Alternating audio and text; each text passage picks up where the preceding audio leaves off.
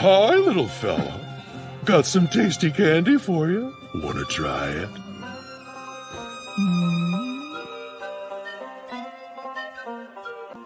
Tease.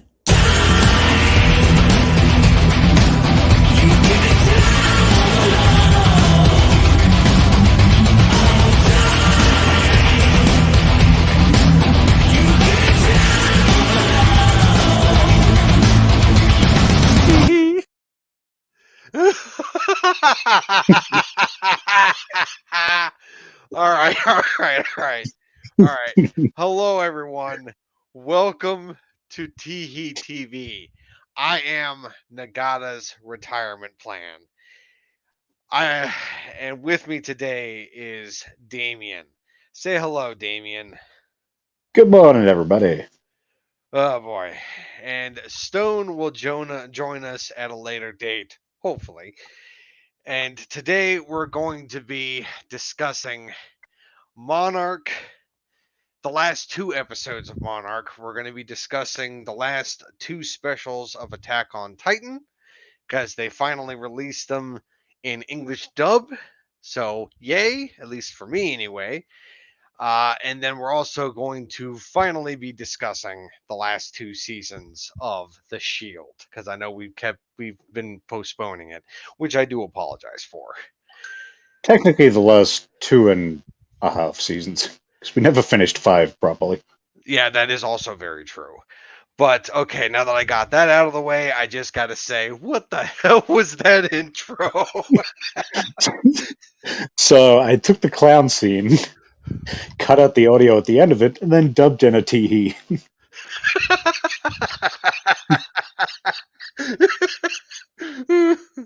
Oh man. I don't know why. I was just sitting there watching the show, I was watching the end of Attack on Titan again. I was like, oh shit, that could be great.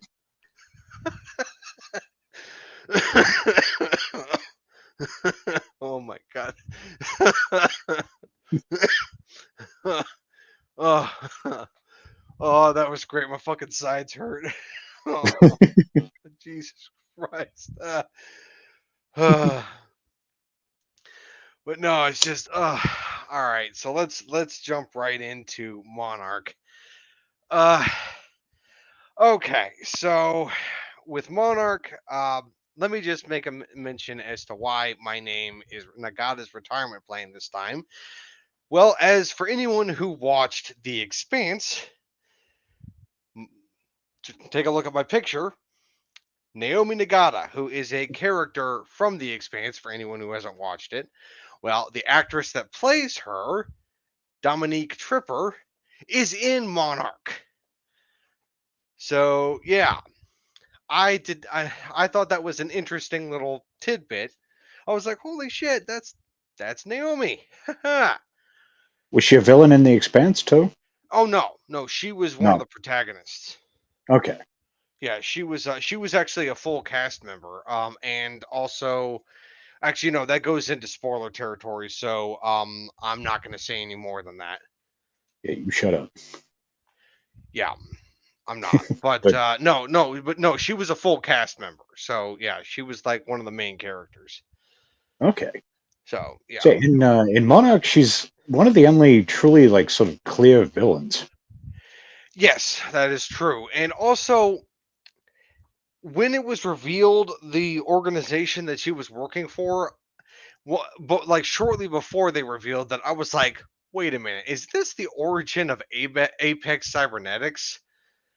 And then when they revealed the logo of that corporation she was working for, I was like, I fucking knew it. It was like that Leonardo DiCaprio meme all over again. I was like, seriously, how I keep figuring this shit out? I mean, it Those was monkey pretty tested motherfuckers. yeah, it was pretty obvious, but I was like, yeah, it's just like as soon as she said Mr. Simmons, I was like, yeah, that's definitely Apex Cybernetics. And it's just, I mean, of course they were going to show up at some point because they kind of have to. The reason why is because in Kong Skull Island, Apex, not Kong Skull Island, Godzilla versus Kong. I don't know why I Yeah. said Kong Skull Island. Godzilla versus Kong, Apex Cybernetics just came out of nowhere. Like, where did that corporation come from? Like seriously, like they were It's never like, yeah, mentioned all of a sudden, before. no. Yeah, but But no, they've in obviously been Monarch, at around least because they've been working on Mechagodzilla, which kind of exactly. been a short development time. Oh yeah, to build something like that, that takes two things. It takes time and it takes money. And it also takes, well, all right, fine. It takes three things. It takes time, money, and secrecy. They have to be able to ensure that various governments aren't able to pick up on what they've been building. They also need a Ghidorah head. Yes, but that's an entirely different plot line. Like it's just Yeah. like because at the end of Godzilla King of the Monsters, we got that post-credit scene where Jonah, or I think his name was Alan Jonah, uh, like took Ghidorah's head, but then they did nothing with that plot line. It's like No. it's like all of his like 1 second Alan Jonah had the head, and then next minute Apex Cybernetics has it. So I what the thought hell I thought happened to for Alan sure that Jonah? character was going to come back, but nope. I don't know. Maybe they didn't approach Charles Dance, or maybe he just didn't want to come back. I don't know. Well, we Yeah, I'm not also sure know about that in the next MonsterVerse movie, Millie Bobby Brown and Kyle Chandler, even that New Zealand kid from Deadpool 2. Well, he's not even. Is he still a kid? I don't know. But he's probably yeah, like 25. yeah. I don't know, and I don't really care. No. Yeah, it's just they're not coming back. The only actors from the previous movies that are coming back in the new Empire is the woman, the Kong Whisperer from Godzilla vs. Kong. Her adopted daughter, the character named Gia, she's coming back. And then the conspiracy theorist, Bernie, that was also the podcaster, he's coming back. Everyone else in the movie is going to be new characters. Okay, I'm glad they're bringing back that guy. I did like that guy. No, I liked him too, but the thing is, why? Why bring him back? Because he's just a podcaster. Yeah, like What is his you would think at least expertise you would when think he dealing served with his purpose. Titans? Like, Even in that first movie he was in, did he really do all that much? he really didn't. Actually, the only one that had a smart idea to help Godzilla and Kong with going up against Mecha Godzilla was the New Zealand kid by taking the guy's flask filled with alcohol and pouring it on the computer to short it out. Everybody else was just like trying to duck for cover. It's like I guess you could call that a plan.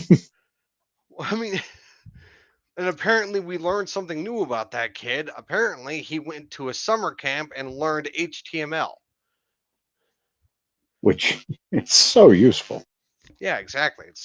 I mean, when you're you never trying to leave home hack without it. these, trying to hack a major company's fucking Yeah, security yeah, system.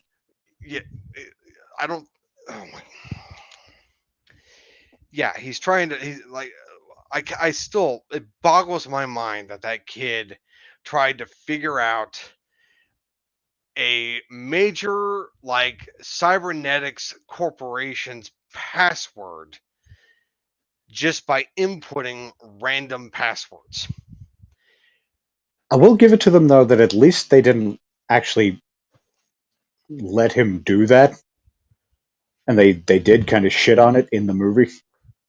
Yeah, yeah, but still, So it's just. I mean, that's come always on. bugged me about the original Jurassic Park, where the the girl, like the brother and sister, she's just able to hack the system, and she knows, decades worth of shit about computers and these high tech systems somehow. Wait. Which Jurassic Park are you talking about? The first one, the very like the original. Are you talking about the kid in that movie? Yeah. Remember, like, towards the end of the movie, she, like, hacks the system? I don't remember this. Look, I haven't seen Jurassic Park in many, many years, so I barely remember the movie. But I remember the kid, but all I really remember is them sitting in the kitchen and they're eating jello, and then all of a sudden the velociraptors show up and they're like frozen and they're freaking out and they have to hide from the velociraptors. That's all I really Yeah. remember. It was, I think it was a little ways into that sequence because she, like, figures out a way to lock the doors again Oh my god. by hacking this computer system. You know, it's like in those movies where they have these, like, computer systems that have never seen, like, you've never seen them before or since because they don't exist, where it's like, once you hack in, it's like this 3D model of Mhm. internal systems. Just something that doesn't exist in the real world. Yeah, exactly. And it's just, I mean, look, just like back to the New Zealand kid trying to hack into that computer. It's like, look, it is a major corporation. I am fairly certain they have security lockouts if there are multiple password attempt failures. Like they lock you out to be able to protect their system. So it's just like I cannot believe that kid did not know that. It's just, I mean, it's common fucking knowledge, but whatever. It's just like, have you ever been on pretty much any site ever? If you Yeah, put in your password too many times, the majority will lock you out. yeah, exactly. But no, it's just look. I mean, I'm not even the biggest fan of that kid as an actor. Like, look, I didn't even like him in Deadpool 2. I I'm didn't. not like, did we ever establish if it is the same kid or if it's just another annoying fat New Zealander kid? It is the same kid. It is definitely. It is him. Yeah. I just Yeah, he hope that he brought won't be both in movies down. Deadpool 3. I hope not, because god damn it. That's Yeah, pretty much the only part of that movie I didn't like. yeah, it just that whole arc just felt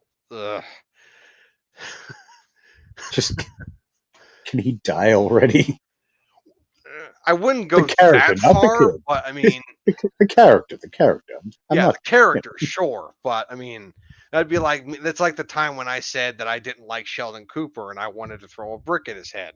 But that's just me saying that about the character. The yes, actor, of course. Jim Parsons, I've heard is actually a really nice guy and I have no problem with him at all.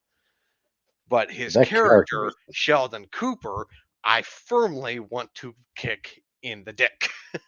it's like, I know he's meant to be insufferable, but there's a level where it's just too much. Yeah, it's just it's bad, but no, it's just. But no, it's just like see everybody out there. It's just I understand the difference between what is real and what is not real. I don't want to hurt real people. I'm glad to hear it. Yeah. All I right. still don't know if I believe it, but I'm glad to hear it. Yeah, I'm just trying to make sure there's no confusion about me wanting to hurt Sheldon Cooper, but not Jim Parsons.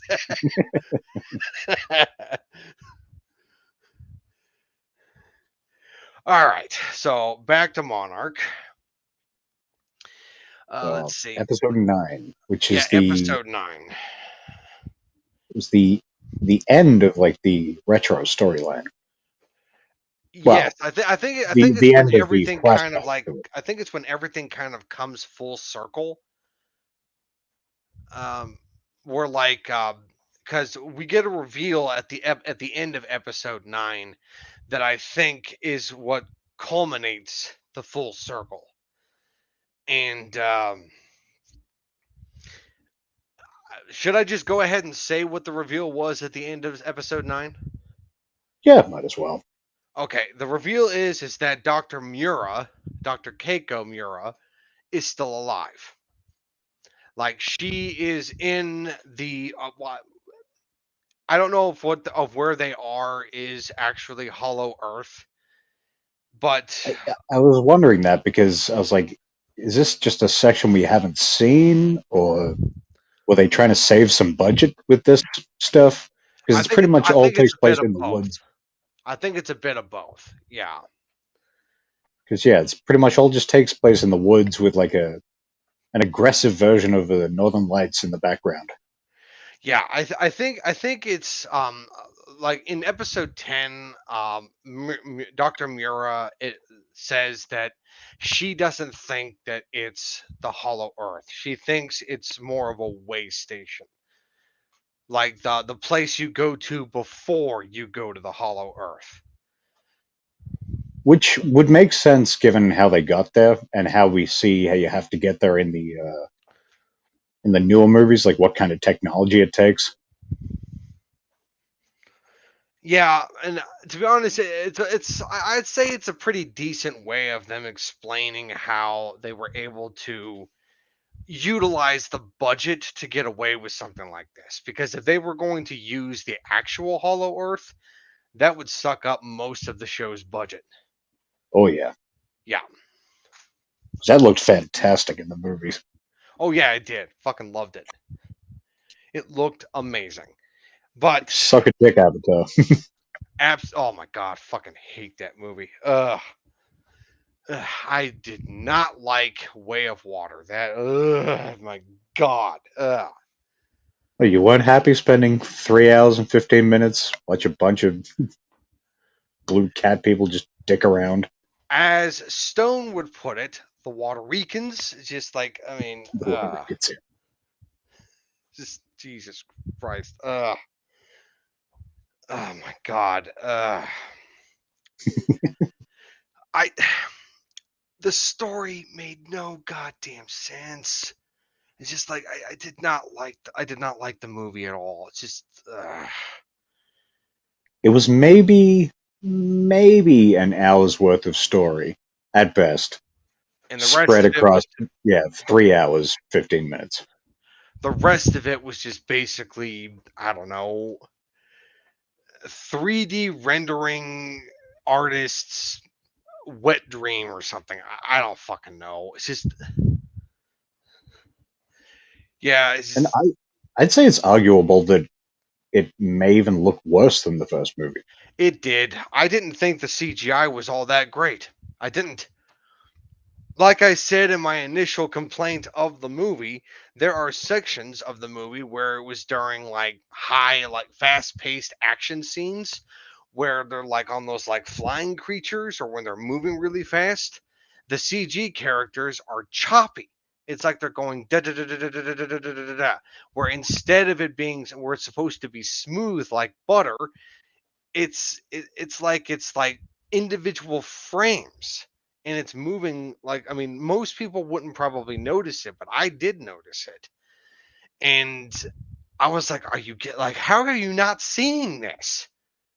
Like, I mean, I my stepfather saw the movie, he didn't notice it, and then I was just like, I think he's the only other person who saw it. Like, I don't know if my brother had seen it, but yeah, it's just yeah, but Yeah, I don't know if I noticed that, but I think my eyes were kind of glazed over for most of that movie. I was just like, I don't I know. don't want to do this. Look, I saw the choppiness of the CGI, and as soon as I saw it, I couldn't unsee it. It was all over the place. Now, it didn't happen all the time. There were times where the CGI was smooth like butter, but there were times where it was choppy as hell. And it was, what's the word? Inconsistent is the word I would use to describe it. Almost like they maybe ran out of money for certain sequences or something, Something like that, yeah. or had to rush them or whatever. Yeah. And we are Because, going like, off say what track. you will about this. Yeah, but fuck it. What are you going to do? But say Yeah. what you will about the story of the first movie, I remember it being pretty flawless as far as the CG went.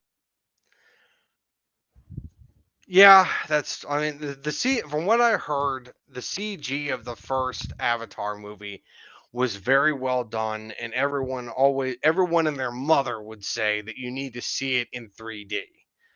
Unfortunately, I never saw the movie in the theater, and I waited until it was available on Blu-ray. And yeah, that's how I saw the first Avatar. Now, I remember enjoying the first Avatar.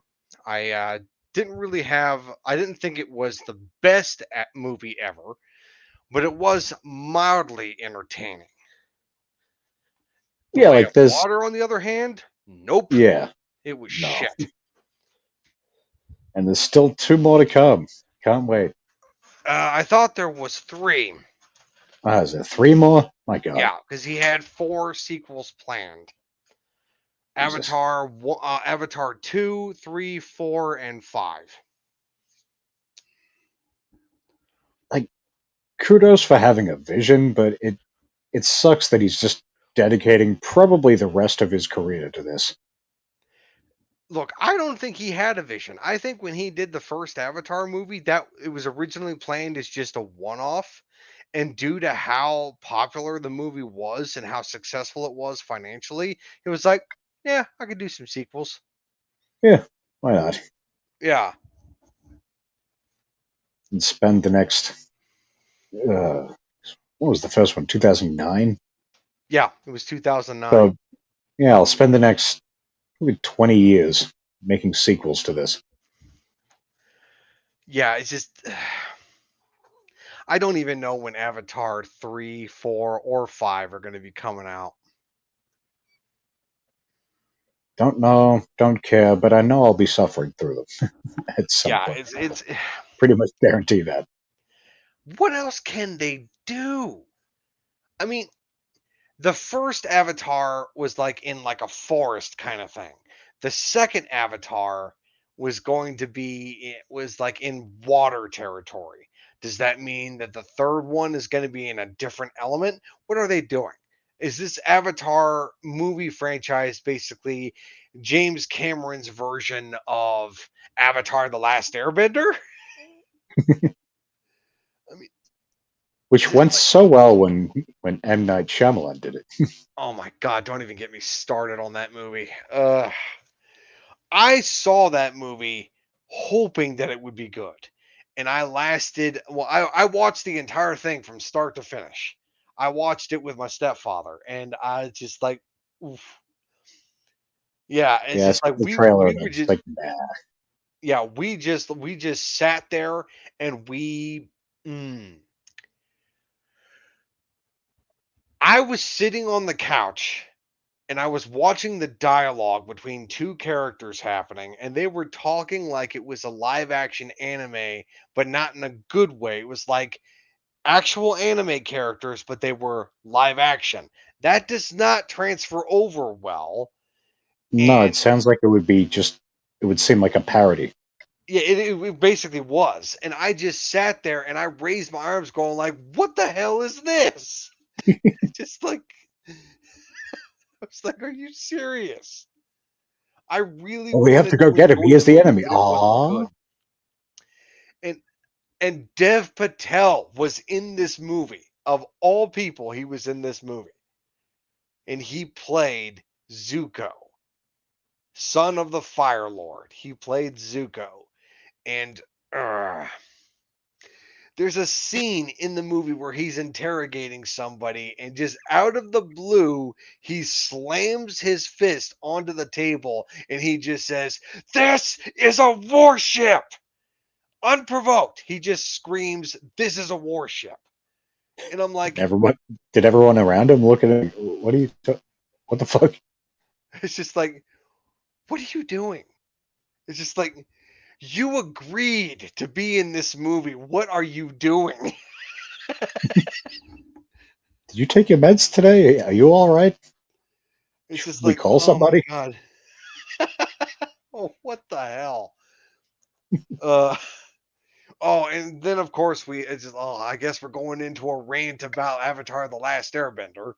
It's just, or The Last Airbender, because that's what the movie's actually called. But no, it's just like the fucking Earthbenders, where they're using a bending of Earth is so fucking slow. I watched the animated show Earthbender sounds like recently. a hippie gay club. Yeah, I watched the animated show recently, and the animated show is amazing. I fucking love it. The Earthbenders in that show were probably the most badass people out of the entire show because they could just stomp their feet on the ground, summon a boulder out of the ground and then punch the boulder, and the boulder would then fly towards the guy they're fighting, and the boulder would then just hit the guy and knock him out cold. And it was freaking cool as hell. But yet in the Last Airbender movie, no, earthbenders have to do like this, I don't know, what is it, like the New Zealand like warrior dance? And the Haka dance or something, I think it's I called. think it's something like that. They have to do that dance, and they all have to do it in a group and do the chanting and everything just to lift a single pebble.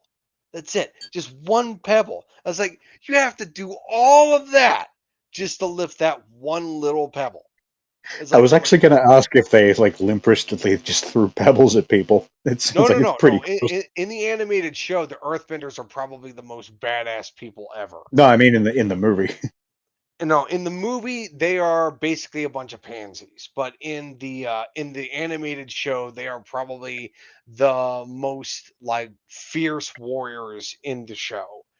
And there is a character in the show by the name of Toph who is a earthbender, and she is probably the most badass character in the entire show.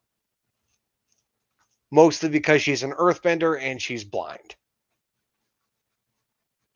Then M. Night was just like, yeah, all of that seems cool, but I'm going to go ahead and take a shit on that. Yeah. But no, it's just, I mean, I would definitely recommend that you check out Avatar: The Last Airbender. I mean, it is a show like mostly targeted towards kids, but I mean, it has interesting stories in it. It always seemed interesting. All of my other friends have watched it. They've all recommended it to me. I avoided it for the longest time because I was like, this is a show for kids. Why would I watch it? And then it's just, I was like, you know what? Fuck it. All my friends sing the praises of this show. So I was like, what's the harm in giving it a watch? And I watched the first few episodes. Before I realized it, I was done with season 1. And then before I realized it, I was done with season 3. And I was like, well, at this point, I might as well just finish season 4. And then I just finished the show. Yeah, so there's not actually that much of it. Oh, no, there's only 4 seasons. Okay. For some reason, I thought it was one of those shows that had 200 episodes or something. Nope, only 4 seasons. Each season represents a different element. Like the element of air, the element of fire, the element of water, and the element of earth. So it really is like the James Cameron movies. Yeah. Yeah, but there is a spin-off show that takes place after the events of the Avatar show itself, and that's called The Legend of Korra. That show is okay, but it's not as good as Avatar: The Last Airbender. It's and Avatar: The Last Airbender is getting a live action adaptation on Netflix that I am definitely going to check out. Was there a trailer out for that already? I don't believe so. Just an announcement. There was probably a teaser trailer, but it doesn't reveal much. One of those ones that you're basically watching 30 seconds just for the title to pop up. Something like that, yeah. But I do know that in the live-action Avatar: The Last Airbender TV show, not the movie, the TV show that's coming to Netflix, one of my favorite actors is going to be in the show, and that is Daniel Day Kim. From Lost and whatnot. Yeah, he's going to be in the show. He's going to be playing the main villain. He's going to be playing Fire Lord Ozai. Fire Lord Ozai. Yep. Morning, Stone. Morning. Ooh, wow. Yeah, we've just been talking about Avatar: The Last Airbender, which one then was sort of like a detraction of the Avatar James Cameron movies. So you guys weren't talking about Monarch? We were, and then we started talking about, then we kind of went off track like we usually do. I can't even remember how we got there. Yeah, neither do I. Okay, Hansel and Gretel. Let's check those breadcrumbs and get Yeah, back just on make track. sure we don't. Just make sure we don't go into the house that's currently standing on chicken legs. Wait, what? That's a part of the story, isn't it? The witch in Hansel and Gretel's, like the Hansel and Gretel story. She lives in a house that's atop chicken legs. It had chicken legs? Yeah, Is this something I've just blanked from my memory? yeah. Or are you making up shit? Because apparently the witch in that story was Baba Yaga. Oh God. Okay, I didn't. How do you guys not know this? Because I never depicted Hansel and Gretel as some sort of real story. That is, oh my God. I'm talking about the original story, not the romanticized version of it. So they took out the chicken legs. I guess. I don't know. Because I don't remember chicken legs. But again, maybe that was a detail I found just particularly disturbing and decided to erase as it. far as I know, the original story of Hansel and Gretel is much darker. I mean, I'm sure this is the Yeah. case with most things, really. Yeah. I don't see how the woman still intended on eating kids in the romanticized story. So, you know. Well, yeah, but what I mean by romanticized is that in the romanticized version, the witch is trying to do that, but the kids manage to overpower the witch and throw the witch into the oven. So, yeah, happy ending. Okay. Was the original ending? It doesn't go their way. I'm not going to go into details. Yeah. Yeah, he's pleading the fifth now. He doesn't want to be incriminated. Oh my God. Yeah. I'm just gonna say that it's probably just yeah. Like Seriously? I said, it's dark. It's dark. Sounds like booty rape. Oh that no. Oh God. Oh, please tell me it didn't go there. No, it didn't go there. No. A fucking butted up broomstick. Oh God. Ugh. Fuck. Who wants rump roast? Ugh. Son of a bitch. Ugh.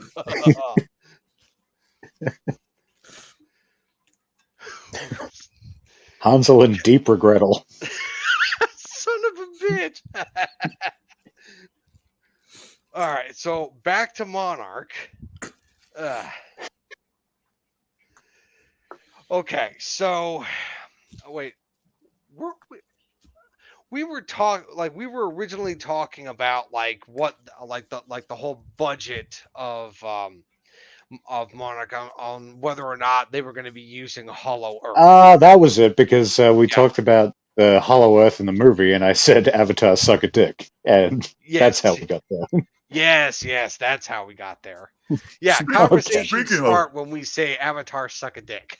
Speaking of secret tunnels throughout the earth, Avatar can suck a dick. It was the visuals of the secret tunnels.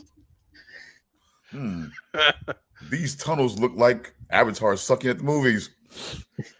Oh man, but no, it's just I see, like, another thing I wanted to bring up, which I mean, I guess I don't have to bring it up, but it's something I noticed. They are really, really pushing for a romance between Kate and May. And I'm like, I know they established that May is not May. I know that they established that Kate is gay. But when did they establish that May was gay? I mean, everybody's gay. Scissor me, May. It's just like, seriously. I mean, they already established that May was at the very least bi when she was sleeping with Kentaro. So Because he's like, feminine? He's son of a bitch. I mean, sweet boy. He says, sweet boy. I don't know. It's just, and now it's like his half sister's taking his girlfriend, and he's just going to be just jerking off and weeping in the corner. son of. Oh, It is mine. Oh, it's so hot, but it's weird because she's my sister. No, no, no, no, no, no. what Eh, the hell? Hold on. He's straight? He's straight though? I mean, I guess because he, slept with May. I'm just saying Yeah. I'm just saying gay guys snatch wigs. I'm just saying. True. Yeah. As I said, everybody's gay now, so who knows? Everybody's. Well, you know what? Well, Just gay or because you just because Kurt Cobain said it once upon a time doesn't mean it's true. It doesn't make it true, pal. know, It everybody's some kind doesn't of make it huh? alphabet letter. Everybody's some kind of alphabet. Well, yeah, I'm an a-hole. Yeah, me too. Yeah. Proud of it.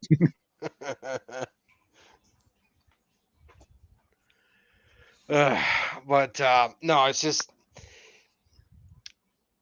I don't know.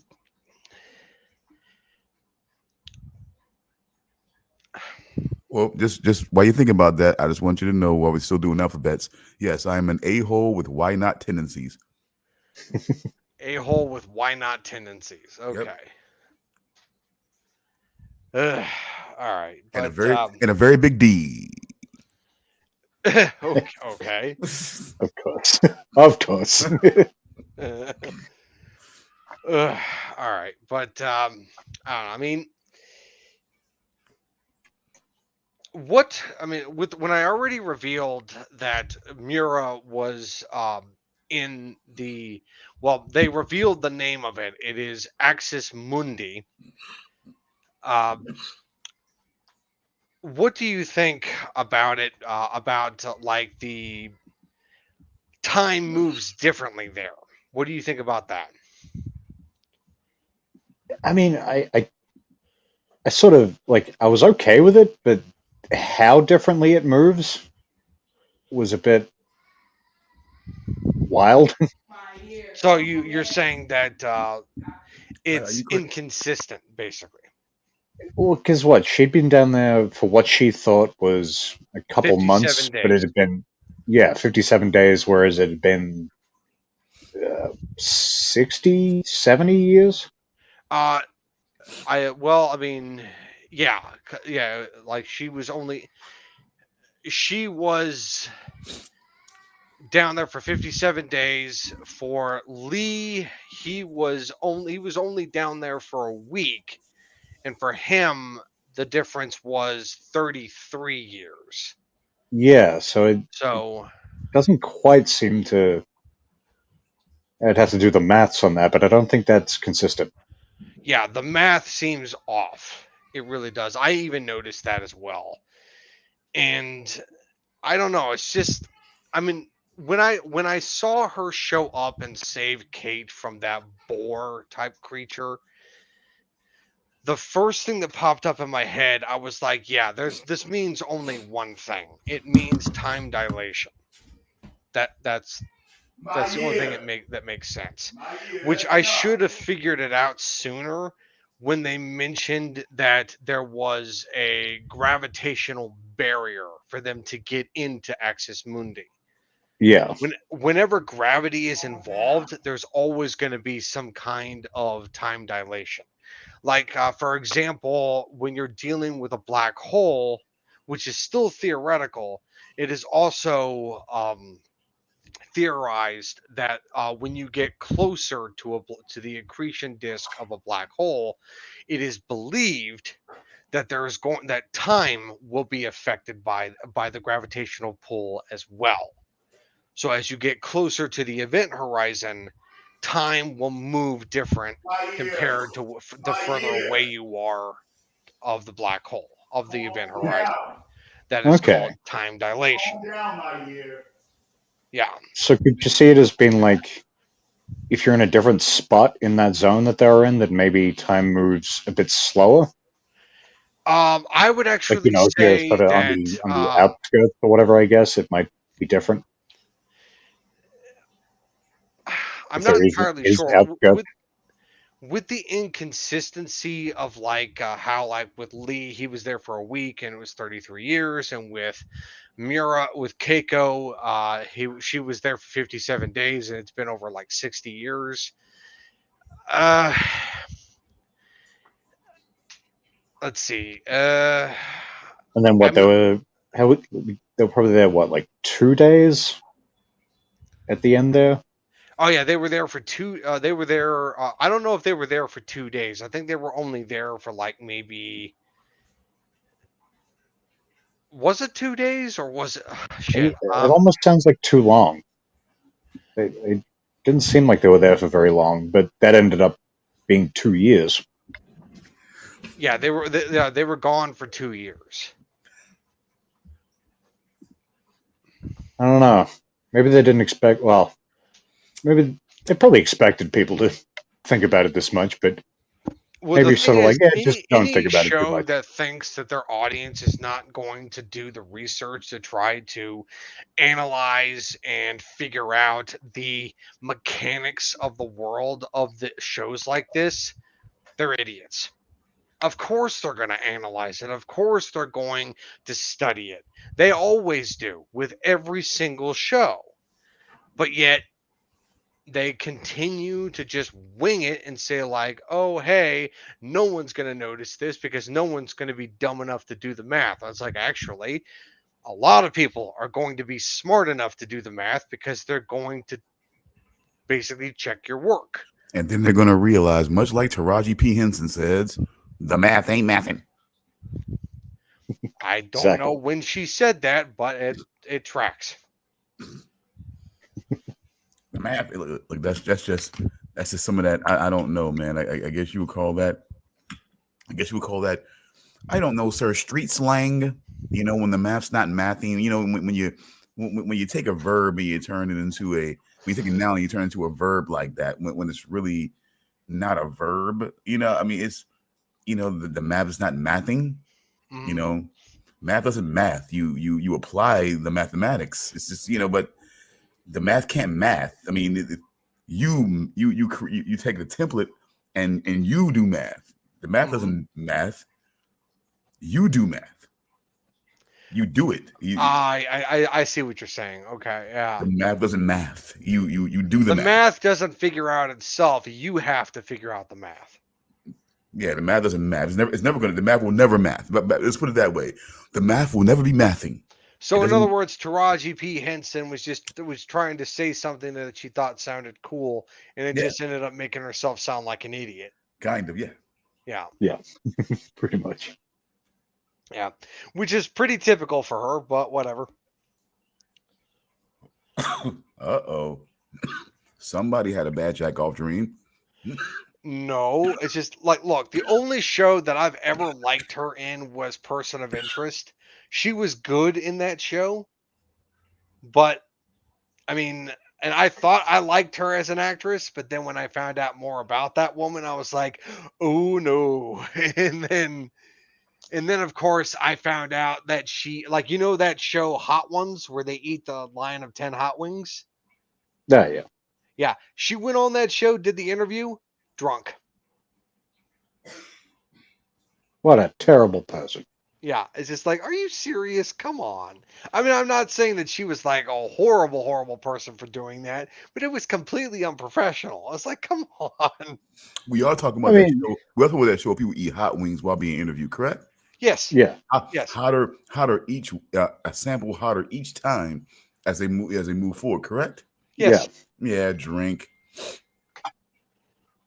Get a couple shooters in. Get a couple tequila shooters in. Yeah. She was sloshed. I mean, hey. I don't mind if you take a couple social drinks when you do that. I don't mind that, but when you are already drunk when you come to the interview, that is unprofessional. Yeah, like it kind of puts me in the mind of Winston Churchill. Mr. Churchill, you're drunk. Yes, I may be drunk, and tomorrow I'll be sober. But tomorrow you'll still Winston be ugly. Churchill. That's like that's like comparing apples and oranges. We will fight them on the beaches. And Yeah, even but even when we win, Churchill. tomorrow you'll still be ugly. I'm not going to compare Taraji P. Henson to Winston Churchill. I'm not. But it's just Taraji P. Henson is an actor. It's just like, oh my god, why Charles am I is talking? outraged Why am I talking about Taraji P Henson? Why am I talking about that woman? because the math ain't mathing. Because I have the power. Because I have the power to make you talk about insignificant things by random statements that I make. Yeah, but I don't even really care about this woman. So why am I talking about her? Because abracadabra, the math is not mathing. All right, well, moving on, so I don't have to talk about this woman. So yeah, but uh, Take, uh. take a breath. Take a breath. It's okay. It's all right.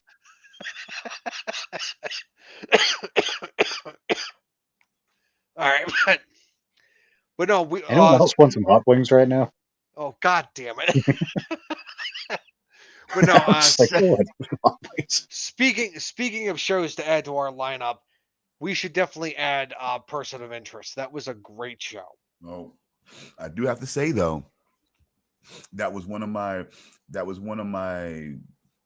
I put one of my markers down on that show as one of the early like indications of the shift that was kind of happening, the new division that that was trying to be created by those behind the curtain. Honestly, this whole thing of like, I mean, I think it starts there where I started to see where there will be shows created where we're now introduced, where there's a new token being introduced, the African American female. And I think real quick, I mean, we're going to get off the subject because she was on that, but I think that's what pisses her off the most. And a lot of other African American female actresses, that they felt like they've reached a certain level where they were getting in shows and movies with white guys and white people. And it's like, they're not reaching a superstar level, and they're confused and they're bewildered and they're upset and things like that. I think that kind of was the mark of what I was starting to see, that sort of thing. And I guess there was an expectation there, and that's why to kind of close it out and to bring it to a nice closed circle. And that's exactly why she said the math is not mathing, in her opinion. Just so I can explain what that meant. Okay. She feels like, oh my God, I've reached this level. I've done this, I don't know. I mean, fucking Viola Davis feels like she's done that. She's had a career almost parallel to Meryl Streep. Okay. I don't know. Meryl Streep has never did a fucking summer blockbuster movie to be considered, one of the great actresses. I just don't know. I just don't know. It's just weird. Just that's why the math is not mathing. Just so I can say that. Hollywood. Okay. What can you say? What can you say, Hollywood, man? Yeah. Yeah. But it's like we talked about a bunch of times, when people rely too much on awards and accolades to, to tell them who they are, then that's why I'm just so not interested in award shows. Like I was telling my daughter, it's like one supposedly lesser rich person is upset because somebody else seems to be richer than they are, and that just doesn't sit right with them. Look, the only award show that I really give a shit about is the Game Awards, and even then, it's only to watch people get mad because their game, like their favorite game, didn't win Game of the Year. How do you see that? The people in the crowd are sitting here having a fit, or No, not the people in the crowd at the award show itself. I'm talking about people on YouTube that are watching and live streaming the Game Awards just so they can watch or hope that their favorite game wins Game of the Year. It's hilarious. It's okay, funny as hell. okay, who pissed on their laptop then? Well, no, it's just like for example, this most recent Game Awards show that happened like late last year. Baldur's Gate 3 won Game of the Year, which, in my opinion, I think that game deserves that award, but that's neither here nor there. But a lot of people, let's just call them fanboys, they wanted Spider-Man 2 on the PS5 to win Game of the Year. And that game didn't win any awards. So let's just say, to put it simply, a lot of people are upset. And they're going on YouTube and complaining about it and crying their heads off. And the fact that people are making fun of them for it is really funny. It's hilarious. Yeah, they're crying. They're dropping angry deuces. I mean, it's just it's pandemonium out there. Quite often at the same time. Yeah, look, I just sit back with my bag of popcorn and I just watch the chaos play out. Which, by the way, folks, yesterday was National Popcorn Day. Really? Yes. Of course, it's here I am without my bag of popcorn. I wish I'd known. Yeah, well, but no, it's just I listen to this radio station that gives obscure days all the time. I'm sorry, what'd you say? I said I was telling Damian that I listen to a radio station that always gives obscure days like that all the time. Oh, you're talking about some like holiday that's been decided by some radio station? Not so much a holiday, but just a day of recognition at the very least, you know. Yeah. Like they've had a tequila day, one of my favorites. Well, that's just a day for you to get drunk. Well, I guess. I mean, and this is a day for you to sit and be depressed. Well, yesterday was a day to sit and be depressed and watch movies of events that may never happen in your life while eating nice salty buttered popcorn and getting fat.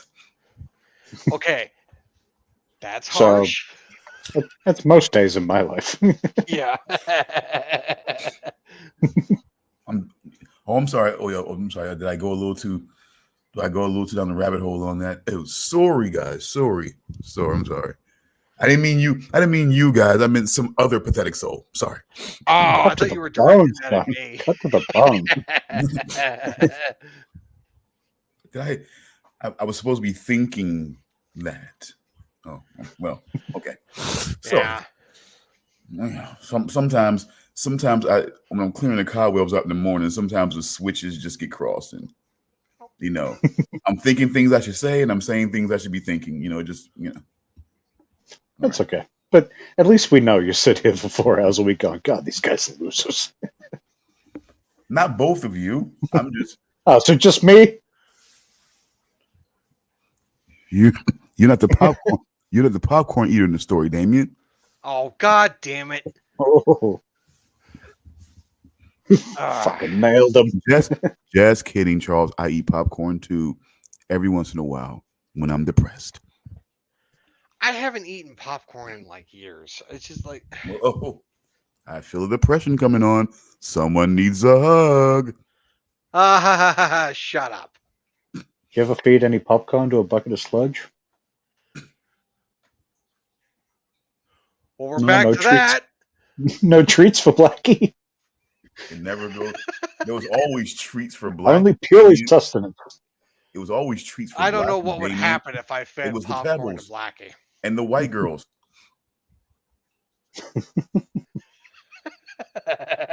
Always treats for Blackie.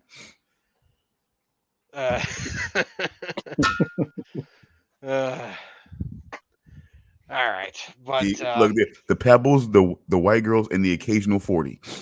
Wait, I never fed white girls to Blackie. You didn't, you monster?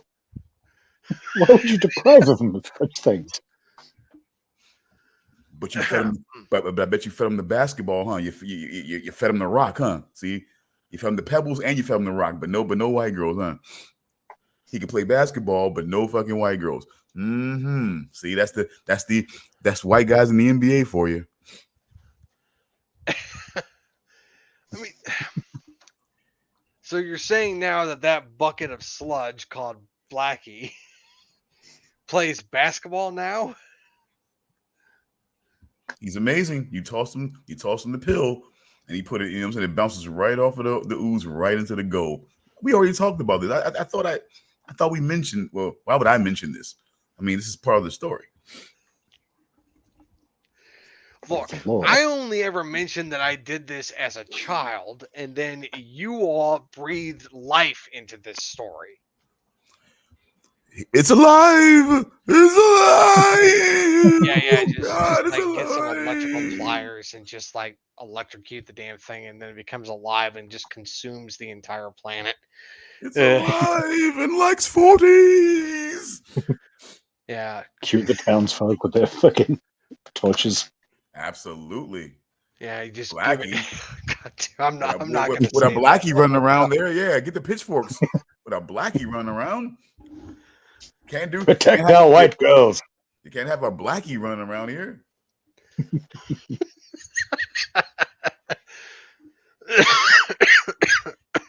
You get the sarcasm in that, don't you? Yes, I do. Uh-huh. The sarcasm does not escape me. I'm glad because I was putting it on real thick like ragu. All right.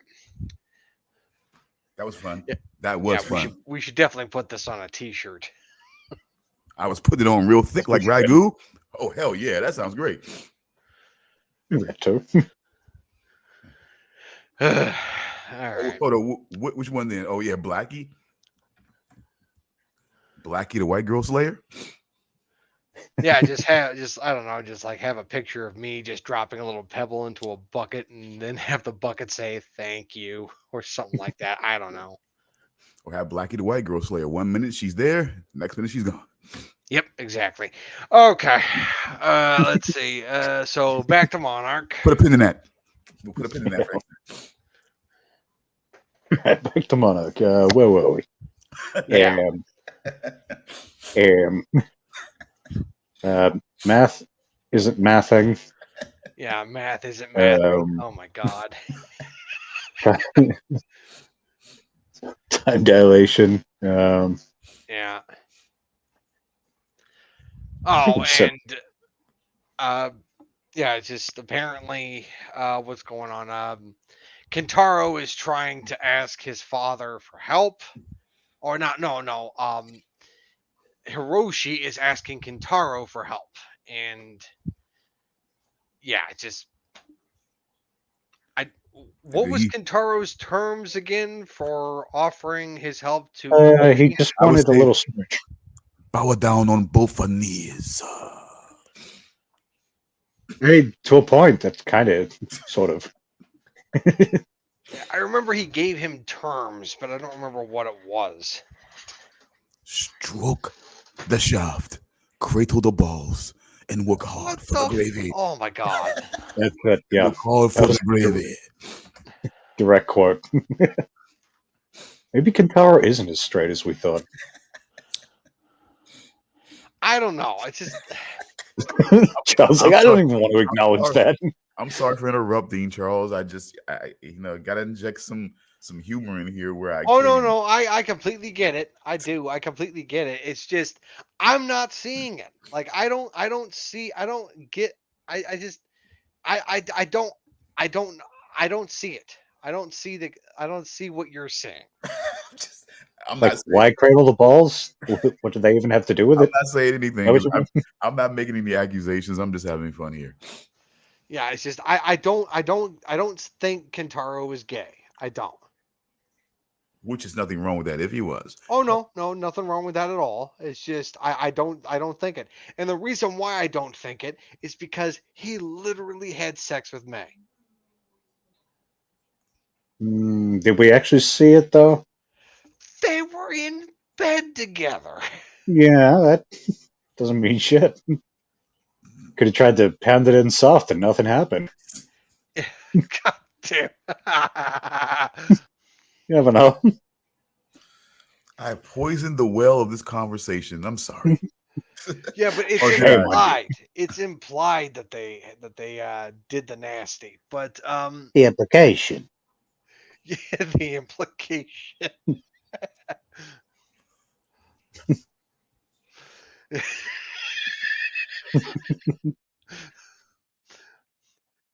God I will damn it, say I hate he Jen. should be D, you bitch.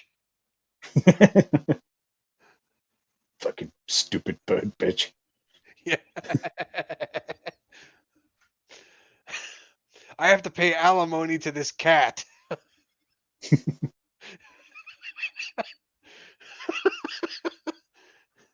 God, I love Dennis. One of the best psychopaths you'll ever meet. Yeah. I was like, oh He is a no, I'm out in the psychopath. middle of the door. What am I going to do? Say no? He's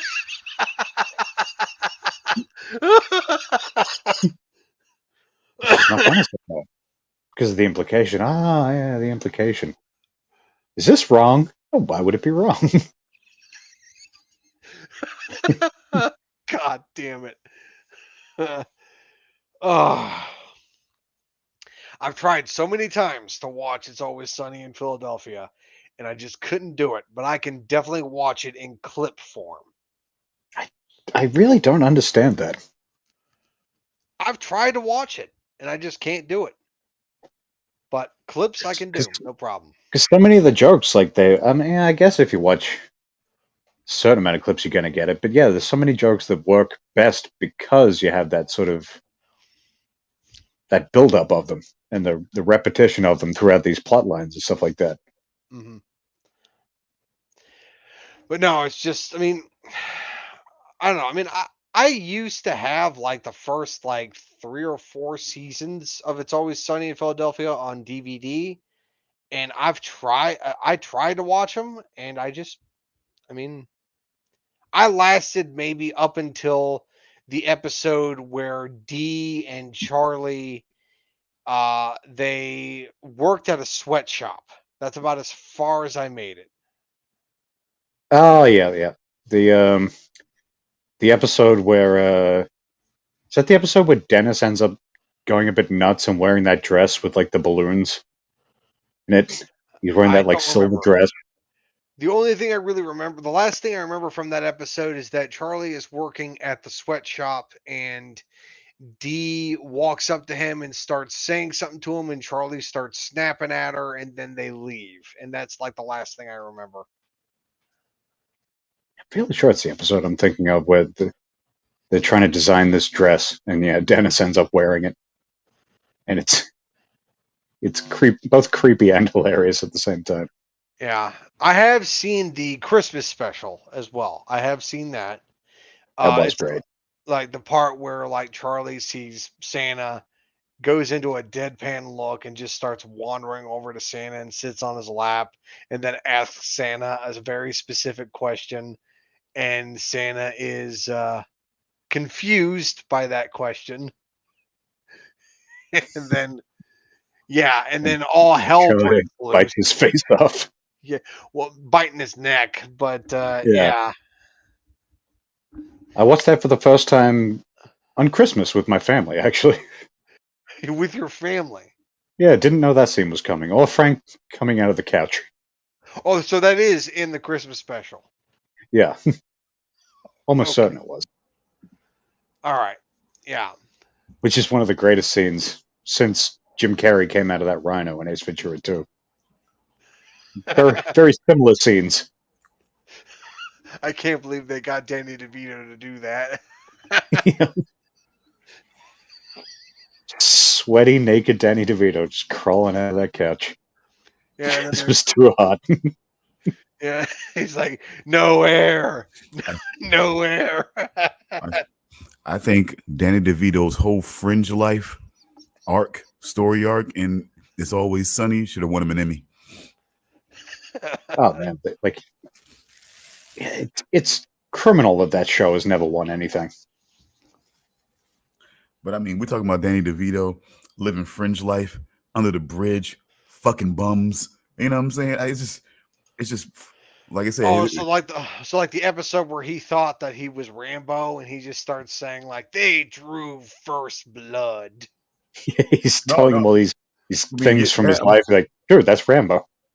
No, I'm just talking, but I'm talking about the whole Fringe life. Like I said, I remember that one point where he was just like living under the bridge with a bunch of these homeless guys doing drugs, fucking bums, you know what I'm saying, or whatever, fucking prostitutes or whatever. he just living the fringe life. His whole story arc, his whole fringe life story arc was just awesome. I love they introduced Frank as pretty much a normal guy, and then he just gradually turns into just complete savage. He was a normal guy. He was I don't know, he was a rich asshole. Yeah, well, you know, Well, no, I normal remember that when compared they to first introduced later him, on. he was pretty normal. Like he wasn't really like crazy. Yeah, he was But sort of trying to keep their crazy behavior in check, and then but he was at a always an certain ass point he overtook them. because of course Dennis and Dee being who they are, they eventually call him out for being an asshole. You know, like how can you try to curtail us when you're an asshole? There's things about you that we know. Like how dare you? It's just like that's when And then he starts sleeping in a bed with Charlie and huffing glue and chowing down on cat food every night to get to sleep. Well, before that, he would constantly do shit and play and play with the money as he had as a leverage over Dee and Dennis. Sometimes he would have fun with that. Sometimes he would cut them off and things like. Sometimes he would cut them off or cut them out of his will or some other shit like that at first before he started to go into fringe life. I still want to try a rum ham. It sounds so good. Just ham soaked in rum. Oh my I God. see no reason why that wouldn't be great. Oh my God. All right.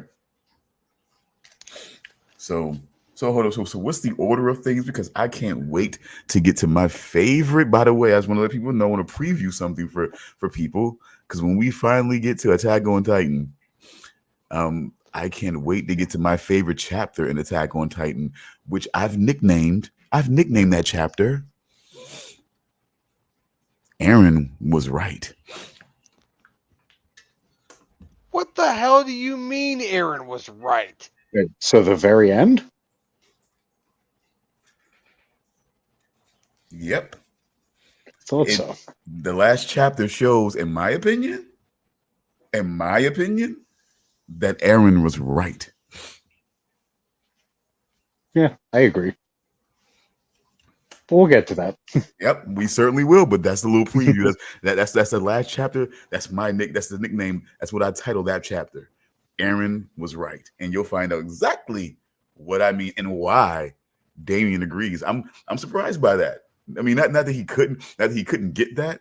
I'm just saying that I'm surprised that he actually was willing to say that he agrees with that, being that Eren is not one of his favorite characters on the show.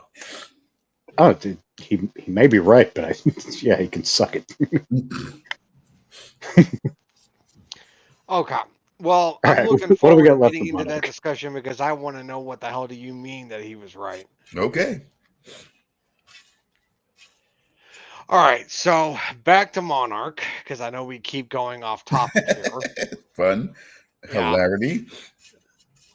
But let's see. Like I've said many times, I really don't give a shit about the modern day characters. I don't care.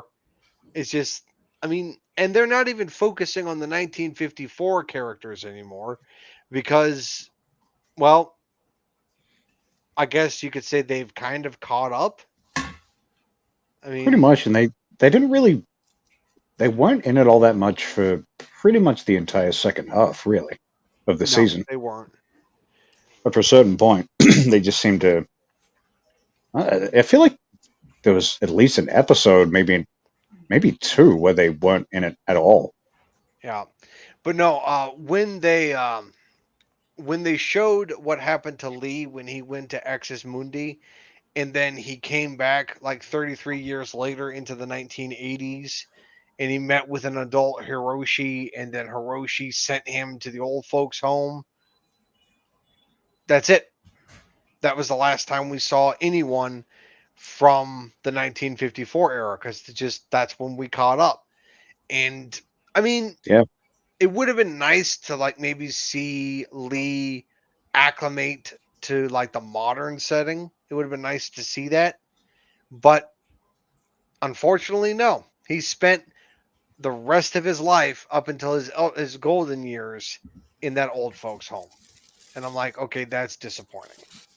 Because yeah, like it shifts to him in that old folks home, and then he just sort of he takes his meds, does what he's told, and just spends decades there. Yeah, it was really disappointing. I don't know, but let's see what else is there.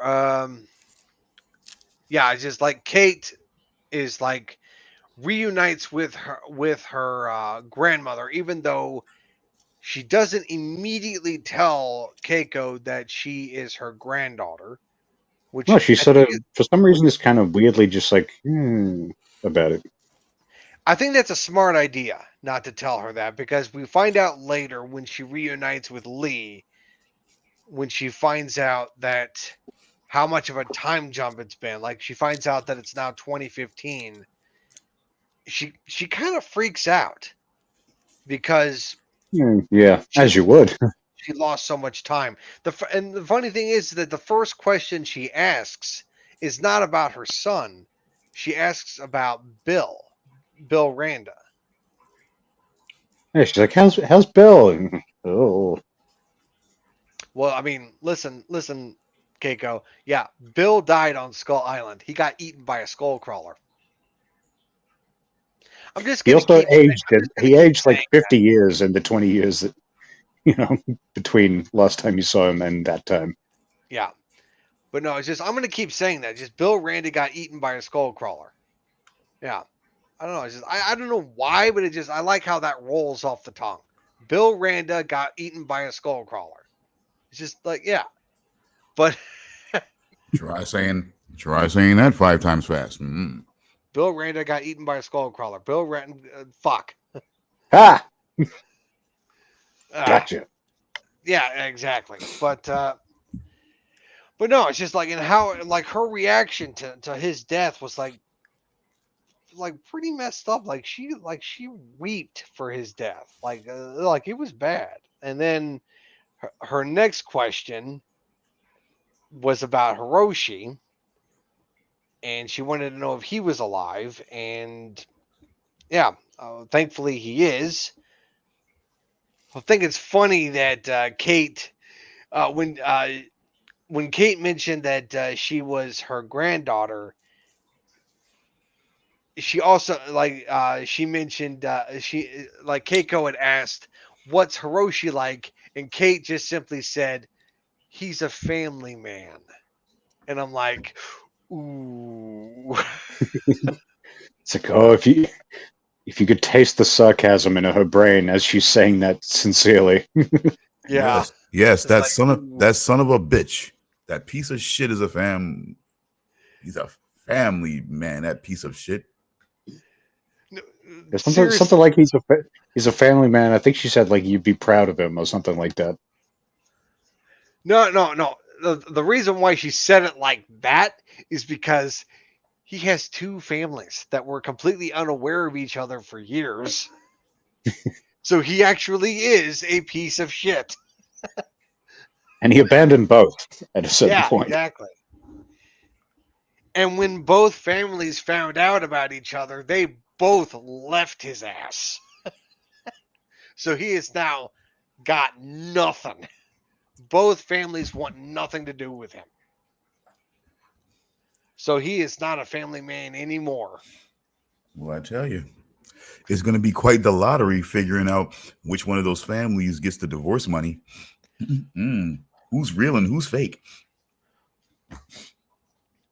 Yeah, Why do I feel like all oh, he's man, got left like, is just some what lint in the his hell pocket? was Hiroshi thinking? Like, I mean, Uh, and when Keiko finds out that Kentaro and Kate are not full siblings, that they're only half siblings, Keiko's gonna be like, she's gonna fucking smack her son upside the back of the head. I'm certain of it.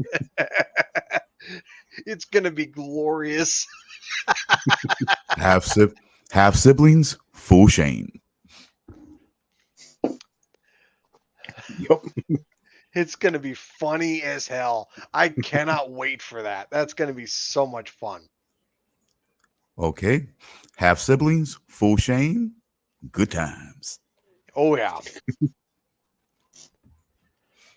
And we finally see Gojira again in this. Oh yeah, we saw Godzilla. episode Yeah, 10, he was there.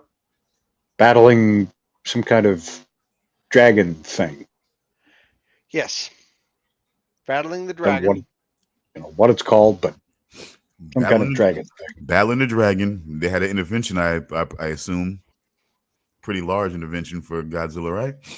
Well, I think that was he was previously chasing the dragon, but he's finally, trying to conquer his demons.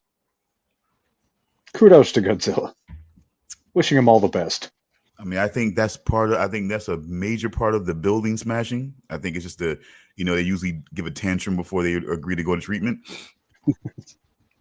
He's smashing the buildings like, there's got to be some smack in here somewhere.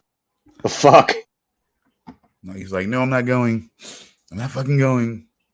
This is bullshit. You guys are jerks. I hate you. Hate you all. You're not even my real dad. Come back here. And it's when he finally agrees when he goes into the sea. When he goes into the sea, when he finally agrees to go to treatment. And he goes to the water and, he heads on. Intervention. So he goes into the sea. He's like, fine, I'll go to rehab. And he ends up under a mountain in Algeria, wherever the fuck, some desert country. Yep. That's how they do it. Some mountain retreat and some island.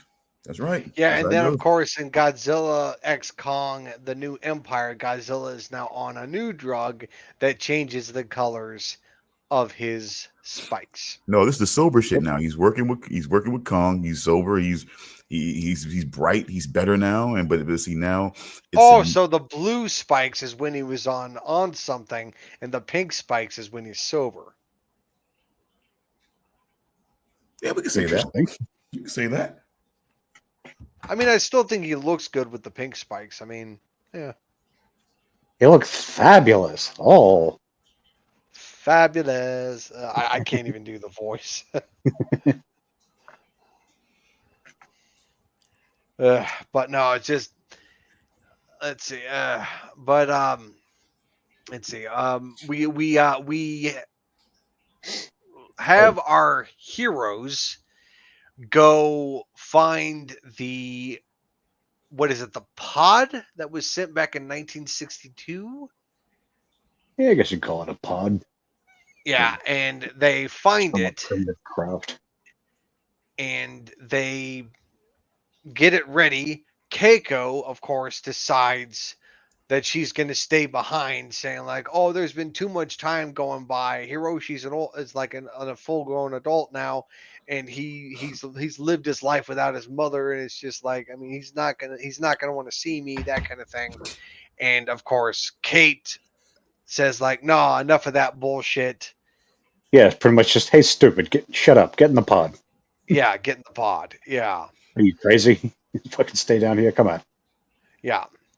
And so they get in there, they get everything ready to go, and then all of a sudden, the signal that they're using to power the pod causes the dragon to show up. And yeah, bad times are about to ensue. Which, in the ensuing fucking thing, one of the cables connected to the pod that's powering it gets disconnected. Yeah. So someone has to get out and fix that.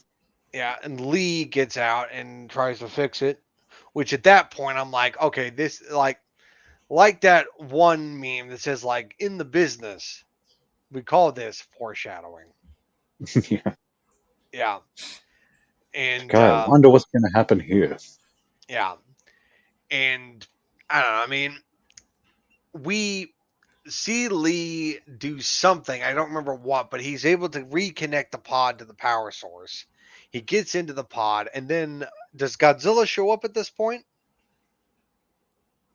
Yeah, it would have been like, yeah, I think like either just before he reconnected it or just, was it when Godzilla was fighting that other thing maybe, that the pod got knocked back a bit? That's Something when he like was that. able to I think reconnect that's it. what happened, yeah. And he reconnects the pod to the power source. Godzilla and the dragon are fighting each other. He tries to get back to the pod, but the portal creates like some sort of gravity well and starts pulling the pod. Lee starts chasing after the pod. He grabs onto it, but is unable to get in. Keiko is trying to grab onto Lee and pull him in, but Lee's like, "It's okay, Keiko," and he lets go and falls and stays in Axis Mundi. To And I'm quote like, Team America, it's like, "So, babe, guess this was a one-way ticket," and then drops off. yeah. I think the reason why they did that is so they don't have to use Kurt Russell in season 2, if they get a season 2. I'm still of the kind of thing like, I didn't see a body. He could be fine. I don't think so. How's he going to but get out?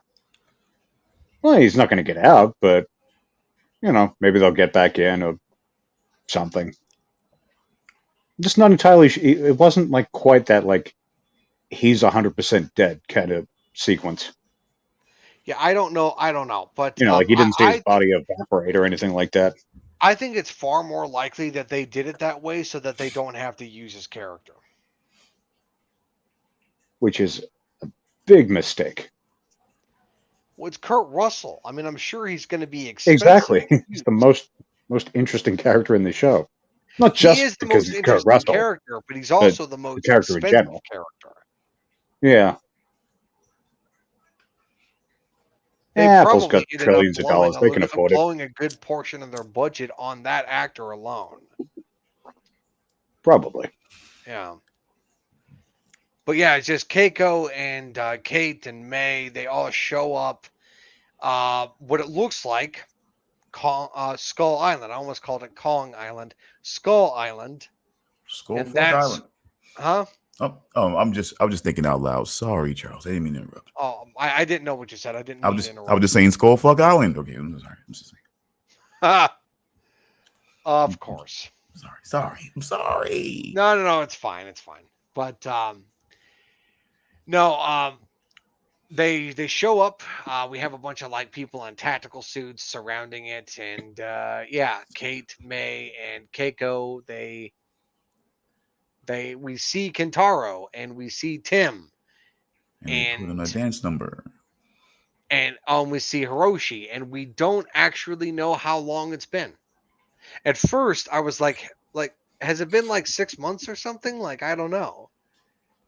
I was thinking a shorter time span, something like that. Yeah, I thought it had only been like 6 months or something. And then they all get together and everyone's kung fu fighting. I'm sorry. Yeah, and then of course Keiko and Hiroshi have some kind of like heart to heart, like they embrace each other because mother and son have not seen each other for many decades. And then let's see, May shows up and hears a voice, and it's Brenda's. It's Brenda's voice, which of course is played by the same actress that played Naomi Nagata in the phenomenal science fiction show The Expanse, which of course is the woman in the picture of my avatar. Yeah, which of course. Yeah, now that it's a bit bigger, I'm seeing it. Her haircut's she just has no any hairstyle she has seemingly is just terrible. Yeah, it looks like somebody put a dead animal on top of it.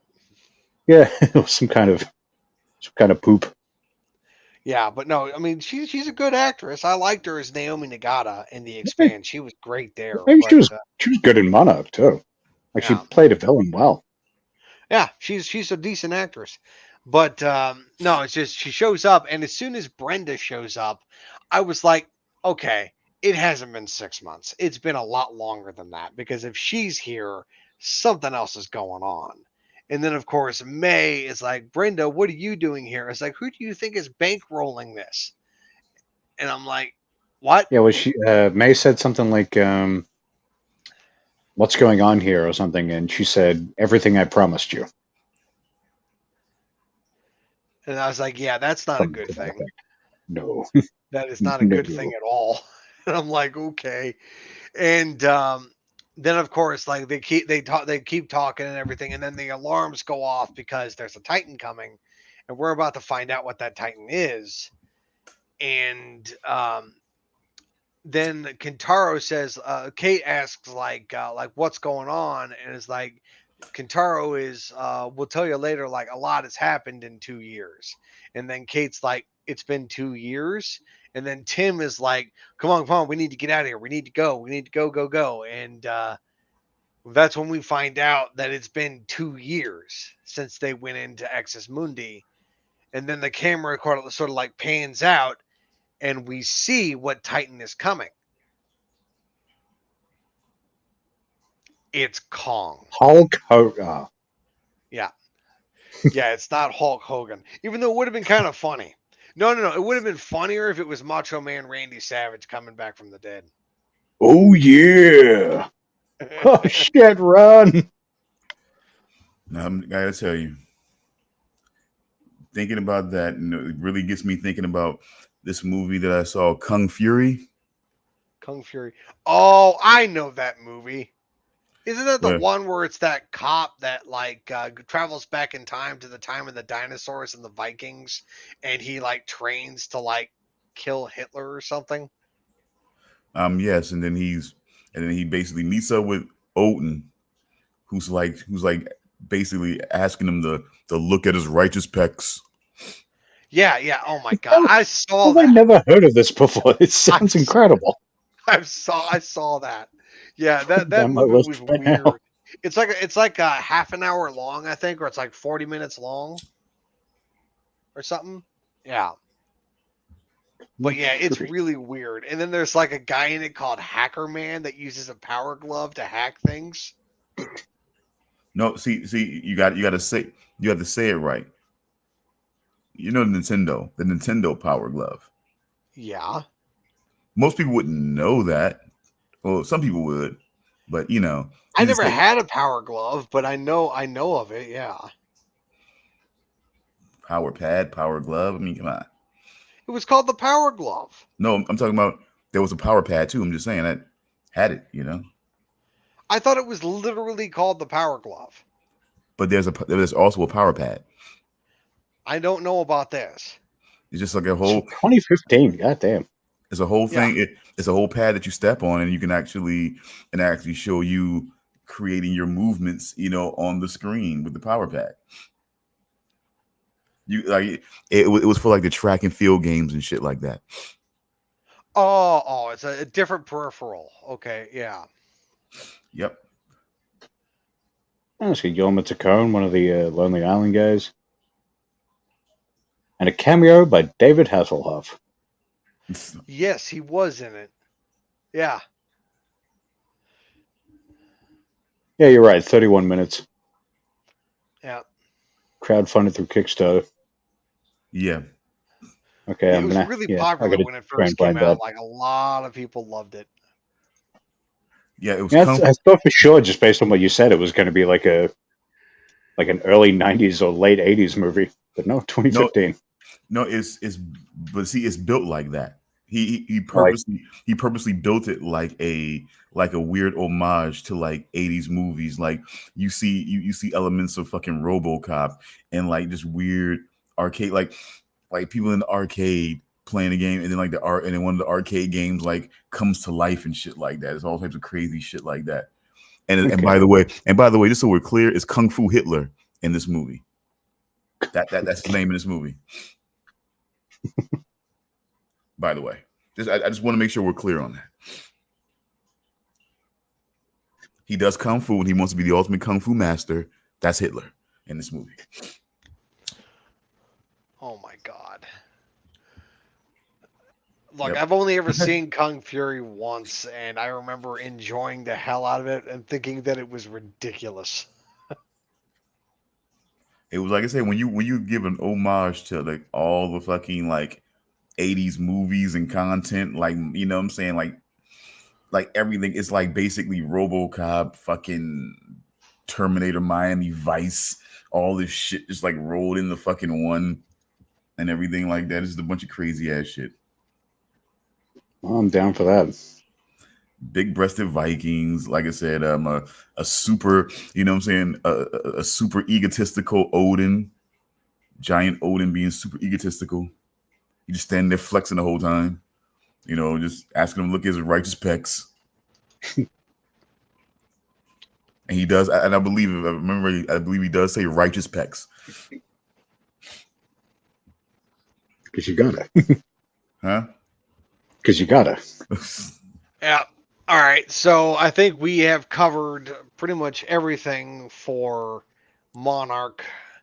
So I think we should just jump right in to the show that Stone really wants to discuss, which is The Shield? No, I'm just joking. no, Attack on Titan. No, but it's not that. Oh, I'm we're just kidding. We're not getting to the shield today. Probably not. No. wow. Okay. Well, okay. We'll see. This is interesting. You know, challenge here. We will not get to the Shield today. No. It Let's was a just joke wait at and our see. own Let's expense. hope we get to the Shield, but who knows? Who Yeah. knows what will happen? Okay. So I'll be back in a second. Get started, though. Yeah, of course. okay. So you guys definitely want to do both chapters here. Okay. That's right. So definitely I got to get my mind back on both chapters.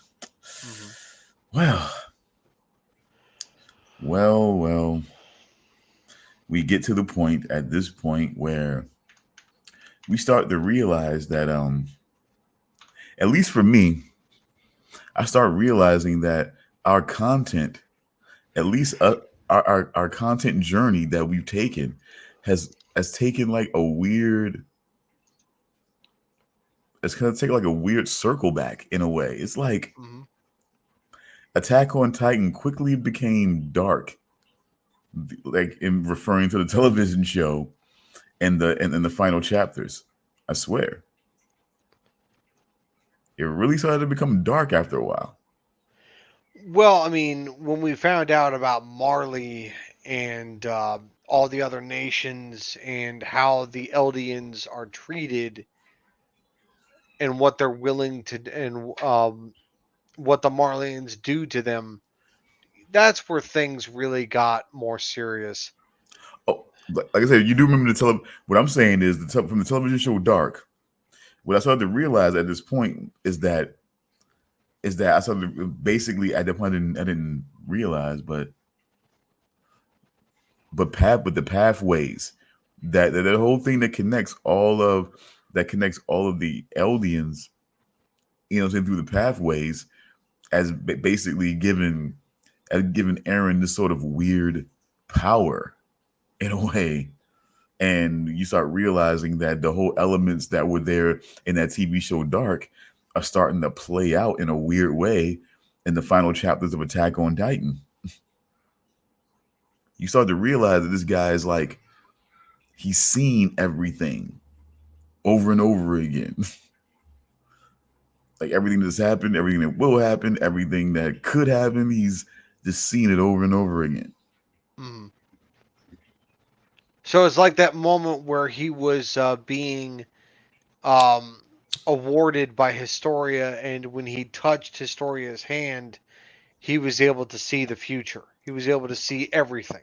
But they gave us nothing at that moment. We had no idea what startled him so at that point. But I mean, it was a look on his face that was, I mean, of course, because of no one, at least for me, my perspective, when I looked at it, I had no idea why he reacted in such a way. But given what happened after that point, I mean, I guess it became confirmed. It was noted. It was needed. That was an accurate. We probably maybe should have been even a little bit more startled, at that moment. But he definitely did his best to be as startled as he could for what was to come. If that's what he saw, if all of that is what he saw, then yeah. Yeah, but okay. So at that point, I have to ask, why do you think Aaron is right? You want to go right to that right now? Okay. Look, I just want to know. I Okay. want to know why you're right. Why do you Why- think Aaron's Burning right? question in his brain. Okay, no problem. I think because when when everything gets settled and everything, and he's laid down his life and everything like that, we see the after effects that center around his gravesite, which is put in a very special place, right under that tree, and we see the after effects of what happens, and the decision that they tried to make, hoping for the best. And what ends up happening is exactly what he thought would happen. And if they had went forward, if they had kept moving forward, as the phrase was, as the phrase, kind of the common phrase was on these last chapters, if they'd have kept moving forward with Aaron's plan, they wouldn't have suffered that reprisal. So Aaron was right. You're saying that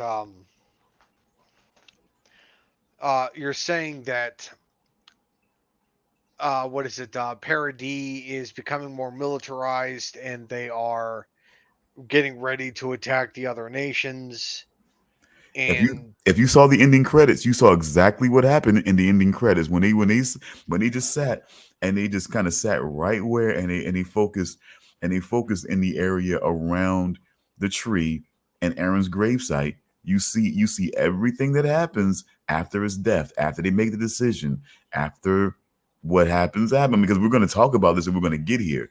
But I'm just trying to say, after everything happens and his life is laid down, you start to see what happens after that point, and it's not good.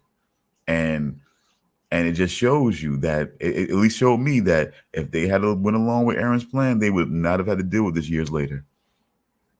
I kind of had flashbacks to the first episode of Futurama when I was watching that end credit sequence. When Fry's going to the future, and you just sort of see in the background this city getting built up and then just destroyed. Happens several times because obviously I did not 1,000 watch years, the end but- credit sequence. Well, yeah, in the background you see basically it becomes this like somewhat futuristic, metropolis kind of thing, and then it all just goes to shit. Through war, it just goes to shit. Everything gets blown the fuck up. Yep. And it just kind of just leaves me right there. It was like,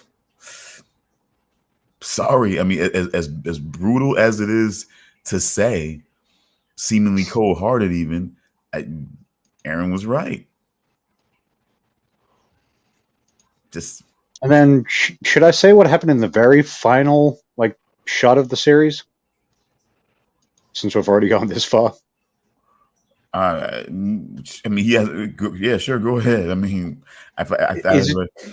Is it me, or were they seem like they were indicating that the whole cycle's just going to start again with the Titans and everything?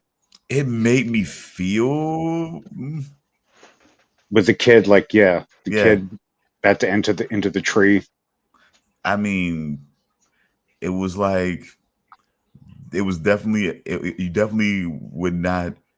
I couldn't blame anybody for an indication on that. I wasn't sure. I was kind of just like, and I was kind of like 1 foot in and 1 foot out because it just felt like it was too easy to think that. But yeah, that's what I was like. Yeah, is it just an homage to that previous sequence, or is that what they're trying to imply is everything gets destroyed and the cycle starts again?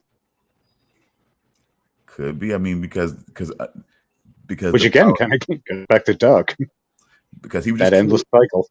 Because he would just kill. His power wasn't taken away; he was just killed. So yeah. I mean, and if he was, and then of course his body being connected, being right there under that tree. I mean, like I said, all the indications are there. It's just it's still, like I said. So, but all the like I said, definitely, I'll just say it like that. All the indications are there that somebody could think like, are they alluding to something? But it's done, folks. It's done. It's bittersweet, but yeah, I would be surprised. I mean, pleasantly, but still a little confused. But they act like this is it. No more new stuff. So, but I mean, I just I don't know. Maybe that's just the way it is. Maybe. I mean, what do you think? I mean, what do you think about that? Because I mean, if let's just say that there's no more content, right? And then they did this just to play with your head just one more time before it ends. I mean, what do you think about that as a? Yeah, that's what I wasn't thinking they were setting it up for anything in the future, content-wise. I was thinking they would just sort of, yeah, as a narrative thing, just being like, and it all starts again. Yeah, Though, given how successful it is, it's possible you may see like maybe a one-off movie or something come out at some point. I mean, because like I said, because people, I'm pretty sure there's some people, Damian, because while you and I can still accept that even though that last scene was that last scene, it's still over. But at the same time, there's still some people that's going to be thinking like, why would they do that? Like, they're still giving us something to hang on to. That you got to admit there's some people out there who are thinking that. No? Oh, definitely. So a few seconds later, it does say the end. So, yeah, I just watched the things you were talking about. I wanted to see it for myself. Okay. Yeah. Yeah, that's actually kind of messed up, and I got to admit, I agree with you, Stone. Aaron is right. Yeah, told you. It was rough. It was rough, but yeah, just yeah, just you hate to say it. You hate to say it sometimes. Like even in an animated episodal show, humanity still proved itself to not be able to. Now, of course, it was written that way, but I mean, I'm just saying, there's no belief. I just hope we can prove that wrong. I honestly hope in the future we can prove even the creative writers over in Japan wrong, that humanity would just choose just to leave well enough alone for once in their goddamn lives. But I don't, And so far, we're not proving them wrong. Yeah, but not currently. That's why I say maybe in the future, but I don't know if we'll be around to see that. Actually, I take that back. We definitely won't be around to see that, should it happen. Yeah. So look, one thing I want to say before we start really, because we want to detail the two chapters, I'm there with you. I just felt like at least the first couple of chapters, at least in the first special, in the first few chapters, it was mainly examining like Aaron's disillusion with the situation. It still wasn't revealing a lot, but it was still just dealing with his whole just kind of like, I guess we should know now that it was more of like this look of him seeing like everything happening all at once or whatever, and seeing the different scenarios play out because he's so in tune with, with all the pathways, that he's just that. Because I had to be honest, before that I wasn't sure of what like the complete like dejection and none of it matters type shit was about and everything like that, because I just don't know, because it seemed like to be at this point of it, and he's just really feeling like it was almost starting to get me to feeling like at that point, like, goddamn, okay, maybe these guys are right, because he's just really like, what the fuck is this about right now? Like they're at this point, and he's all of a sudden now starting to act all none of it matters. This is all decided, and it's just like, what the hell is, what the hell is going on? Even more emo than he was before. Yeah, and I'm just like, oh God, please don't be right for these guys. We don't need this. Please don't be right for these guys. I just wasn't sure, what I'm saying, until later on. But I gotta say, man, when the rumbling started, I gotta say that Hanji and her moment there, the moment that she took, before, what I'm saying, after giving command of the scouts over to, oh my God. Armin. Yes. God damn it. Armin. Like, that moment she took there, that was something else. I gotta say, that was fucking something else. I don't know how else to describe that. I don't know how else to describe her efforts to stall the Titans, walk and everything like that. Any comments on that? Like, just the way she went out, like, quite literally in a blaze of glory. Yeah, Hanji, Hanji going out like that was pretty fucking heroic, to be honest. Well, that's easy, but I mean, goddamn. I mean, all of that swinging around those, those humongous goddamn things, man, and like all that she was doing to fucking hold them up. I mean, that was just fucking. I would say, a more logical. I would say very, very progressive in its own, in its own way. I would just say, I mean, because usually moments like that, I will admit, we usually left for, the male counterparts. And I just kind of like the fact, I kind of like the fact of how they did it and everything like that. And I just, the whole sequence of everything was pretty great. And I mean, and usually, and I think that's the thing that I think that gives equal respect in certain situations for some people, for because the conventional, not conventional wisdom, or the, I guess, for lack of a better term, the conventional wisdom is that females are basically, that males are put in more danger than females are, and that's why they're not seen a certain way.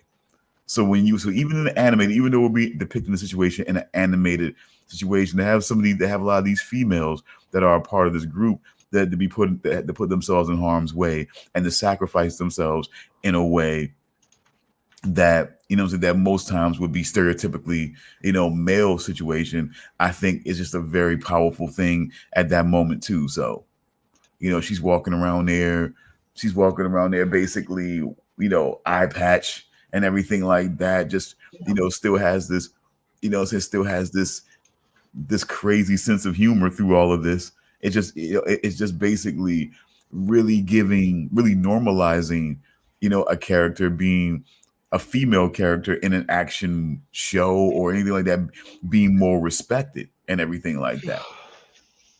It was less about her being curvy or beautiful or getting through everything unscathed or everything like that. But it was more about her, willing to step up and really show that she was, that she was meant to be in the position that she was in. So, and that she truly was a leader, and everything like that. So it was just a great thing, that the way it was done, and it wasn't a degrade or detriment, it wasn't a degrading, or looking down on any one gender over the other. It was a balanced thing. And she was able to have her moment without making anybody else, not look. I mean, like, especially in giving over the command to Armin and everything like that. It was just, like I said, it was just a really balanced moment and great action in that moment. I really enjoyed that scene. That was probably one of the things that stuck with me the most in that situation.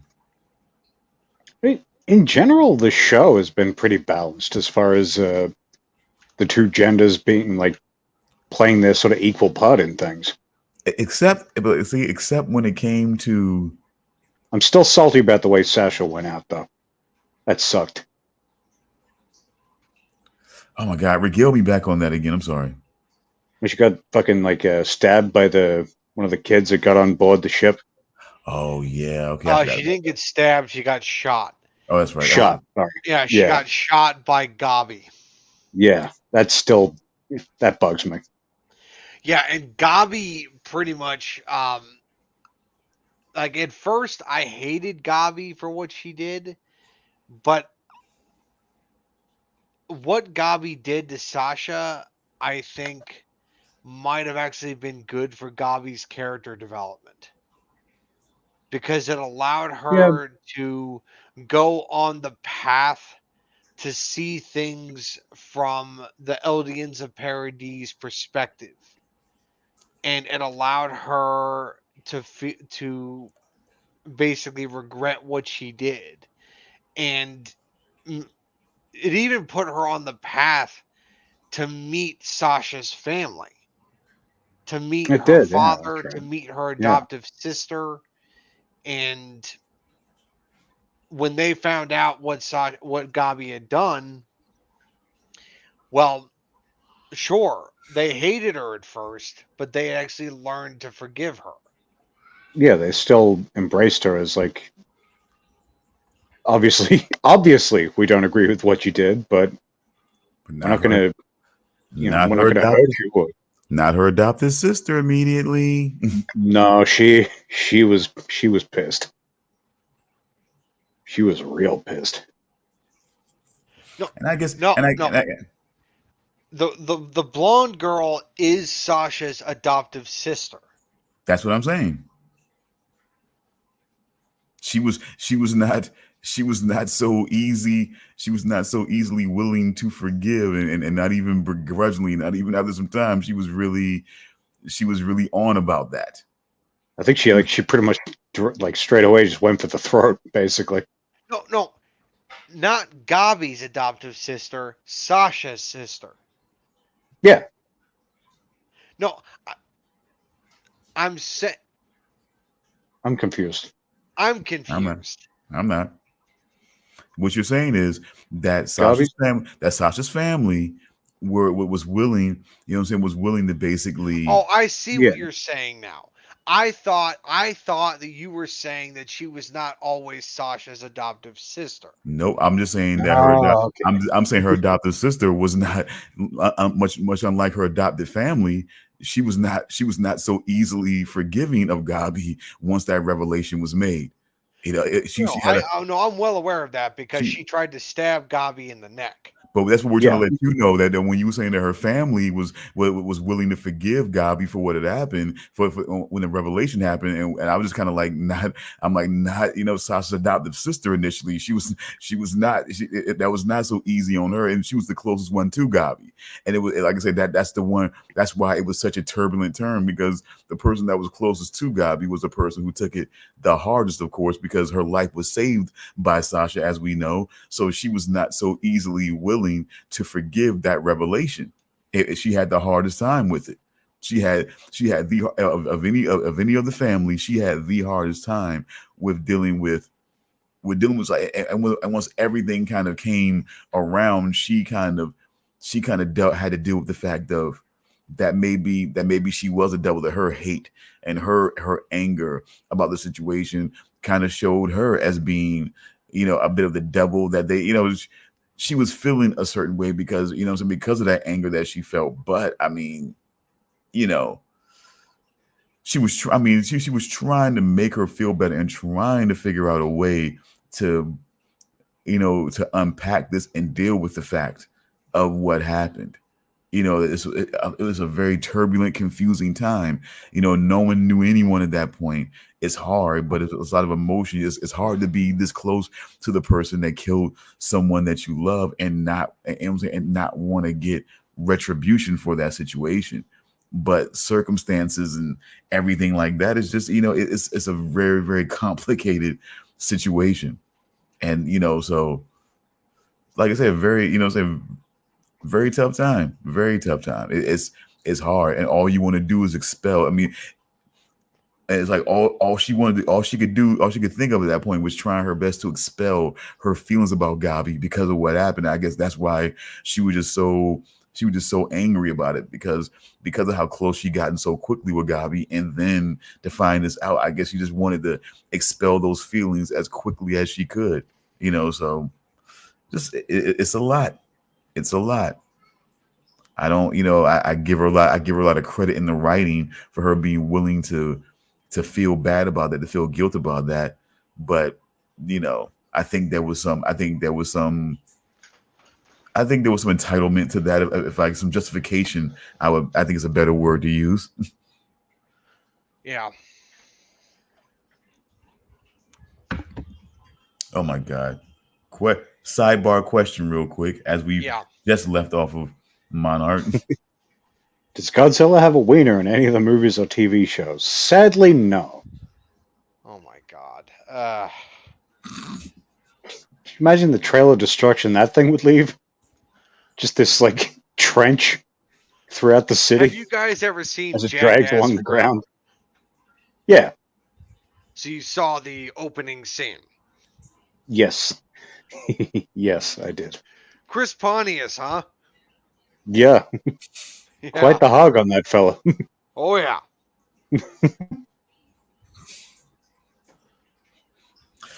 I'm glad that I don't know what you're talking about. It's a penis kaiju fight. Yep. With a snapping turtle. Yeah. You know what?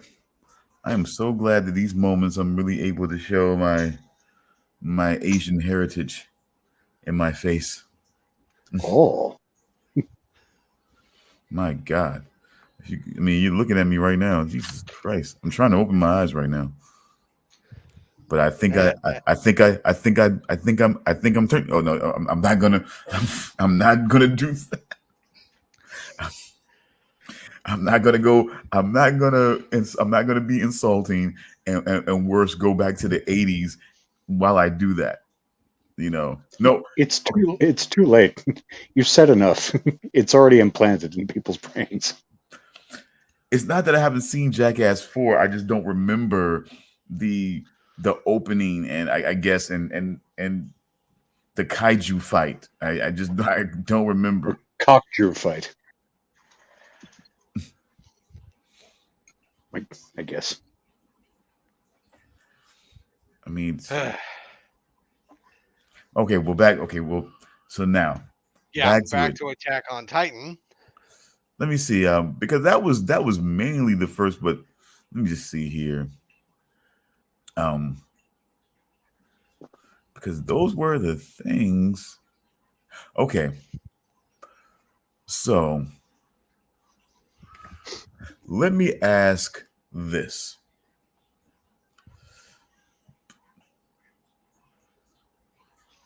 So is it overall, are we to understand that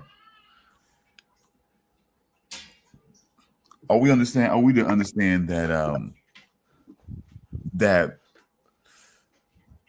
oh God, okay, let me make sure I get this right. That Emir, the founder agreed, ended up siding with Eren and deciding that the rest of humanity needed to be wiped out?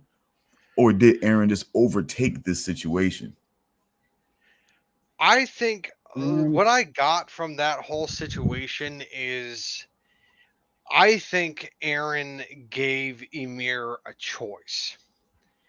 I think he gave her something that she never had before. And because like throughout Ymir's like life, because I know she's not technically alive anymore, but like she never was given a choice. She was forced into slavery.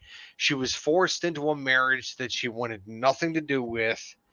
And so her whole life, she just was never given a choice in anything.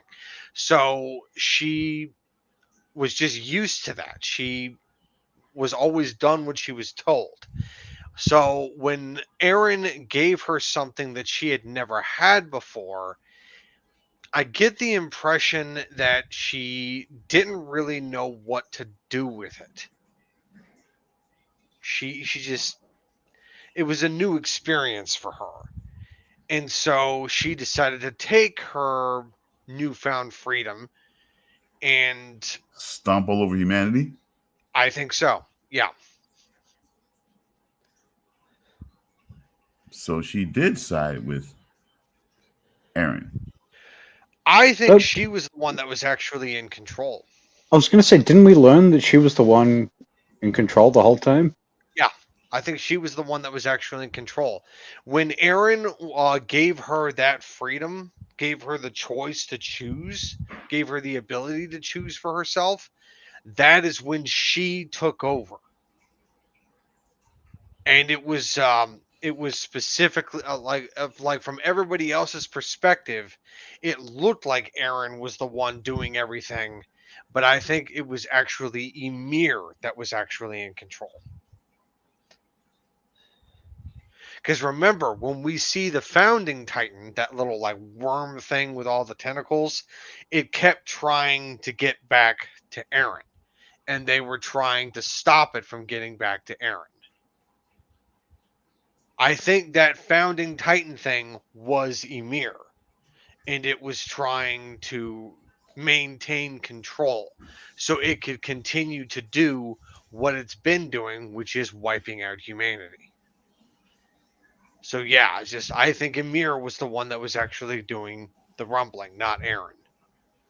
But he was Aaron may have wanted to do it initially, but I think once he saw the devastation that he was causing, I think he immediately regretted it and he wanted it to stop. That's definitely, yeah, that's how I took it, at least. Yeah. I mean, but see, the thing about it was they had it like he was still communicating with the rest of the team directly. I don't think that was Aaron communicating with them. I think that was Emir communicating through Aaron. I can understand, like I said, of course, I can understand you. Wait, are you referring to the, like, when they got their memories back? Of the conversations he had with them, or? Nope, I'm talking about when he transported them off the plane. Okay, into that off the plane and into the pathways to tell them that he brought them there to say that there is nothing to say. That the only thing that's going to stop him going forward is them fighting. You know, that I took as Emir. Really, I still took it as him. That keep moving forward mantra with, you know, saying he was still pushing that. Well, at the time, I think I took it as Aaron, but with knowledge we got later on, looking back at it, I was just like, oh, okay. I don't think that was him at all. Wow, and this is us, and this is our show. I mean, sometimes I think a lot of times, and it's not on purpose because we don't do a lot of planning except for the content that we're going to be speaking about. So a lot of times we tend to agree on some things, but sometimes we don't. And I'm not sure, you know, on this particular part because if see, I think that part of Aaron, that's what I'm trying to say. I think the part of Aaron that was still there wanted them to, if they felt, again, he does not want to stop them from doing what they feel is right. And if they feel like what they're doing is right, then, you know, they can stop him. They can try to stop him. Otherwise, he's going to keep moving forward to what he feels like is right. I mean, because, you know, for Aaron, I mean, for Emir to take them, if she took them over, them being, you know, Aaron and God damn it. God, Zeke. To Zeke, take them over, and control this whole situation. Why wouldn't she? I think the friendship between them, I'm saying with all of them, with Aaron is why they still had the freedom to use their powers instead of having it instead of being just completely controlled as Zeke and Aaron are perceived to be at this point. I think I think it was Aaron. yeah. I think it was Aaron and his friendship with them and his willingness to allow them to do what they think is right in these moments and move forward, you know, is the reason why they still had their powers to use against them. I mean, yeah, I guess, yeah, that, at least that part, there has to be some Aaron bleeding through. That's why that's why I think that. I mean, because if it was completely about her freedom, I still felt like it would have been more of a complete takeover. It would have been more of a complete takeover the where she would be, look, that if it was mainly about this is my choice, I mean, it's not about, because see, it's not about saying, okay, I want you to do this. I want you to help me do this. I want you to help me sterilize the rest of the, Eldian population, or you're going to do this. Is more of like, do you want to help me stomp out the rest of humanity? Like, this is what I'm looking to do. Will you help me? It's up to you. Will you help me do this? And she was willing to. If you excuse me, I got to get my charger before I'm out of here. Yeah. Okay. Yeah, like, that is because, to be fair, I watched both of the specials quite late at night, so I'm a little fuzzy on some stuff. Okay. But I definitely did find myself a bit confused at certain times. Okay. Especially like at certain points where I was like, wait, is this a flashback? Is this someone's dream? That was more in the second part of the final chapters. But yeah, there was, yeah, as far as the whole Aaron Amir connection, I wasn't quite sure, and I guess I'm obviously still not quite sure exactly how it works. I definitely got the impression, especially later on, that she was mostly in control. But yeah, now the stone brings that up. Like, there had to be some element of Aaron bleeding through, because there's no way she would have let them have any way to fight back if given the option. Yeah. I think it was mostly maybe a symbiotic relationship, like it's Yeah, like they're intertwined. yeah, it's sort of like yeah, you can't quite tell where one ends and the other begins. Yeah, something like that. Yeah. But yeah, I definitely got the impression though that he was definitely having at least second thoughts, if not third, fourth, or fifth thoughts. Yeah. Throughout the entire thing.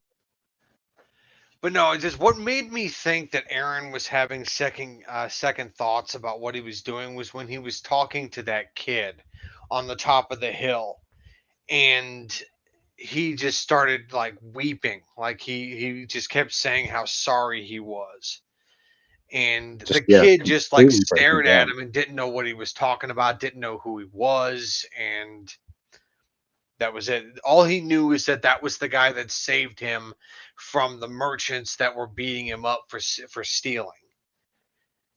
Then cut to the same kid running from the rumbling. Yeah. And it didn't matter because that kid and his friend ended up getting trampled anyway. Yeah. Yeah. And then even like the going forward a bit, but in the second part, everybody gets their memories back of like the conversations Aaron had with them that were restored afterwards. Pretty much every time he was talking to somebody that they showed, it's just like, this guy doesn't want to be doing what he's doing. There's something telling him he has to, but he definitely I think doesn't want that's to be something doing it. that's telling him is Ymir. Yeah, because like he finally tells Mikasa that like he basically just wants to retire to a cabin in the woods. Like she's his one and only love and stuff like that. And Armin, he's just like basically saying like similar kind of things. And I don't think they showed any other conversations really. Like most of the The other only characters acknowledged conversations they that I did have remember, conversations, but the only conversations that I remember are the ones between Mikasa and Eren, and the ones between Eren and Armin. yeah, because there was That's all I acknowledged that there was other conversations. I don't think we saw any of them though. Yeah. It's like a few people and just like, oh yeah, I'm remembering now. And then that one chick who became the cut titan, I forget her name. She's like, ah, would have been nice if I got one too. It's like, ah, fuck you, bitch. She didn't know you. Shut up. Wait, are you talking about Peak? Is it Peak? Like the one, yeah, the one who became the cut titan. Yeah, that's Peak. It was Peak. Yeah. It's like, well, why would he have talked to you about anything? Shut up. It's not about you. It's about the other people who we've been with since the beginning. Yeah, well, Eren has no real connection to Peak anyway. Like, I don't think No, he like, even knew her. I don't know. Did they even meet? Like once? I don't think so. I don't think they ever met. Not that I can think of. Yeah. What are we talking about? We're talking about the possibility of whether or not Eren met Peak, the Cart Titan. And I'm thinking no. Yeah, I don't think they met either. Now, what do you guys think about the fight sequence within the rib cage of what I'm saying, of Aaron's final Titan? Technically not his final form. Anyway, His final form is a severed head. True. If you're gonna be pitsy Probably the about it, weakest final form I've ever seen in anime. Yeah. that's by a long shot. That's a real pitsy answer there, but I'm just saying. But we think about the fight in the rib cage with the with them being able to summon like not only just all the different what I'm saying, heavyweight Titans, anyone who had ever had the power of the Nine. like, so what do we think about that? What do we think about those sequences? That was kind of weird. That entire fight sequence was weird. Okay. Because then we got that like what looked like to be a cow titan that apparently like to pierce people's legs with its tongue. I was like, ugh. Yeah. It's like, wow, that was just ugh. That's my only response. Ugh. I mean, I don't know. I mean, like I said, it's just a very complicated situation of I guess how people, how people put their spin on a certain Titan. I mean, I guess every Beast Titan was not quite the same, did not have quite the same look. Well, I mean, yeah, that's what I did like that about that sequence. So, like all these different iterations of these familiar Titans, except for the cow Titan. Designs were cool. I mean, I did like the different designs, but beyond that, I was like, eh. No, it was, to me, it was fun. To me, it was kind of fun there to kind of see all the different, like, to see basically people get matched up. It's like they get matched up with a certain, or sometimes get mismatched. I mean, I don't know, because there's nobody. That was weird. Nobody else has seemed to have gotten like the Warhammer type, except for the ones except for when we first saw it at that point. And then nobody else had it before that point that we were familiar with. I think that was the only one that didn't have different versions. Unless I missed something, but I think that was just the one. No, okay. Now in the fight, we did see all the different versions, though. We do realize that, right? In that final sequence, you do realize that was all different types of Warhammer Titans that were shooting bows and arrows. That were shooting arrows at at them and whatnot. Those are all different types. Oh yeah, that Okay. I did know. Yeah. Yeah, No, those I missed that. yeah, because that's I mean, I remember that sequence, but I missed the fact that they were all Warhammer Titans. because that's what they Yeah. were doing. And then they had different versions of the female Titan attacking. Attacking Annie. Yeah. Just like they had different attack Titans running around there. They also had different attack Titans running around there too. And then different versions of the Jaw. what was the one called was it Jaw Titan with like the skull face, Yeah, the jaw armored skull face kind of thing? The Jaw Titan. Yeah, definitely different versions of that. I don't know if we saw a variation on the Colossal, aside from what's his name, Yeah, that was just Berthold. Yeah, they couldn't because he was basically, they only had like one version of him because it's so massive. It's like he was only half his body could be sticking out of one part of the of Aaron's of Aaron's form at that point. And then It's like, listen, my skeleton is massive, but you got to give me some room to move. I'm gonna be able to be somewhat mobile. Yeah, they only had the torso to do things with because he had that. Of course, he got that long reach, but by that time he had basically defected to the other side and was trying to help things at that point. So and I don't think they could really. I think it was a whole lot. As big as he was, they couldn't get a couple of other larger, colossal Titans out there or whatever. That'd have been just a lot. I think like, even as massive as Aaron was in that form, you could have got what, maybe 3 at best on the course of that fucking. I don't know, because where would you place him in connection with that fight? It's just a lot because exactly that too. For like maneuverability for the actual characters who are having to get around. Yeah, because it was pretty crowded. Like I said, you were seeing a lot of different eras, of those Titans, all doing battle at that point and everything like that too. So I said, like, pretty much every bone was accounted for the most part, as far as having something connected to it. Yeah, that's how bones work, Damian. Really, it is. Yeah, bones usually have some things connected to it, and they connect the other things. And that's right. The leg bone's connected to the elbow bone. Is that how the song goes? Elbow's connected to the neck bone. My knee bone's connected to my dick bone. Okay. Okay.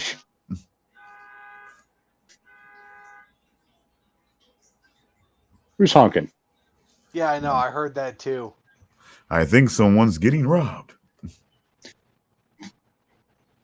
Oh no. But no. Assume the fetal position. Yeah. All right, but yeah.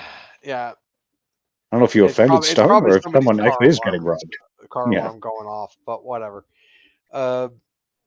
Anywho, let's see.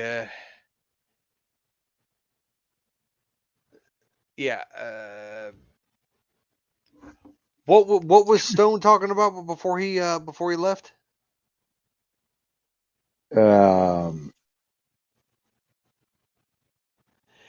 Damn it, where were we?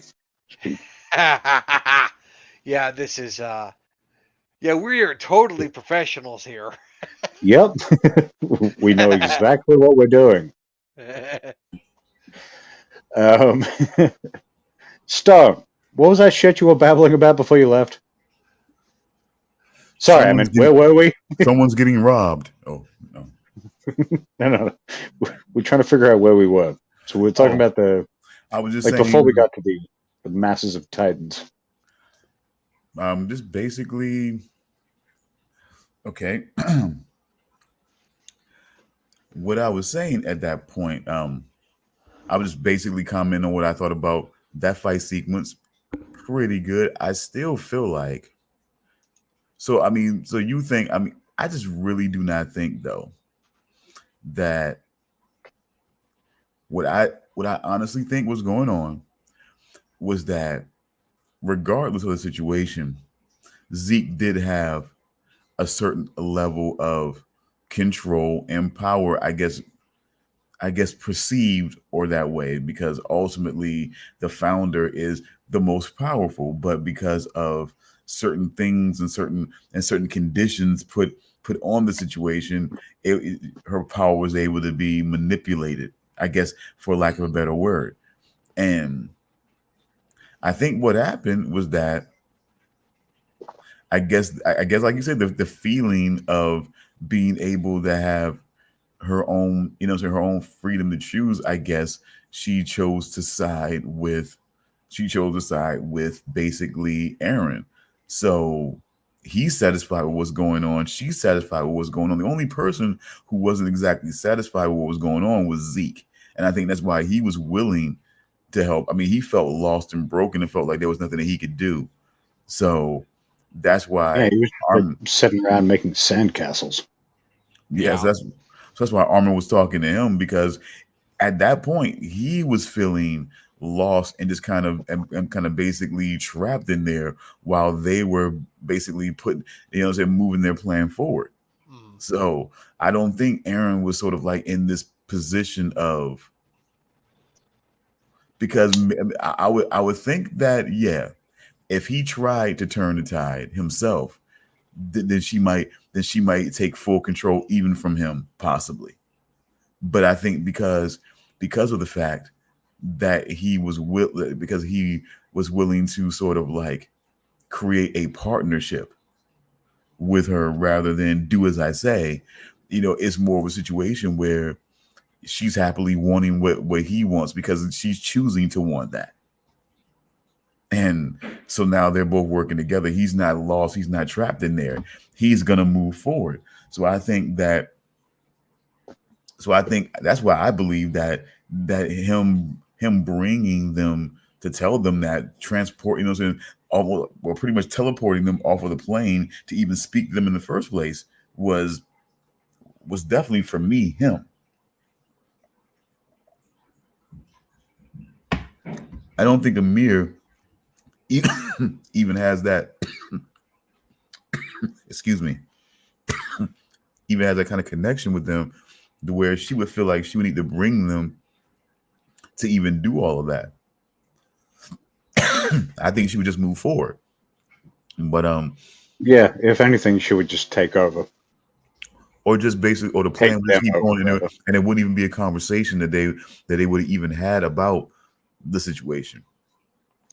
There's nothing, where there's nothing that you could say that's gonna change, what I'm doing here, and everything. There would have been no reason to do that, because I'm, like I said, there would have been no reason to do that except Aaron letting them know that, for me, guys, there's no way there's none of you gonna be able to talk to me and convince me to want to do anything different. Which I So guess could have been his way of saying, "I have no choice." Not from like his mental perspective, from like a literally, I've got like this chick's fucking, she's she's all up in my shit. I can't turn this around even if I wanted to. I do believe that Aaron, always being as passionate as he was, as always being as resolute as he was about what he believed in, I truly think that once he kind of checked everything out initially, going out beyond the walls and seeing what the world was like, how they felt about them and everything like that, and then seeing how, I think even just that alone just kind of put him to the point of feeling like, you know what? This has got to happen. This has got to happen. This is what I believe to be right. They got to go. They will never, and I can't. It's been said. I mean, that's the one thing that sticks in my mind also. That whenever he thinks, there was a moment where he thought, you know what? Maybe it would just be simpler for us to not exist anymore. No Titans, no, you know what I'm saying? None of that, no threat, and everything would move on. But of course, he thought, of course, realizing it would move on for everyone else except for them. He realized that he could not accept that. That rather than accept the fate that means that everyone that he loves dies after everything that they've been through, to basically make other people who hate them for no real reason feel better, he couldn't accept that. So there just wasn't a moment for him where the thing that he was sorry about was realizing the people that he would see, that he interacted with, even the little boy that he saved, that he just realized would eventually be stomped and killed by one of these titans, by one of these colossal titans. It made him sad, but he knew there was nothing that could really be done about that, or nothing that at least he was willing to do about that. So, are you saying, if I'm understanding this correctly, are you saying that maybe Zeke's euthanization plan might have been a good idea? Euthanization, see, that's the sterilization, maybe. But see, eventually that would lead to a, dying off. I mean, but an eventual thing, as they're not able to have kids. So, I mean, are you essentially killing them, eventually, I guess? But, so that's why, I mean, I guess in the overall situation, I feel like, history. Well, I mean, look, sure, euthanization, they did use the word euthanization, which I think would have been an incorrect word to use, because sterilization would have been a better word to use. But the thing is that is still genocide, because just like one, maybe 2 generations, their people would die out. They would cease to exist. It's just a slower, less painful death of a society or of a race. Yeah, exactly. However, almost crueler to a point. It is, because it's a slow death. And if the Eldians were aware that it was coming, and there's nothing they could do to stop it, they would just live their lives knowing that eventually their people are going to be gone. So that's worse. That's a lot worse. And I don't know. It's just, but the thing is, the rest of the world, the Marlians and the other races and the other societies, the other governments, they consider Eldians to be the root of all the world's problems. And Zeke's whole plan for sterilization was to solve that problem. If the Eldians are gone, world peace can be achieved. Theoretically, yeah. So, I don't know. It's just from a pragmatic point of view, Zeke's plan does kind of have merit. But here's the thing. Okay, there was a whole situation that we watched play out. And, that was a lot of history that we at least have to agree was controversial, that it was manipulated, spun at times, and things like that, of what was really what when it came to the Eldians and that whole history and everything like that. But what was for sure was that society evolved in a lot of ways. And and in some ways it did not. It's still we still had a long period of these people being subjugated, and one in the mainland area being subjugated, being indoctrinated, you know what I'm saying, to a degree enslaved, being used as, you know, lab rats, as unwilling soldiers, you know, to go out there and try certain things out. And then you have the ones on the island that have no idea about any of this, and basically living their lives a certain way, and then living their lives a certain way, feeling pretty shitty and closed in because their lives doesn't seem to be progressing any more than this kind of prepared space. And then a colossal titan kicks in the wall. And so you have a lot of this going on to then realize that there is a whole world outside of the wall, a population of people that seem to hate you for things that you haven't actually done. And then somehow, through all of this and everything that happens, because by the way, it was the mainland people that introduced Titans to this whole island of devils, by the way. You please understand that. It was the mainland people that set up these projects and these programs and introduced the Titans to this island of devils. They had no idea about Titans and what they were. And what they were about, where they came from, anything. And they were introduced to this. And then through all of that and everything that they fought and trained to fight against and everything they were doing, to be told that, hey, you would do a lot for humanity if you're not able to have kids at any point in your life. If I'm Aaron, I'm kind of like, you know what? Fuck you all. I'm going to start the rumbling and get rid of all you guys. And really, it's like, fuck off. Like, you know what? That's it. You know, I've had just about enough. I'm not going to be able to take any more of this. I'm done. I think that's where Aaron was. I think it's like, you know what? I think I had just about enough. That's it. You know, I'm done with all of this. You know, it's, you know. Listen, you're all Sheldon Cooper, and I've got a big bag of bricks. Oh, am I right, Nagata's retirement plan?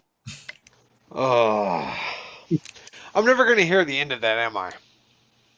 What? I agree.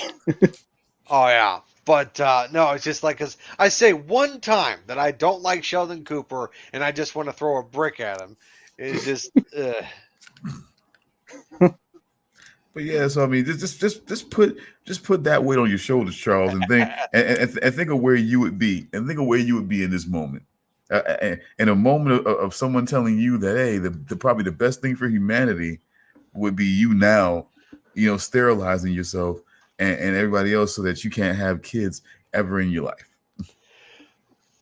Even though a lot of the people, and it could have been told, I don't know why, but a lot of people could have been informed that a lot of people who actually have used the Titan powers only live to a certain, you know, time period anyway. Yeah, which also at the end of the show, at the end of the last special, we find out that once the power of the Titans has been taken away, that whole like limited lifespan for people that utilize the power of the Titans, yeah, it's gone. They now can live full lives now. Reinar is not going to die in just a few years. He's not. And neither is Annie, neither is Arwen. What fuck? Even I fuck up his name. Yeah, and Earwig, then, even Earwig. Yeah, Earwig. Armani. Oh my god. But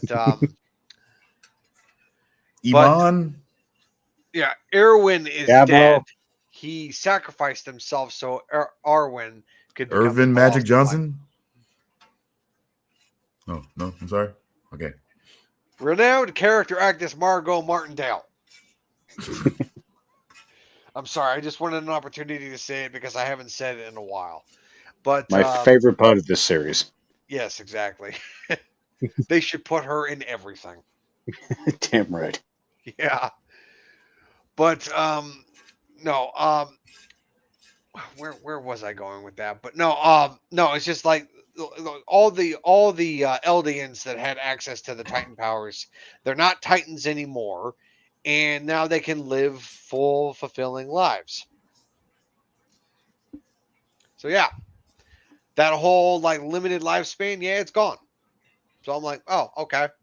And apparently now they're diplomats, and they're going to be negotiating a potential peace with the island of Paradis. We saw how But that went. They except stink at it. except you see what happened in the surrounding environment around Aaron's gravesite. Yes, we saw that. We Yes, saw I that. mean, they stink at that peace treaty negotiations. it didn't go. Or maybe it only went for a while, and the prevailing island devil, island of devils, sentiment still somehow remained, regardless of the fact I that mean, the world was it saved. did indicate there was definitely a period of peace. But like I said, But but how long is that, though, is also the possibly a long time, but it's really still but it's still persistent, even though this world was saved. Much as much of humanity could be saved was saved. It's the island of devils. Sentiment still persisted, regardless of the time frame. Apparently, it's still persisted somewhere, and to a very negative effect. And that's just. I mean, it's just sickening. Has to be said. Yeah, and then there was that kid with his dog that walked into the tree where Aaron's gravestone was, Yep. and the But cycle is going to repeat itself again. but you know what? It wouldn't have. It wouldn't have Aaron everybody and was dead. if Aaron and Amir's plan would have came to fruition. It'd have been all good for them. But then they wouldn't. I mean, look, man, it's just the way it is. People just, I don't know. People just, people don't have faith in people, I think. And I would have loved, would I have loved to see a situation where, okay, Aaron at this whole time sacrificed himself and truly, truly, truly became a hero in the end. And not just a hero, but I mean, he was still a hero to Eldia, as they often said. He to the Eldians there, he was, saying he was still, or to the people of Paradis, he was still a damn hero out there. So that was not changing, and that's why he was given such a special, resting place. But yeah, man. Well, that was Mikasa. I mean, yes, but like they know, I mean, like they've often said, when it came to that island, he's a hero. He was a hero to them. He was a fucking hero, and the rest of them were traitors. Yeah. And the rest of them essentially were traitors. Honestly. So, yeah, they were definitely willing and agreeing to honor, of course, agreeing to honor Aaron in that way for sure. But yeah, because the rest of them were looked at as traitors for sure, for even going against what he was looking to do. Which they did briefly address as well. They sort of like, when they were sort of transitioning into their new roles, they're like, is this even going to work? Because of what we did. Well, yeah, I mean, it's just like, I don't know. I mean, it's like I said, I think we have to look at, I'll be fair. When I think back on the environment around this gravesite, yeah, that progress that was made would denote a lot of years, but it's just still which makes it even so much more disappointing to realize to realize what ended up happening after seemingly so long. And that evolution and development after seemingly so long for that to still happen, it makes it even more disappointing for me. Because all that progress seemed to get toned down much quicker than it went up. I mean, when the development happens and you can drop a bomb on a place that could, that could basically level a city or more. It's just the way that it's what it's gonna do what it's gonna do. So yep. Humanity. Definitely worth saving, right? Well, I mean, see, that's the thing about it, though. That's the thing about when you debate belief. They believed that what they were doing was right. They believed that it was, not, I guess maybe in some ways egotistical, selfish, narcissistic. I don't know. To think that you would need to trample all of humanity and just leave us. They believed in that. Aaron believed that they would never know peace if they, if they were still in existence around the rest of humanity. And that's why he was moving forward on the plan that he was moving forward on, and that's why they were moving forward on their plan. And their plan won out, and you could almost say it was a bittersweet compromise of the events. They saved much of the world as they could, and it seemed like things progressed for a while, and they were happy for a while, maybe even a long while. But eventually, for some reason, some anger persists on an island that's living on an island and progressing on this island. Somehow some anger persists, and there still has to be fucking war. So there you fucking have it. I just don't. So I mean, it gives a little bit of both of them, because I didn't want to say it in a way of nothing ever happened. I mean, maybe I should have did that, because it kind of made it seem like as soon as something happened very quickly after, and maybe I was a little bit wrong on that, of making it seem like that if it was an eventual thing. But that makes it even more disappointing, honestly, for me. But it's disappointing, but not as surprising, and not as deeply disappointing. But to have that go that long, and to have them develop, and then to still have something happen that tears everything down, is just so disappointing. And it's like, why can't? And it just makes you feel like still he was right. And that's where it comes down to. Again, it was like they just cannot just leave them alone, leave them in peace. They could not. They had it for a while, and then it was taken away again.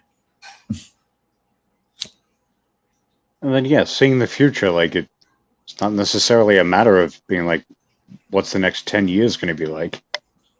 It's like, okay, maybe we'll have 50 good years or whatever, but eventually all goes to shit again. And that's the thing. Perhaps even worse. And for that to happen, for you to get comfortable and feel like you can live our lives, and we can progress, and we can even venture out from here, and that's probably what maybe recalls some of those problems. People feeling like, okay, we're moving along in life, and maybe we can venture over here every once in a while. Not trying to go and live, but maybe some, yeah. Okay, maybe some, yeah. Maybe a lot, no. And maybe some just go out and travel and visit other places, and that eventually started to cause its own share of problems. I don't know. It's just weird. But I gotta give this credit, because they didn't make it look like, and he had other nations and people and things like that. They didn't make it seem like it was a racial thing, but in a way it kind of seemed like it was that thing that you can't change, about you on the inside of you or whatever. It's a thing you can't change that you're being judged for. And they're using that as a thing that where it creates this hatred and this divide in a way. So if you kind of see it that way, then maybe it's a thing of gaining a little bit more understanding. Am I being weird about this? No, I get you. Yeah, I get it. So it's like, okay, we're really all the same here, or we're really all the same, but it's just certain things about us we can't change. So, acceptance. But and there's some people, some extremes, some radicals out there who feel like Aaron, who felt like they would never be able to accept us. We won't have peace. We will never ever have peace in this situation. And then, of course, you have those led by, Mikasa and others who felt like maybe there is a chance that we can get beyond this. And it felt like it was a chance until it wasn't. It's like, yeah, maybe for the rest of your lifetime, maybe. But ultimately, no.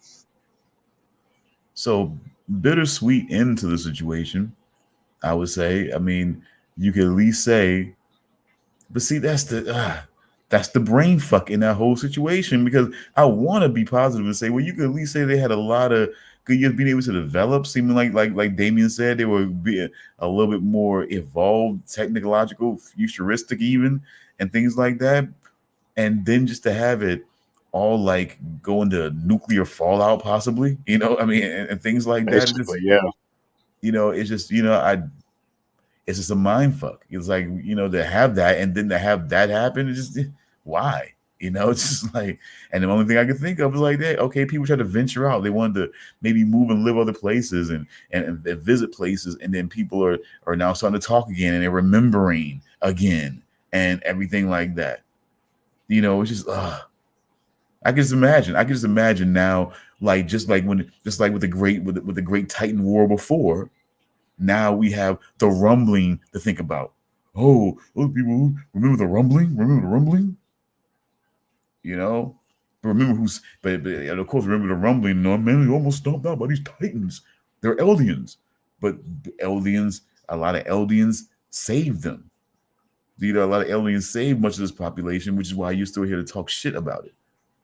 And Yeah. then, but that's at least, I'm sorry, folks. That's what I imagine. This is nothing that I dug up or researched. It's just something that I imagine when it comes to why something like that eventually would be visited back upon them with violence and war. I'm just thinking that, just like before. It makes sense. Just troubling, but Because bittersweet. it being just a general commentary about people just going to war for no reason seems a little like, just given how much emphasis they put on that divide, that very specific divide, I would say it's got to be something to do with that.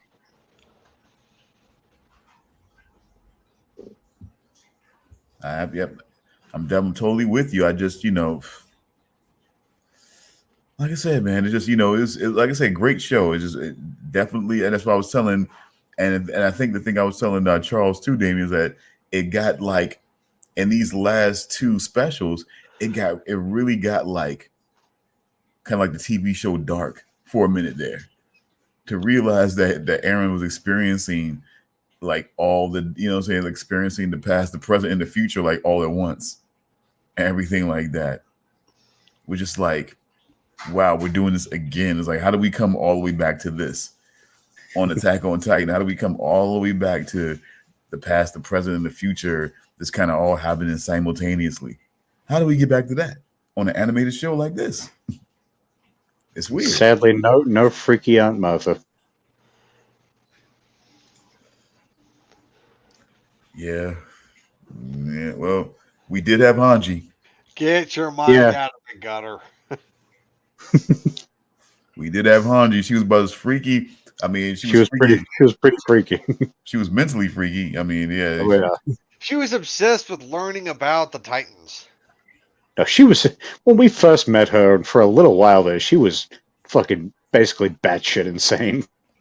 No, Very intelligent and whatnot, but basically batshit. and she Yeah, still had but a. that's why we loved her. I mean, she was probably my favorite character in the show. Like, here's a scientific thing, just screaming and going nuts about something. Then back to Yeah. science and back to being nuts, and it was great. I'm sorry, still my favorite character as the show ends is Aaron. Yeah, you would say that.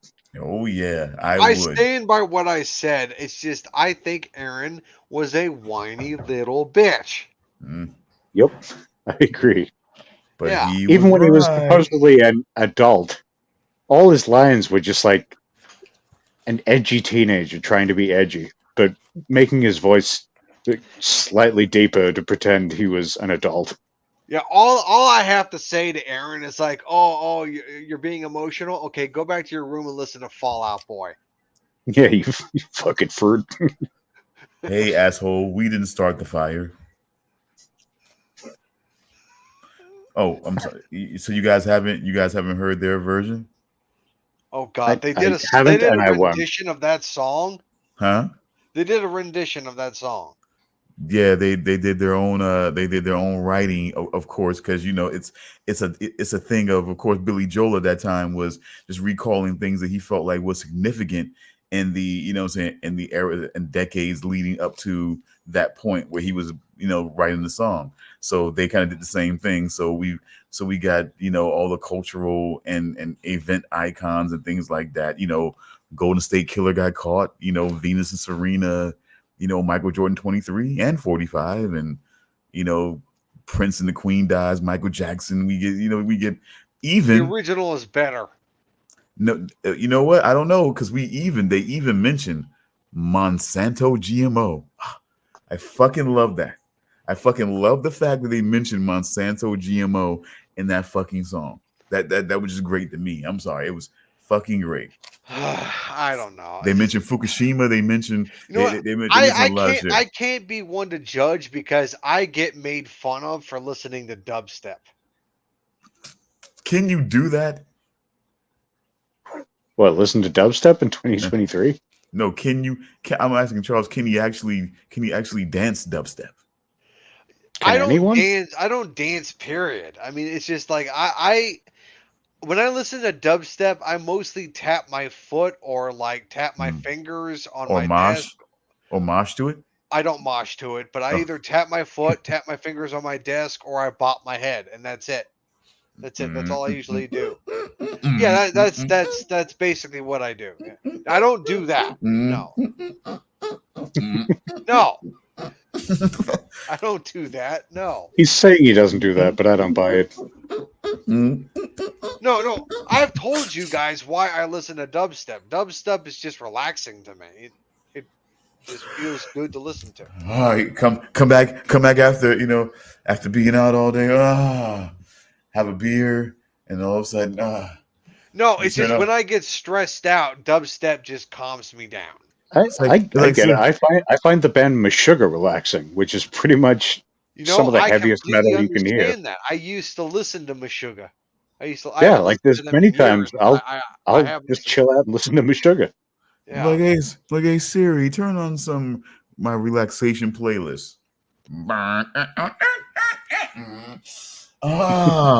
See, case in point, getting made fun of for listening to dubstep. I'm not making fun of you listening to dubstep. I'm making fun of you basically saying, "Oh my god, I need to unwind and relax, having a beer," and then you turn on the most like, I'm sorry, I'll probably say like dubstep, along with techno, along with like techno and Euro techno music, is like that goes in the category of the music that I would be afraid to die to while playing. Like I wouldn't want to die while that music is playing. Like I would just be like so afraid that one day I'll be like in a car crash, and then there'll be And that's some just fucking blasting Okay, from all the right. speakers as they're using the oh jaws of life to get your corpse out. I will no all of a sudden agree. Dubstep is not a music I want to listen to if I'm going to die. There is only one. no yeah all of a sudden I'm hearing all of a sudden yeah of course all of a sudden I'm hearing Oh my god! I don't want to be fucking bleeding out, and I'm hearing like Euro trash music playing. It would just be my worst nightmare. There's only one song that I would want to listen to on my last legs, and that is Claire de Lune. I would just love to hear that as the last song I ever hear. Highway to Hell. No, for me, Highway to Hell is a good song, but for me, it would be Claire de Lune. For me, it'd be Highway to Hell. Yeah. Fitting. I'm sorry. That or See, that's what I'm saying. I don't know. That quickly came to mind because that would be the one. Highway to Hell. I can't think. I haven't thought of another one because that's the one for me. Let me guess. If they actually manage to resuscitate you, it'll be Back in Black, right? Nope. Back on Earth, Ozzy Osbourne. That was a damn good joke. But yeah, I mean, hey. But yeah, I mean, I don't know what song. Yeah, that'll probably be the one. Kudos, Nagata.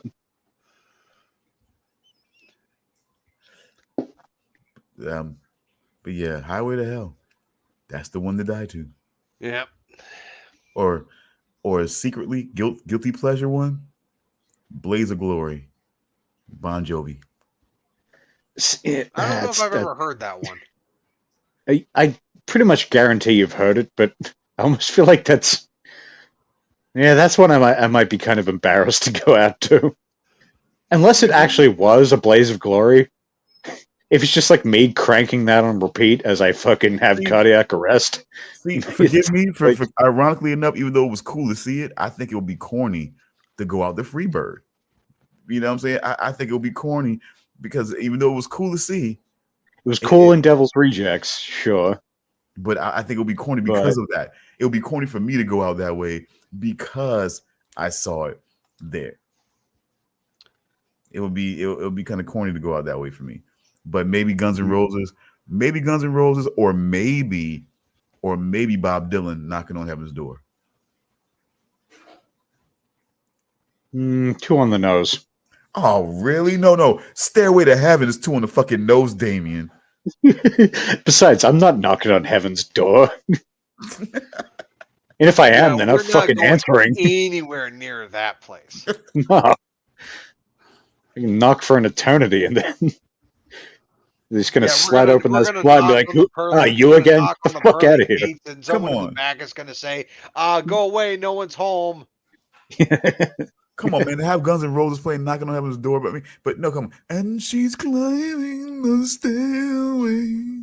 Hey, I never brought that up. You did. No, I'm just saying, Stairway to Heaven. I do like that song, but I wouldn't want to go out to that either. But that one is on the nose, though. That one is fucking on the nose.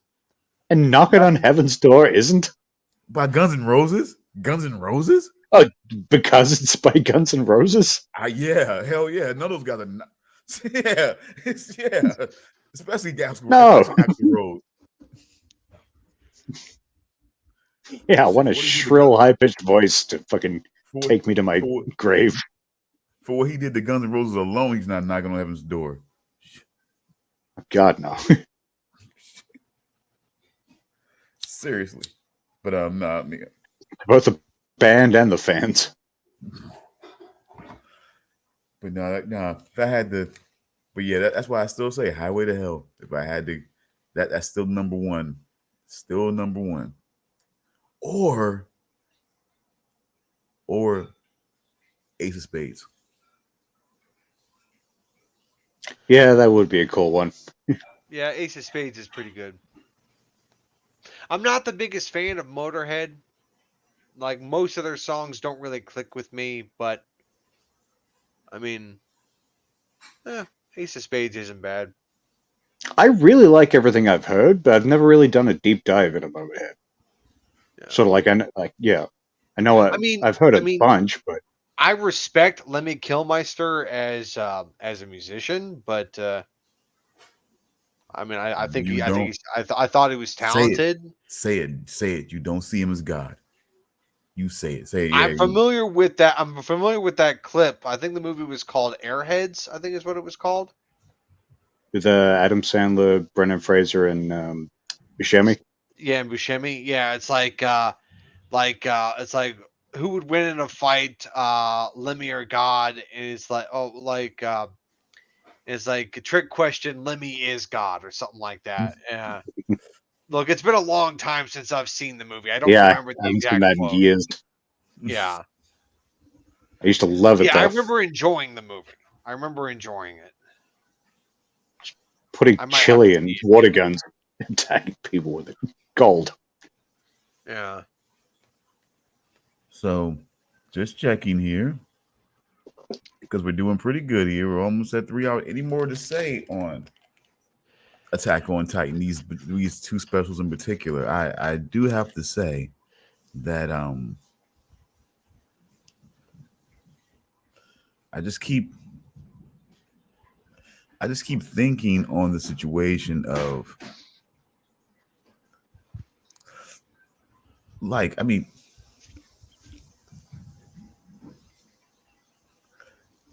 it does bring me a little bit of pause. I mean, a little bit of heavy pause. I have to admit, this is all, the show was all fun, but I mean, just to think that once we got out to the outside world and realized that like the rest of these people that was connected to this whole history were now being sort of like, they were in these sort of like internment camps, I guess you could call them.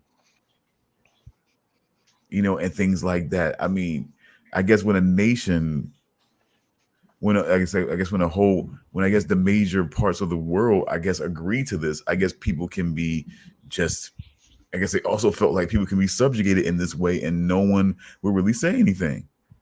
Mm. And all the things that were done in connection to that, you know, injecting them and then kicking them off into this.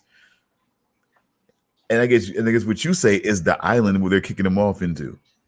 So that's what we got, these Titans running, you know what I'm saying, running after them, you know what I'm saying, these smaller, wild-looking Titans running after them because they were injecting them and then kicking them off onto this island. Am I getting that straight? Yeah, the island was originally intended to be a penal colony. It was Yeah, supposed like to be. where I live. I'm sorry, what? Yeah, come on, Charles. I said like where I live. We've all talked about. Oh, this that's before. what you said. Okay, yeah, just like Australia. Yeah, big sausage factory, penal colony. Oh, you know. Oh, you meant like jail. Oh, okay, yeah. It can be both. Yeah. I'm sure it was mostly men originally, so you know.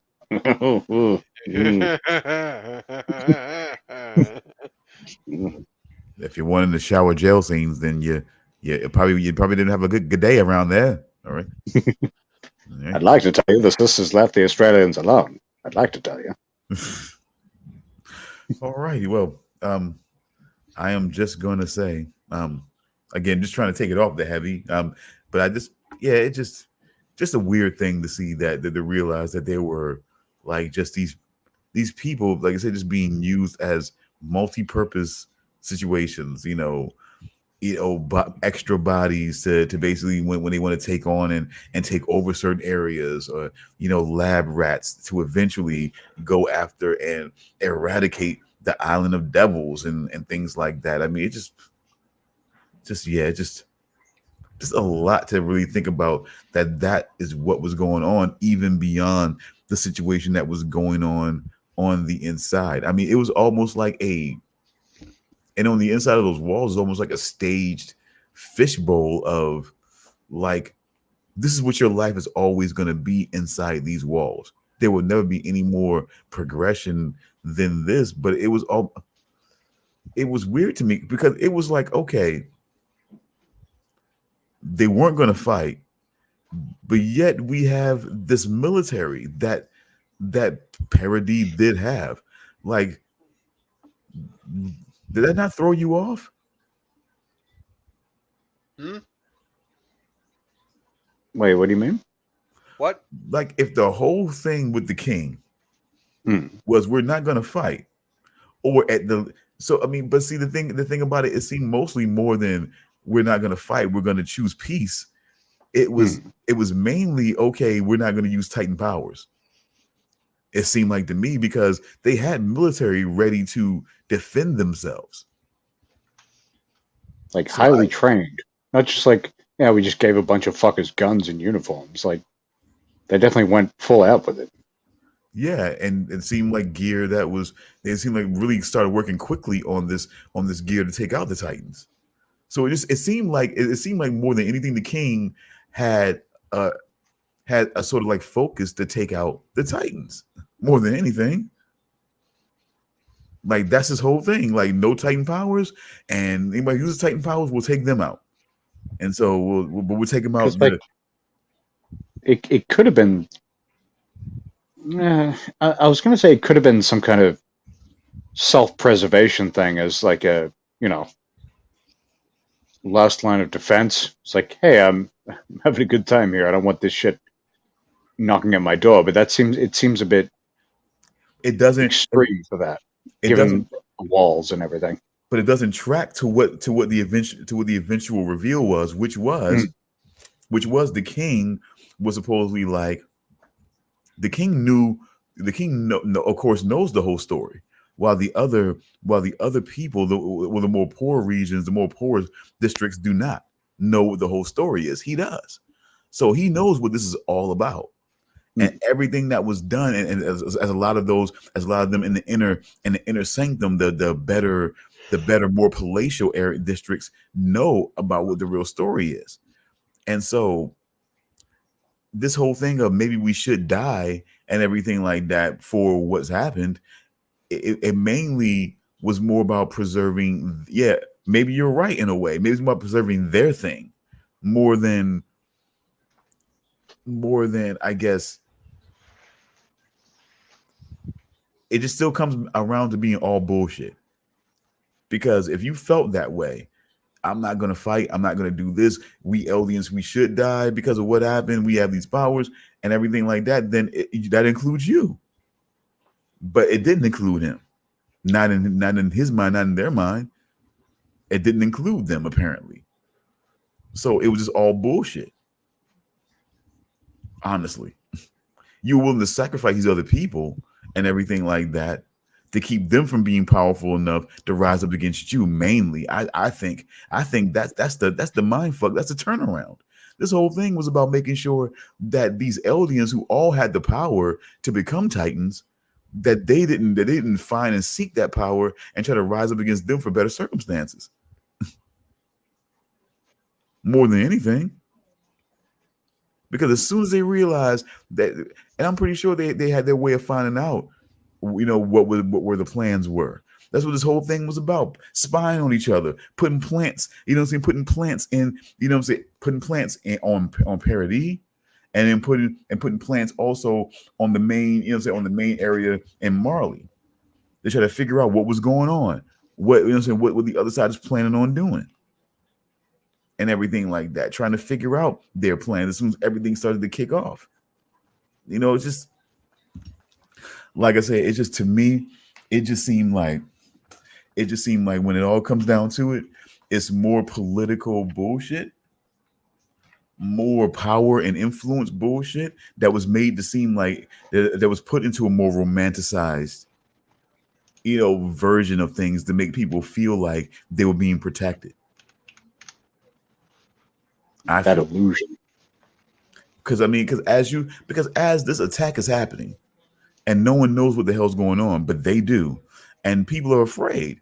They're trying to get into, you know, they're trying to get away from this as far away as they can and get into. It's not about they're trying to raid the more palatial districts and take advantage and take all that they have. They're just trying to get as far away as they can from these, you know, from these large humanoid things that want to eat them. And they're so worried about their resources being taken away as they move into the, you know what I'm saying, into the more inner districts. That just shows you, like, the more I think about it now, the more it shows me that it was a people that was less concerned about the poor population and more and less concerned about what this whole thing was about, and more concerned about the effect it would have on them. The more and more I think about it,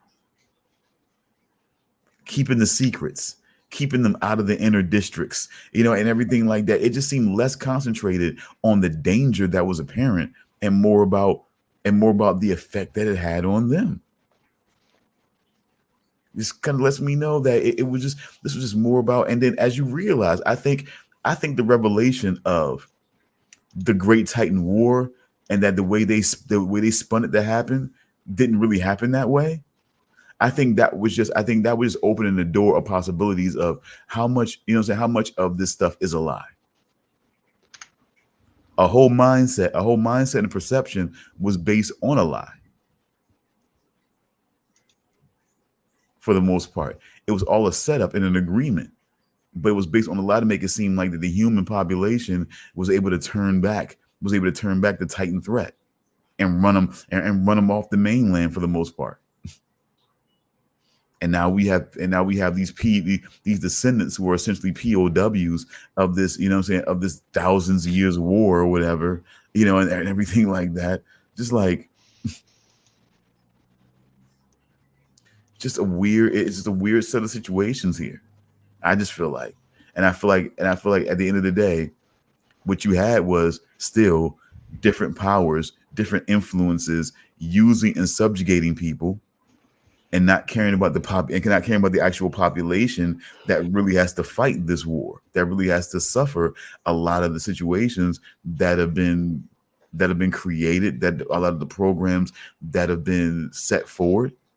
They've suffered the most on both sides, in Marley and on fucking Parody. It's just, I just think, like I said, I just think when it comes down to it, and that's what happened. I think that's what you see at the end of the last chapter. It's just more of that, more of the powers getting power and deciding that they still want, they still want to take out the island, the island devils. Doesn't matter. Just the same bullshit. Mm-hmm. Yeah, for all the death, all the loss of just everything, like lives, resources, homes, everything. Nothing's really changed. The humanity that was shown by the Eldians to stop the rumbling, the humanity shown by the Eldians to try to broker a peace moving forward. You know what I'm saying? Even though they were worried about how they will be received going back to Parody and things like that. All the things that happened throughout, throughout this, it eventually ended up being, no good. And then ultimately really no good. It held up for a while, but eventually it came back to what it was in the first place. That's all it's about. Even way back then with the Titans and those who wielded the power, it was more of this power, the selfishness, this ego, and this thing that just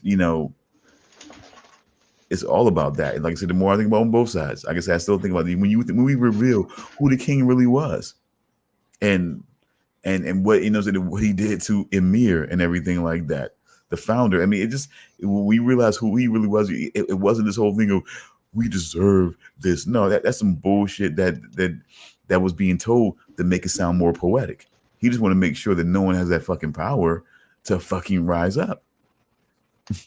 That's it. They want to make sure of that. And even twisted Amir enough that she was in love with the motherfucker for 2,000 years, driving everything she was doing. I think because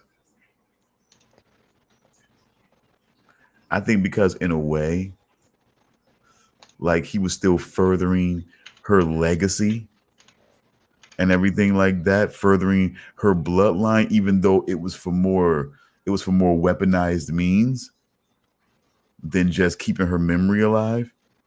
But I think that was part of it, though. I think his obsession with keeping, with keeping her bloodline, her powerful bloodline flowing. I think that's what helped with the manipulation of that.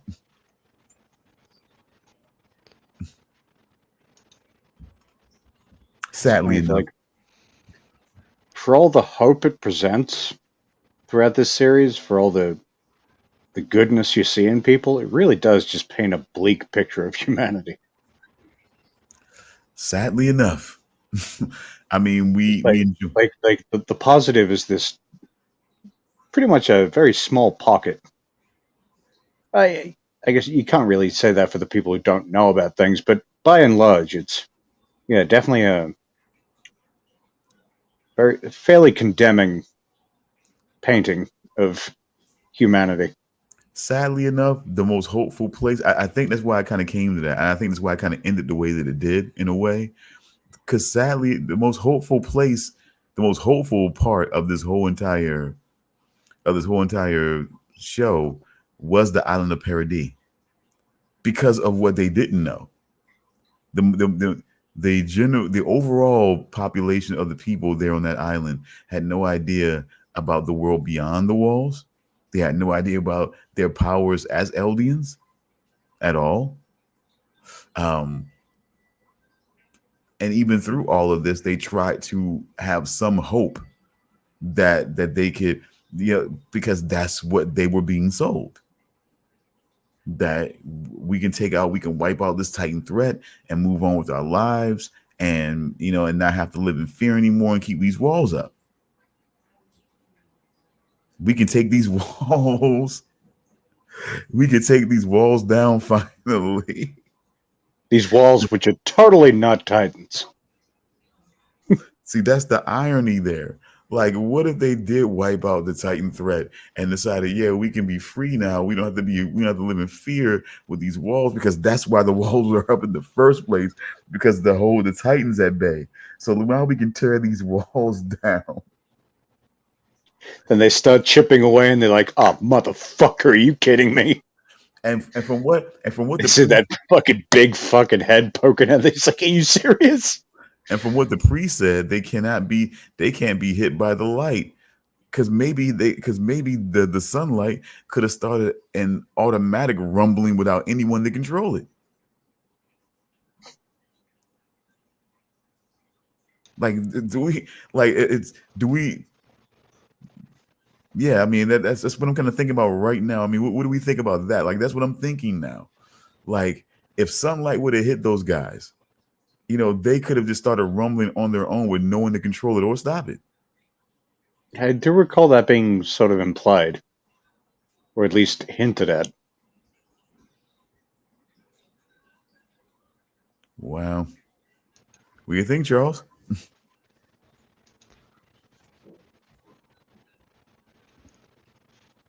Sorry, You got guys. it? I kind of zoned out there for a second. Could you repeat? Like, what are the footnotes of what you just said? Say again. Oh, we're talking about how good the 3D in Avatar was. God damn it! God. But what we were saying was, I was trying to say here was that oh my God, help me, Damian. I lost my train of thought because somebody is distracting me here. We're talking about so let's say the island of devils frees themselves from the Titan threat, Yes, I'm and sorry. decides, hey, we don't need these walls anymore. Let's start knocking these down. They discover that there's Titans in the fucking walls. And then we were talking about how it was sort of implied at a certain point that maybe the rumbling could be activated by sunlight actually hitting them.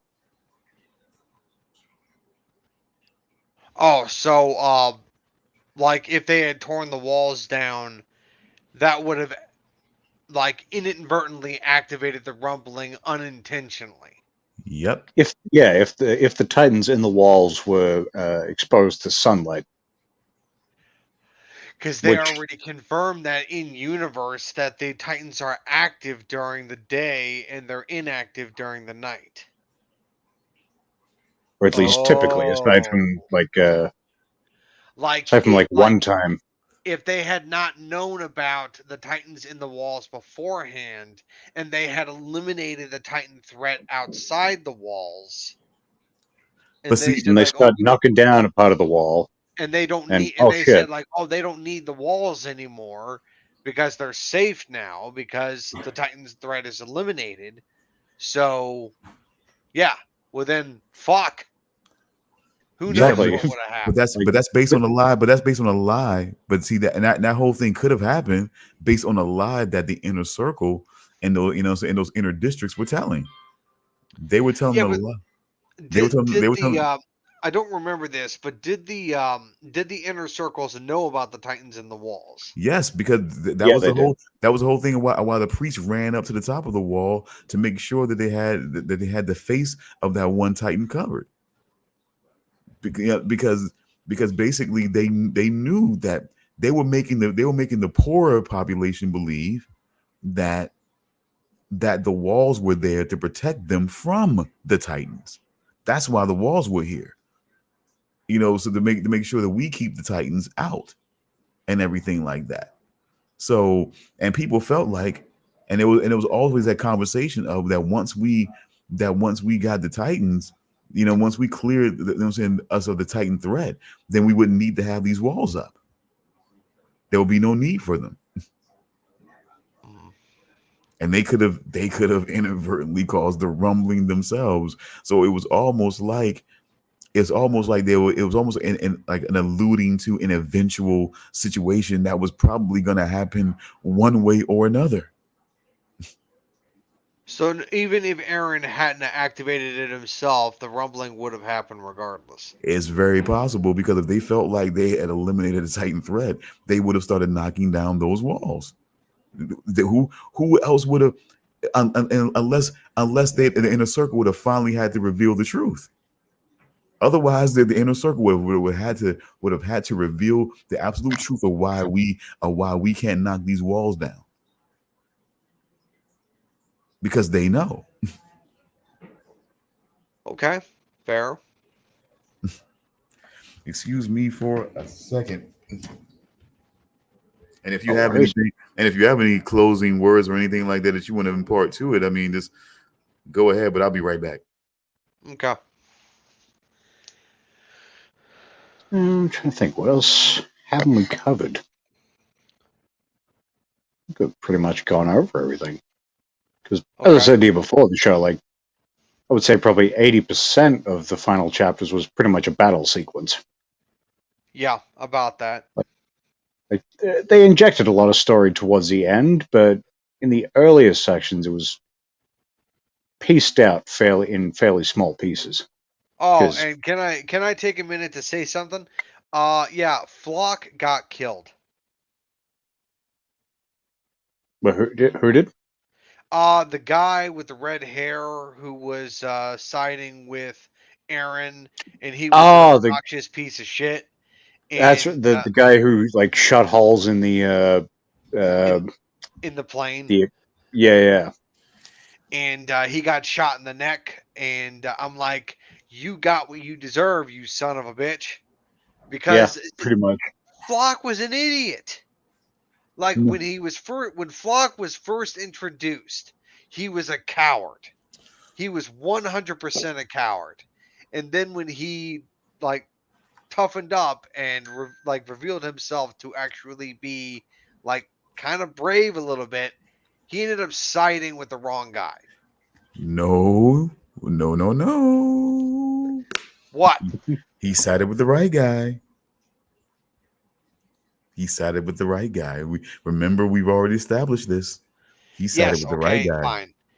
Aaron is right. We have established this. And Flock knew, and that's why he tried to stop them from making the mistake of stopping the rumbling.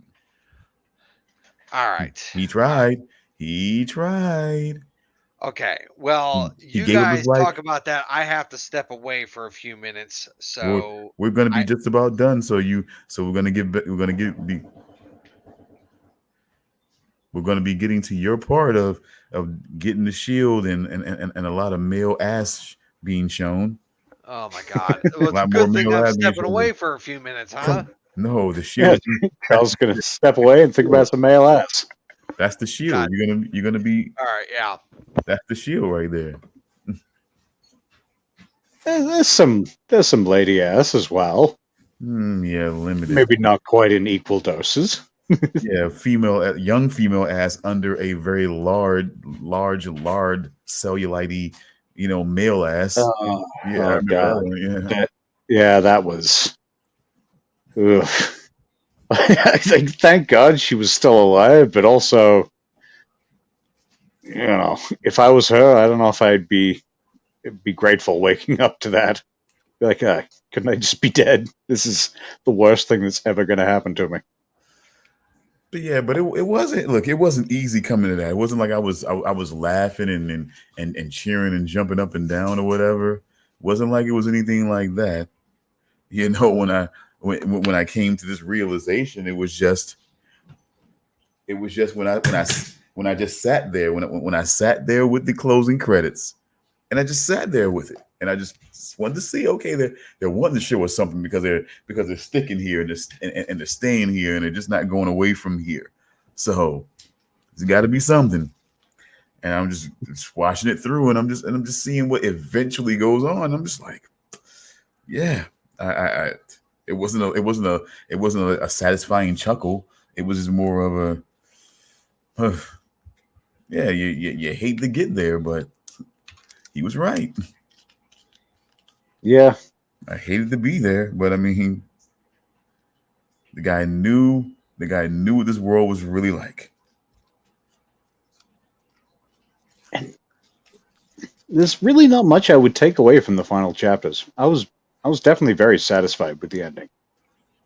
A lot of questions, as we've discovered, but it's more like it's more. It's art, but see, it's art. It's left to perception. I think. I'd rather there be questions than have it being this really simplistic. Like it could have just been, nearly 2.5 hours of just a fight sequence. Then it ends. They could have easily done that. I think that they do that. They hang out. They have conversations. I think that's what artwork usually is supposed to do, and I think that that's what we have at that point, because you get the perception of it. I mean, I think it's easy once you've locked in. I think it's easy to see it. After a while, when I started looking at certain things, because that's where I felt like I was kind of confused at first, because I'm just like, it just seemed like I didn't feel this whole thing of something was off about that whole thing, the whole story. Like, okay, who went to this island and why? Like everything just seemed off about it. And then when the reveal started to happen, that's what started to make more sense to me a little bit. But after a while, you just start realizing, man, that everybody has got some shit. I mean, it was just like to see the way he was on that island as king. I mean, I still understand. Like I said, I understand your point, because even when I think about the fact of her mistakenly letting that pig out, but they almost seem like, I don't know, man. Even all right, I'm back. All right, but now that I think about it now, I'm thinking about it right now, and I'm thinking about that pig. I'm thinking about her letting the pig free. It almost seems like when they review back to that scene, it almost seems like she did it on purpose. It almost seems like they try to allude to the fact like she did it on purpose for some reason. All right, we are already in Shield. No, we're not really. We're still saying some things. But I'm just kind of just because We were talking about that time that Mara let the pig out. But yeah, That actually sounds like something Mara would do. It does, doesn't it? That Yeah. fucking bitch. yeah. When he finally then he gives her the baby, and he finally is able to leave the apartment. Oh, we weren't talking about Shane. Oh, I'm sorry. Okay. All the problems that woman has caused, it's just, sounds like that. Just like she's working at a farm and she's told, okay, whatever you do, Mara, don't let the pigs out. And Listen, then, we stole this pig from the Armenian mob. We have to keep it here at all costs. And she's like, "Bah," and just releases the goddamn thing. Yep. Then she lets the pig go, and the next thing you know, he's fucking underage girls. You know what I'm saying, behind the old house. But anyway, no, I'm sorry. Okay, anyway, And just really? yeah. She was legal in California. They definitely specified that. Okay. Oh my God. Okay, but look, I was just saying. Doesn't make it better, but But what if I'm just saying, Damian, like, and maybe Charles, not you're here. I'm just saying, like, what if, man, she wanted to set that shit in motion? Like, wait, what, like Nara or the Emir? Oh, ah okay. you're back to Attack on Titan. Yeah, Okay. just real quick. But what if she wanted to set that shit in motion? Like, because I swear, man, they went back to the scene. But no, but see, the thing about it is they didn't go back to the scene. The main thing that we went initially when we even heard about the pig, we just heard about it, where she was there, and no, where he was asking about who let the pig go, and everybody pointed at her, and it seemed like she was being framed with something that she didn't do. And everything like that, and being treated in this very awful way. I think they were shooting arrows at her and shit like that. And Yeah. I'm like, okay. And so we only heard about it, but then we went back to the scene, and she did actually let the pig go. Wait, TEE-HEE. I vaguely remember this. This is a flashback scene for Yeah. when Amir. This is like one of Amir's memories, right? Yeah. Or something like that. Yeah. And it's like she actually did let the pig go.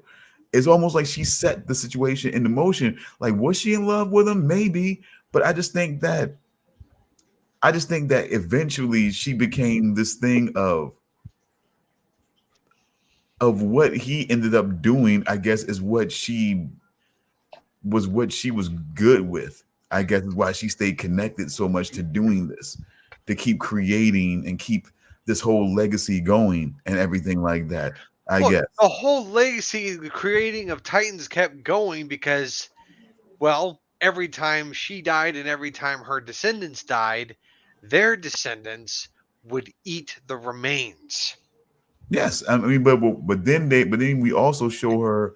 They also show her as sort of like being back there, a constant worker, constantly creating things and doing things because that's what he wanted. So in her way, in her pathways, you know, say area, which is, you know, which is her like peaceful place. It's like she's there, like still doing the work that he wanted in that way. Yeah, he's kind of furthering it physically, you know, they're on I guess Earth or whatever. But then she's kind of like furthering it, you know, in her pathways, you know, world and everything like that, still staying connected to what he was trying to do in the first place. Because in a way it was what she wanted. I think, you know, I think that was kind of like the reveal. She set it in the motion because she knew she would be able to turn into a Titan and everything like that. And I think that even though, like, you know, she was sorted out, and then had that whole thing happen, she could turn into a Titan. They would see that she would live, you know, she would move forward, and everything that would happen, her legacy was started. I'm starting to wonder, did she want all of that? That's the whole thing. She wanted all of that. She wanted the further of her bloodline and her legacy. Mm. And Aaron wanting to preserve that. And I think that also willing to sort of free her in a way, you know what I'm saying? She sided with him. Mm. There were certain commands and certain things that were being done, but I think in the eventual, in that situation, she sided very easily because, yeah, she always wanted the further and the expansion of the bloodline, of her bloodline. Mm-hmm. That's why she worked all that time tirelessly to keep it, you know what I'm saying, to keep it moving. Releasing all them pegs. Yep. So yeah, I'm starting to wonder. Like I think we just got That's the thing about art sometimes, man. It's just so complex. It's like you think you see it one way, and it starts to just kind of flip you around the Hey, completely other you way. think back to something, you're like, wait a minute. Was everything I was thinking wrong? Or is it not wrong? Is it? That's kind of where I am with that. But seeing that scene where it was like, because they really made it a point, in my opinion, to make it look like she was innocent, and all these cowardly people just point the finger at this little girl, you know, And try to like, murder her, too. Not yeah. just point the finger, like literally like shoot her in the legs with arrows. Well, yeah, of course, that was King and his crew, but but the people, I felt like they were being so cowardly. Like these adults, like one of these people actually did it, and they're just pointing at her because, what I'm saying, because she's a little girl, and what I'm saying, they don't like her or some bullshit. And I'm just like, but I'm like, maybe I'm like, but it's actually her, and maybe she wanted it to happen. Like, wow, I don't know. It's kind of like a weird situation, but I mean, but again, I'm about done. It was again a great show, one of the best anime joints. I think I think it definitely earned that title. I think it's probably one of the best ever. Oh, for sure. Like, at least from what I've seen. Look, I haven't watched that many anime, but I will say that Attack on Titan is is the best of the anime that I have watched. Yeah, And I would I have definitely agree with like I that. said, I haven't seen that much. I think of the anime that I have seen is including Attack on Titan would be Dragon Ball Z, Sailor Moon. Yes, don't judge. Hey, I used to watch it when I was a kid. Yeah, but I've seen Sailor Moon. I actually used to watch that every day when I got off of school. Like when it was on Toonami, I would turn it on and I would watch it. I found the show interesting. Dude, I would watch it I before school. It used to be on in the mornings. Well, for Same me, with Dragon Ball Z, actually. it was always after school when it turned on. But no, I also watched an anime called Tenchi Muyo, but Heard of it. Don't think I've I ever didn't seen it. I didn't watch much of that. I watched a little bit of Outlaw Star, and I liked that one.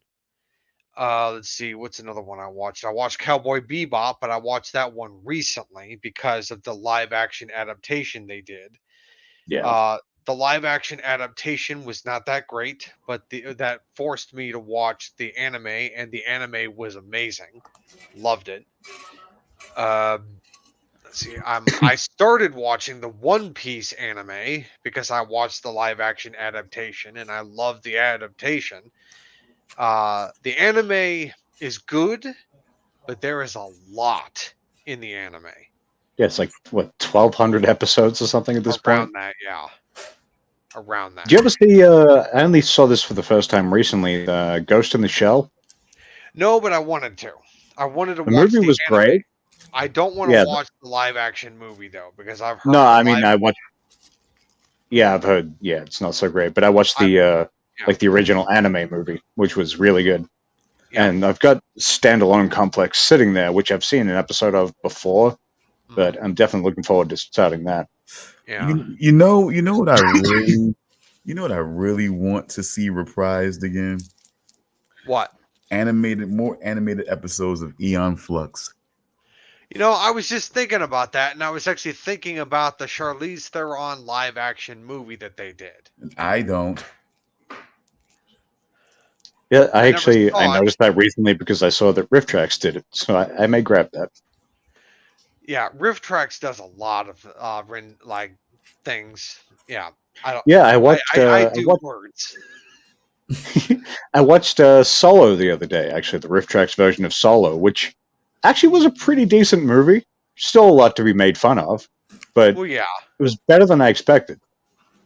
I enjoyed Solo. It wasn't a bad movie, but No, like minor gripes for the most part with that movie. yeah, I thought but, Donald Glover did a great, mostly doing a Billy D. Williams impression, but still, like he did a good Lando. Oh, okay. Yeah, so he wasn't it bad as wasn't a movie Lando about the cup. Calrissian. Okay, I'm sorry. My bad. No. My only I don't like the actress that played that girl with the curly like red hair that you she was like the leader of that mercenary group that was The leader of like the Marauders, who seemed like she was about 12. Cyndi Yeah. Lauper. No, okay, no. she is also in that Captain America Disney Plus show called Falcon and the Winter Soldier. Ah, yeah. Yeah, she's the leader of the bad guys in that show called the Flag Smashers, and yeah, I don't like her as an actor. I don't. See, Hollywood loves to play games. By the way, folks, because I'm telling you, that's just so close to something that, I mean, just think about it, huh? Just think about it, huh? What? Take one of your cigarettes and smash it. What would you be at that? What would you be at that point, Damian? How dare you call me a cigarette? Upset? But what would you be doing at that moment? Crushing a fag butt? So you would in effect would be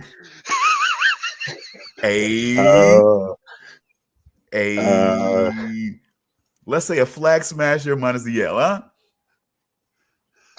Okay. Oh God! What the hell, Stone? I'm just saying, it's just so easy, right? Slippery slope, I say. It's Flag Smasher, but take out the L. Yeah. It's like you're smashing a cigarette. You know, you're crushing that cigarette. You in Australia, you would be a Damian? Oh man. In Australia, you would be I'd be a bloody fag smasher, wouldn't I?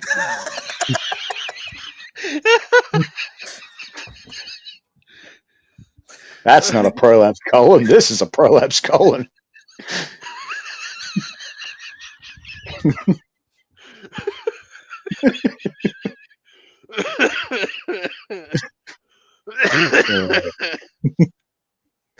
I also watched the Marvels the other day, Charles. You were watching it? I watched it. Was it the theatrical version or was it the Riff Tracks version? No, theatrical. Riff Tracks hasn't done it, but if they do, I will definitely watch it again. But best part about it was the mid-credit sequence. Introduced a character. I was like, awesome. Oh, you're like I'm already familiar with that post-credit scene, even though I haven't seen the movie. I spoiled the entirety of that movie for myself. Yeah, like there was some moments, but for the most part, none of it landed with me. Like the comedy was just kind of That movie, that entire movie, the plot, if you want to call it that, stole directly from Spaceballs. Really? I've never seen Spaceballs. Oh, you have? Really? That needs to change. You need to see that. Yeah, it does. It's something I've been meaning to get to for years. But no, it's just like, you know how like what's her, like Dar-Ben, I think is the villain's name. She goes from like planet to planet stealing the resources of that planet. Yeah. Like the water, the other resources. I know she steals the ocean of one. Wait. Stone's having a reaction. I am. I really am right now. Like, Damian, so you had no idea. Like, I was just like saying some shit that was like completely random to you then, because I was making reference to Spaceballs at one point because we were talking about how the chest burst out of somebody's chest. Right, we were having a conversation. We were talking about at one point, like we were just kind of making humor about how the chest burster burst out of someone's chest, and I made a reference that then the chest burster puts on a hat, and he goes, "Hello, my baby, hello, my darling." That was from that fucking movie. I thought you were just being irreverent. No, totally. But I mean, it was from the movie because in Spaceballs, right there, they're at this diner, and like this, I believe almost the same group from Alien was in the fucking diner in the scene, and they recreate the whole fucking scene. Where, they got like Yaphet Kotto and everything. Yeah, and he's like, "Oh no, not again!" You know what I'm saying? He's fucking, and it happens, and the thing bursts out, and all of a sudden, except this time, he goes. He puts the hat on. Hello, my baby. Hello, my darling. Whose chest was? Oh, it was John Hurt. Yeah, John John Hurt. Hurt. Yeah. Yeah, one of my favorite Yeah. parts of that entire scene is where they said, where the guy's like screaming because the chest burster's coming out, and one of the guys says like, "Hey, can we get some water?" And one guy says, "Water my ass! Get this guy some Pepto Bismol." I'm telling you, man, it was funny. Like I said, so that's where I got that from. That's where the whole thing was about. That actually happened in Spaceballs. Got to check it out. And I Yeah, thought you were but no, making it it's out. I was just like, this guy's a genius. yeah, but no, it's just the Nope. stealing of resources in the Marvels. It's a plot that is very similar that happens in Spaceballs because there is something that happens in Spaceballs that's very similar to that. They basically tried to steal 10,000 years of fresh air from the planet of Druidia. Okay. Well, don't ruin. Don't ruin You have all. no idea what I'm talking about. Don't ruin. Don't I, ruin I all. just, it popped into my head. Let me tell you the level of comedy you're going to experience in the Marvels. There's a scene where there's a bunch of those, like the alien cat from the first Captain Marvel. The Flurkins. Yeah, there's a bunch of those, like, I guess, I want to say eating people, but they're kind of just, like, sucking them in because they don't die or anything. And then they're playing Memories from Cats, the musical. You know, like the most famous song. Wait. I never went. Which version of Cats? Who gives a It's definitely not the newest one, because I did watch the riff tracks of Cats, the newest Cats. That imagery is going to haunt me forever. My God. It's like Yeah. perfect for riff tracks, but as a movie, holy fucking shit. One of the worst things I've ever seen. Cats with giant cod pieces. You know what I'm saying? Everybody's stroking their own egos in that movie, I'm sure. I mean, hell, they pretty had much. Taylor Swift in that movie dressed up as a cat. Yeah, they did. Trying to be all sultry and shit. Yeah. They even had Rebel Wilson as a fat cat, and she sang. And it was just everything about it was terrible. And Idris Elba wasn't was Idris great, Elba in the but movie even- and he played yeah, a cat he- too? Yeah, he played the bad cat. And he was great, but even still, I just felt bad for him. I'm just like, did you know what you signed up for? Well, no James Bond for you after that, for sure. I mean, yeah, if there's anything keeping him, like truly keeping him from Bond at this point, it's fucking Cats. Look, it's just like I know that the original like Cats like play was like really popular, but I mean, the songs suck.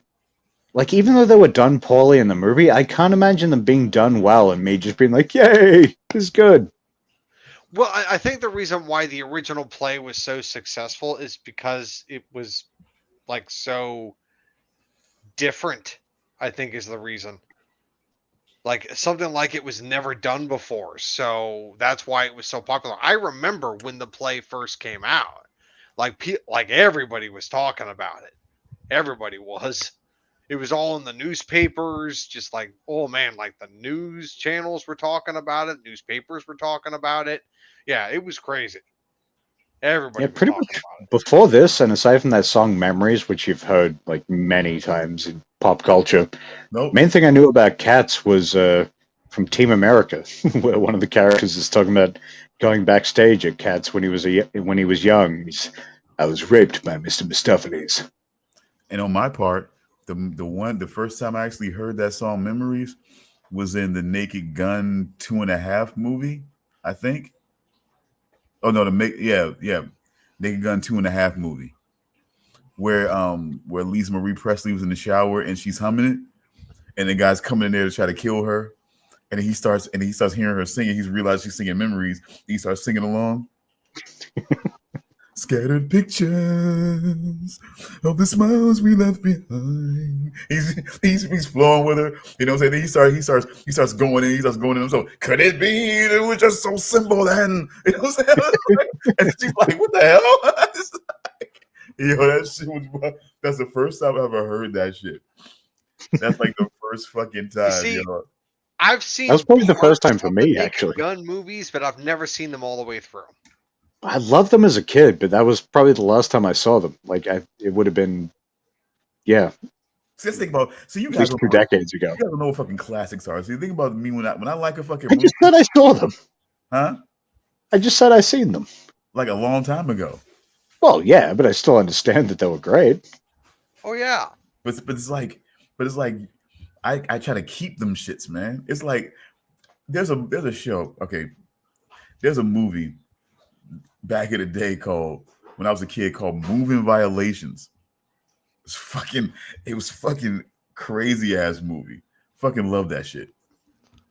It's about these people who are in different ways fucked up drivers, and they have to go to fucking like driving school and shit like that. And they deal with this cop that's like an asshole, and this female cop that looks like she could be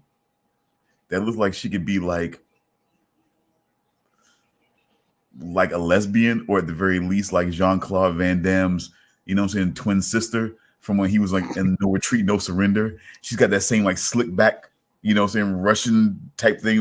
I guess when they think it's Russian, she got that all her hair Yeah. slick back. Yeah, it's like it was funny. The whole movie was fucking funny.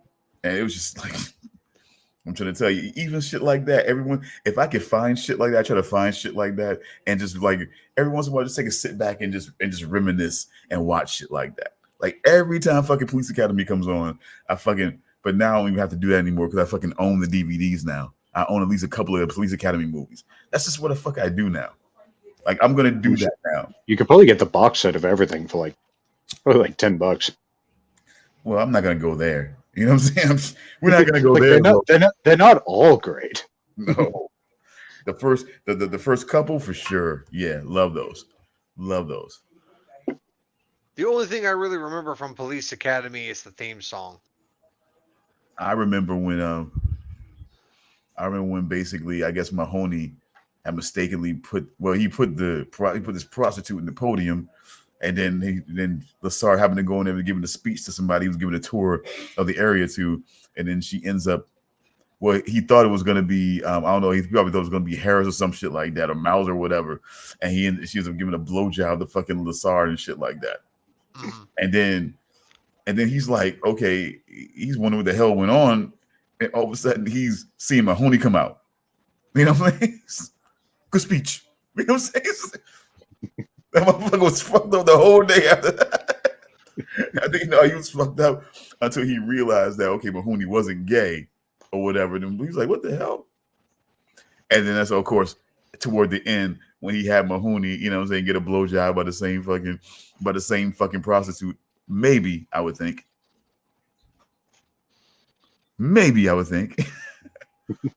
Hopefully not a guy. You know what I'm saying? I don't know. We don't know. It kind of ended with us not knowing who was in that podium. You know? We just know that Lassard knows that somebody was in that podium. You know? Funny. I'm sorry. Those first couple Police Academy movies were fucking funny. I think the first 2, maybe 3 are the only ones I've ever seen. Maybe 3. You probably you haven't seen Miami Beach. That wasn't 3. 3 was in Miami Beach, right? Let me see. I'm trying to think. I think the last one I saw, and I think it's earlier than I thought it was because I thought I'd seen more of them, is where Bobcat Goldthwait's character is in Police Academy.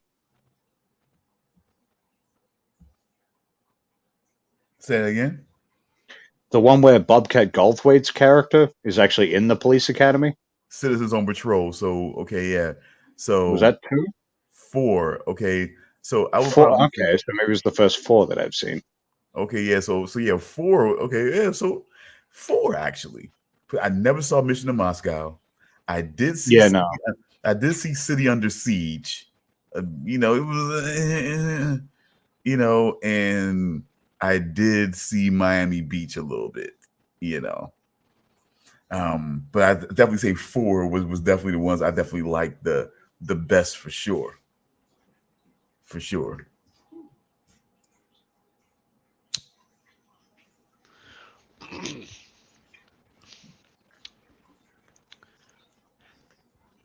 Dead air.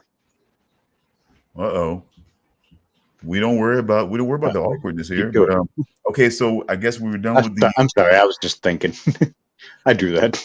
I guess we're Yeah. done on Attack on Titan. I guess we're into the Shield now. Yep. 6 and 7, season 6 and 7. So, alrighty then. So we have.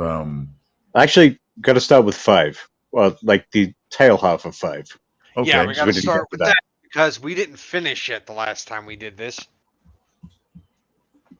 But I'm Okay. not sure exactly where we got up to, but let's just go with the second half. Well, the ending, basically.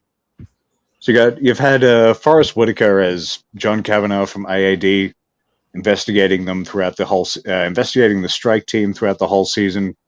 He's leveraged Lem with a kilo of heroin that they took from his truck. So let's see, in the tail end of the season. I was going somewhere with this. And then it just... So Isn't it Kavanagh's wonderful how the human brain works? Or doesn't. Yep. It's so great.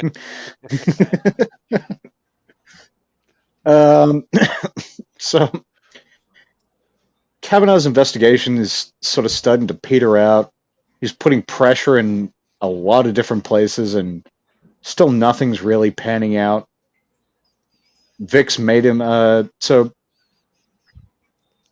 Vic and the strike team set up a, would you call it, a fake bust with the Russians? Yes, I do remember That that. That they set up. I mean, it's a legitimate bust, but it's set up in a way that Kavanaugh would suspect it's real and that they're actually being dirty. So he cuts in on the bust, kind of fucks it up, makes himself look incompetent, and the strike team still get their bust and then sort of get clear of that, which really starts Kavanaugh on the just sort of basically starting to completely lose his shit. He's pissing on us. He's pissing on us. He's pissing on us, and you like this, and you like it. What's it taste Right. like? It tastes like piss to me. It tastes like piss. Yeah, he's pissing all over us, and we're just drinking it all up. I always loved when he started getting real amped up. He had sex with my wife. I mean, look, man. Okay. Which I think is also something that happens in the tail end of season 5. Does that happen at the tail end of season 5? I think it was in the last half, Yeah. where we learn that Kavanaugh has a somewhat mentally ill ex-wife who first comes into it by faking that she was raped, but it turns out she did it with a soda bottle and faked the whole thing. Yep. And then Vic finds out about that whole thing. Actually, was that because Vic and Lem were watching that like private conversation Kavanaugh was having with his ex-wife in the interrogation room, and then he came out and caught them, and I think that was when he arrested Lem, right? Yep. Yeah, that's when he arrested Like Lem. he flipped out and arrested Lem. Yeah. That was when he was like, enough is enough. I'm tired of waiting. So he was like, you're under arrest with for possession of heroin with intent to distribute, and that was the charge. And So then that's when they grabbed him. Yeah, so then Lem goes into a, what'd you call it? County? Is that what it's called? Yeah, I think that's when they took county? him to county. Yeah. It's like jail before jail kind of thing. Yeah. And then Kavanaugh sort of sets up a thing where it's just like, if Lem actually goes to prison, he's a dead man. Sets up sort of a thing with Antoine Mitchell, makes kind of a deal with him. Mm-hmm. Vic bangs his. Do you think that was like when Vic goes to see his ex-wife? I don't think it was entirely his fault that he ended up banging her. I think he was just there for information because she was just like she started that. But Yeah, I mean, she definitely started that. I think Because Vic he only like went the there for another reason, and that was, like you said, to get information. but And yeah, she but saw it as an opportunity to get back at Kavanaugh. because but she started like kissing him and shit, and you could see by the look on Vic's face. At first, he was sort of like, "What is this?" And then that sort of yeah, sinister what is thing kicked in. No, whatever. it was sort of like, "Wait, what the fuck?" Like a little bit of that, but then that sinister thing kicked in. It's like, "Oh, okay, I can use this." Whatever. I mean, he's a cop. First of all, let me just talk about like, see, this is the one thing when it comes to a supposedly procedural show that really goes way out of procedure a lot of times when it comes to a lot of the cops here. A Yes, I procedural realized gets that's a jab less at and less. me for saying this show was procedural without actually even watching the show. I mean, no, it's supposed to be. I mean, it's a cop show. It's supposed to be procedural. They talk about it, but a lot of times they go away from it. And It's very similar to Justified in the nature of the procedural. right, And much like Justified, it gets further and further away from that as it goes along. I guess. I guess Throughout I'm right. watching The Shield, not once did it feel procedural. It didn't No, at all. it definitely has actually for the most part there's not a whole lot of a case of the week kind of thing. A lot of stuff continues. But see, the way in my mind it's procedural is in the way of how a lot of times when you know certain things is how when you know from other shows things are supposed to happen this way, and they kind of go away from like okay, My my definition of procedural would be something across the lines of like CSI, Like where Law and Order, NCIS, like all that kind of thing. but the thing, no, well, it's something similar to that, but it's where they actually go into the like science of it, the investigative aspect of it, where they really get into the science of the investigation, and that's not what happened in the Shield. but see Oh that God, no. but see that's the Yeah, thing. Not always, but that's why you always have Wims and fucking, you know what I'm saying, Wambach around. If I'm, so we get his name right, you know what I'm saying, the Wagenbach. Dutch around. Wagen, you know what I'm saying, Dutch. That's why you have them around Who's because always hungry, you know, like because the when it wolf. comes, I guess, all right. When it comes to When he investigations, said that, I almost fell off my couch laughing so hard. It's so fucking funny. And then through like sorry, Stone, but throughout the rest of the show, there's times you see like whenever Dutch is feeling real good or something like that, he's always just listening to some really cheesy '80s song and just loving himself. so I'm telling you, Just- but those are the guys. But those are the two who gave you the most procedure when it came to the situation and the way they investigated certain things. Hungry And then like a even wolf. in the way that Claudette a lot of times would love to just stand around and call out the mistakes that were being made. I'm just Mhm. saying, like, and also I say procedure for me is like, from like I said, from watching a lot of different cop shows that there's no way in this situation, there's no way that anybody would be okay with fucking detective Mackey going to speak with, Kavanaugh's ex-wife for any fucking reason. There would be no reason that anybody would say, yeah, that's it's supposed to happen. Anybody watching the show would think there's no good reason for him being here. You know what I'm saying? There's no good reason for him being here. And seeing what he saw as a detective, I feel like he knew there was something to play on.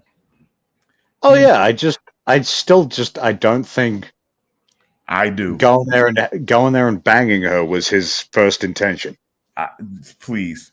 I mean, it is of course if he, you know what I'm saying, if she doesn't fall for it, if she doesn't fall into it, okay, fine.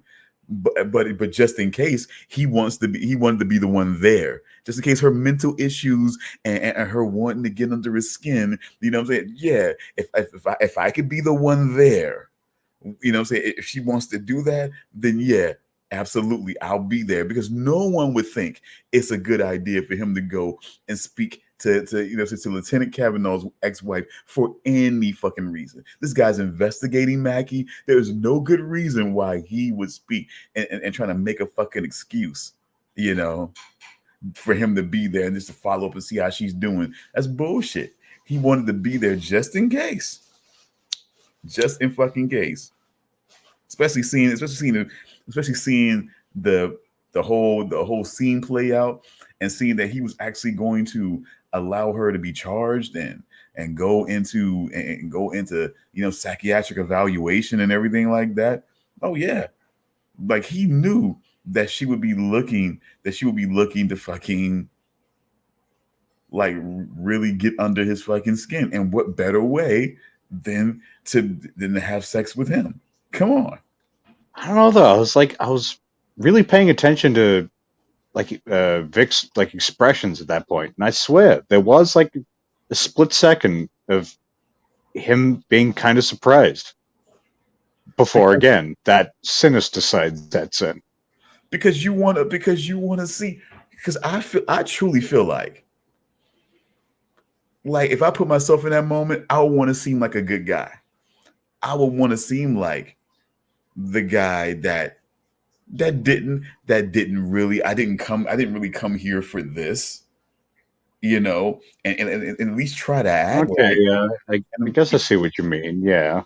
Yeah, at least try to act like and not act like it is so satisfying. This is exactly what I was looking for. I was looking for you to do this for me because as a detective, I kind of figured you might, I kind of figured you might do it.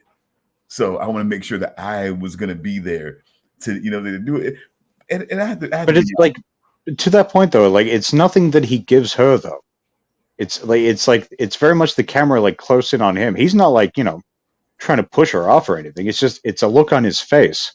Yeah, but he still asks, "What about John?" He still asks, "What about John?" Even when she starts coming up on him, he even asks about that, like he gives a fuck for real. He wants to seem like he gives a fuck. He wants to seem like he's not here for this. He wants to seem like that, but he's totally. I truly believe that Vic Mackey was totally there. Just in case she does want to make him get him pissed off. Hell yeah, this is the best way to get him pissed off. Having sex with me. You're probably right. That's just not how I interpreted the scene. You're almost definitely probably right. But knowing what we know about Vic Mackey. Yeah, but my impression of him, because there's no way in any other procedural cop show that I've seen, you're being investigated by this guy, whether she's his wife, ex-wife, whatever. There's no reason for a guy being investigated by the other guy to go talking to that guy's wife or ex-wife. There's no reason.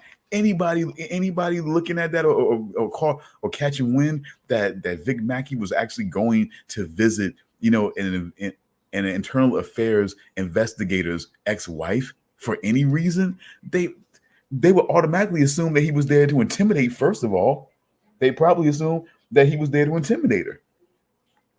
And then at the same time, he probably knows he knows because of her questionable mental state, he would have a good defense against that. She's like, she says I came to see her, but she saw me at the station, But possibly, but being at her house, I mean, like I said, it's just like I said, it's just. I would still say that he still had just a plan. I still felt like he had more of a plan in the situation, and he was going to try to see that out. If it worked, great. If it didn't, okay. But I just think a part of him, from what I've seen, that was part of him just wanting to see, could it happen? And when it did happen, great, fucking great. And then this is jumping forward a little bit to the beginning of next season, but when Kavanaugh tried to return the favor, that was some cringy shit right there. Very it was just very kind of rapey. It was not good. He was really trying, but she was having none of it. But he was like he refused to give up for a little while there. Yeah, it looked like that he was attempting to do that to Vic's ex-wife, but I also got the impression that that just wasn't who he was. Whatever. That he wanted to hurt Vic like Vic hurt him, but he Yeah. just couldn't do it because it wasn't who he was, and he couldn't cross that line. But I He mean, almost crossed the line. He she, I mean, almost did. he crossed the line a lot more than he should have without even doing anything. Just Yeah, that much is like definitely Vic true. did. Yeah. Like Vic should never have gone to see his ex-wife, but he, being the guy actually doing the investigation, really should have never gone to see, like, never gone to do that. well, it's Yeah. well that shouldn't that scene shouldn't have happened. But in the purview of all things, he has a right to check into all things connected to Vic Mackey, and so that's not out of the realm of his procedure.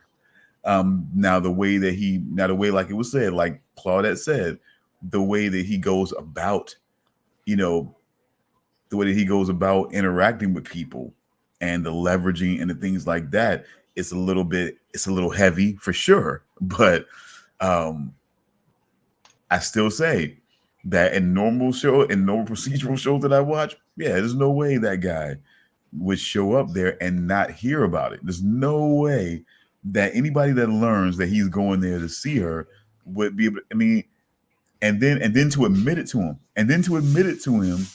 that he did have sex with her.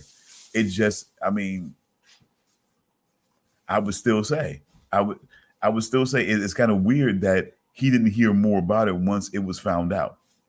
Yeah, from memory, Vic said something like, "Your wife's, tastes like sweet something." I can't remember the whole quote, but I think definitely I heard butter. I think I heard butter. Yeah, I think it was sweet butter. Yeah, that does sound right. Yeah, yeah. Kevin and I just went into the next room and aggressively ate some juicy fruit. That was a deleted scene. Okay. So let's. All right. So, anyways, going back to the end of season 5. Where are you, Charles? I'm sorry? Just weigh in here anytime. Yeah, I'm here. He's eating juicy fruit. Juicy fruit. Oh, God damn it. Juicy fruit? Yeah. Yes, I will take a juicy fruit because apparently I break under pressure. Well, let's get Well, let's get to it. No, well, you know what? Let's get to the situation here. Let's get to it. I mean, let's get to what Shane ultimately does to fucking Lim there. Is this another situation? Is this another case of him doing what he thinks that Vic would do? 100%. I think it's really. I think so. I think it's a mixture of desperation and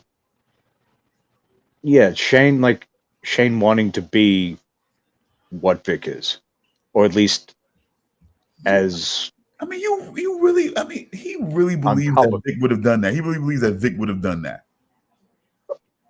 After Terry? But does he? I mean, yeah, I know it's different, but in Shane's mind, Wait, Shane's not as. Are you talking about Shane killing Lemansky? Yeah. No way Vic would have done that. No, but I'm saying I think Shane thinks he probably would have. At least he thinks. And you're saying that based on Terry, I got an Acevedo put onto their team.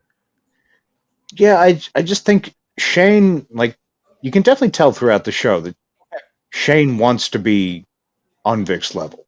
At least that will never happen. No, because not now. Shane's no dummy, but he's definitely nowhere near as crafty and intelligent as Vic is either. No, he's not. which we see many examples of. Yeah, but no, there's a reason why I think Vic would never do to Lem what Shane did to Lem. And that's simply because when Vic killed Terry, it was simple. Terry was a rat, but he also was a newcomer to the um to the strike team. Like He was the he guy they had no connection with. exactly. They had no connection to him. Like he was not all buddy buddy with them. He was still the new guy. And on top of that, Vic and Shane already knew why he was there. They knew he was a rat. That's because I think they revealed that Gilroy told him pretty early on. Yeah. So they were not going to warm up to him. They were already being suspicious of his movements. Now I still Whereas think Lem, it's killing like, Terry was a bad idea because oh yeah, it was basically just watching the dominoes fall. that's it. It sets in motion everything. To a point, it sets in motion everything that happens over the 3 years that the show takes place in. Yeah, exactly. But the thing is that with Shane thinking that Vic would kill Lem, no, there's no way because Vic has a connection with Lem. They've known each other for years. And Lem, with this whole IAB investigation, has always been upfront about it. He had never hid anything about it, and he's doing everything in his power to protect the strike team, even going as far as to be willing to go to prison to protect them. He was willing to do it. And Vic, Lem was just, goddamn, was Lem just a great dude. yeah, Lem was literally willing to fall on his own sword for the team. He was willing to. For the guy who, like, compared to everyone else, had, obviously he was still a corrupt cop, but compared to the rest, Lem was a saint. Yeah, compared to everybody else, he was a saint. Yeah. Especially Vic and Shane.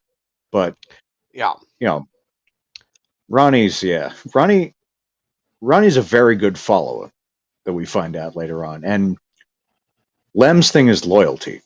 I mean, that's the thing with all of them, at least supposedly. But Lem is like, he's both a follower, but it's more just, yeah, it's friendship and loyalty to him.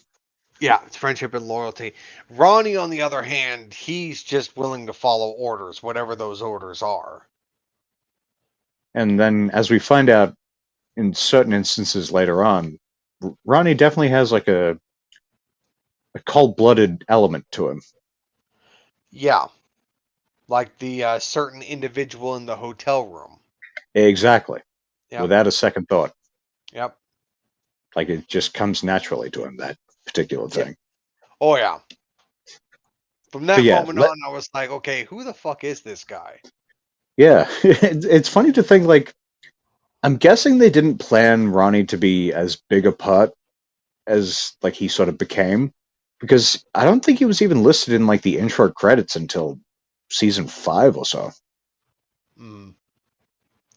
Yeah, it was when it came to the strike team, like Ronnie was always off to the side, and it was always about Lem, Vic, and Shane. I think even Tavon was more important than Ronnie at that point.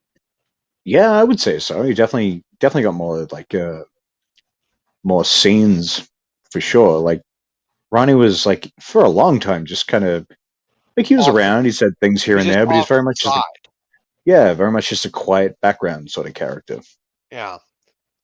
And then there was that whole situation with Armadillo where he got the burns on the side of his face. Which is probably his first sort of prominent thing in the show. Yeah. Actually, I didn't even really pay attention to him as a character until that moment. Yeah, like even Lem, like I would say like season 1 was mostly like very heavily featured on Vic. I mean the whole show is, but even like Shane was like he was second to Vic, but definitely wasn't as prominent in the first season, and Lem third, Ronnie fairly distant fourth. And then it was like, yeah, the second season was when they really started to build up the strike team, like really getting to start to know people properly. Mhm. And 3 expanded that, and then 4, when it started, like I would say 4 is when you really, really start to get to know people properly, when they're like split in half kind of thing. Mhm. Well, not quite half. Yeah, pretty much. Yeah, it's just actually no, it is kind of in half or in thirds because you got Vic and Ronnie still part of the strike team, but then Lem's off doing his juvie stuff, and then Shane's with Michael Pena. Yeah, which I got to admit, it's just like I like Michael Pena as an actor, but I really cannot get over the fact that that man is just like Tom Cruise. Does his own stunts, Nope, the other or thing. he doesn't age. No, the other thing. Really, he's one of those. Yep. Uh, that's a Yep. shame. He is a believer in the Thetans. It's got to be some kind of money laundering thing, right? It's Yeah. got to be. Yep. I know a lot of actors aren't known for being overly intelligent, but even still. Oh yeah, and I found that out recently. I was like, "Oh man, really?" Me too. Just this moment. Yeah. God No, damn I it. found that out like a couple of years ago. I was looking at the IMDb page of Ant-Man, and he's in the first 2 Ant-Man movies, and I was like, oh, I'll just check out his other stuff. And then I started like searching through other searches, and I looked at his Wikipedia page, and then on his Wikipedia page, it mentioned that he was a member of a certain church, and I was like, you have got to be kidding me. Why? Yeah. Why? I Yeah. was like, God damn it. It's like I'm not going to stop enjoying you and things, but just why? Yeah, I mean, I still enjoy Tom Cruise as an actor. I like him, and I like him in the Mission Impossible movies. I mean, I plan on watching the Dead Reckoning movies of the Mission Impossible films when Part 2 comes out. I'm not going to watch Part 1 until Part 2 comes out, but Fair enough. But it's just why? yeah. But Why? seriously, it's just like, come on, man. He's like, you know what? Yeah, but no, it's just throughout Michael Pena's like appearance in The Shield, I liked his character. I thought his performance in the show was very good, but I just couldn't shake that thought from my head. I was like, "Oh my god, you're a member. You're a fucking member. Oh, come on." That's a shame. Yeah. But I don't know, man.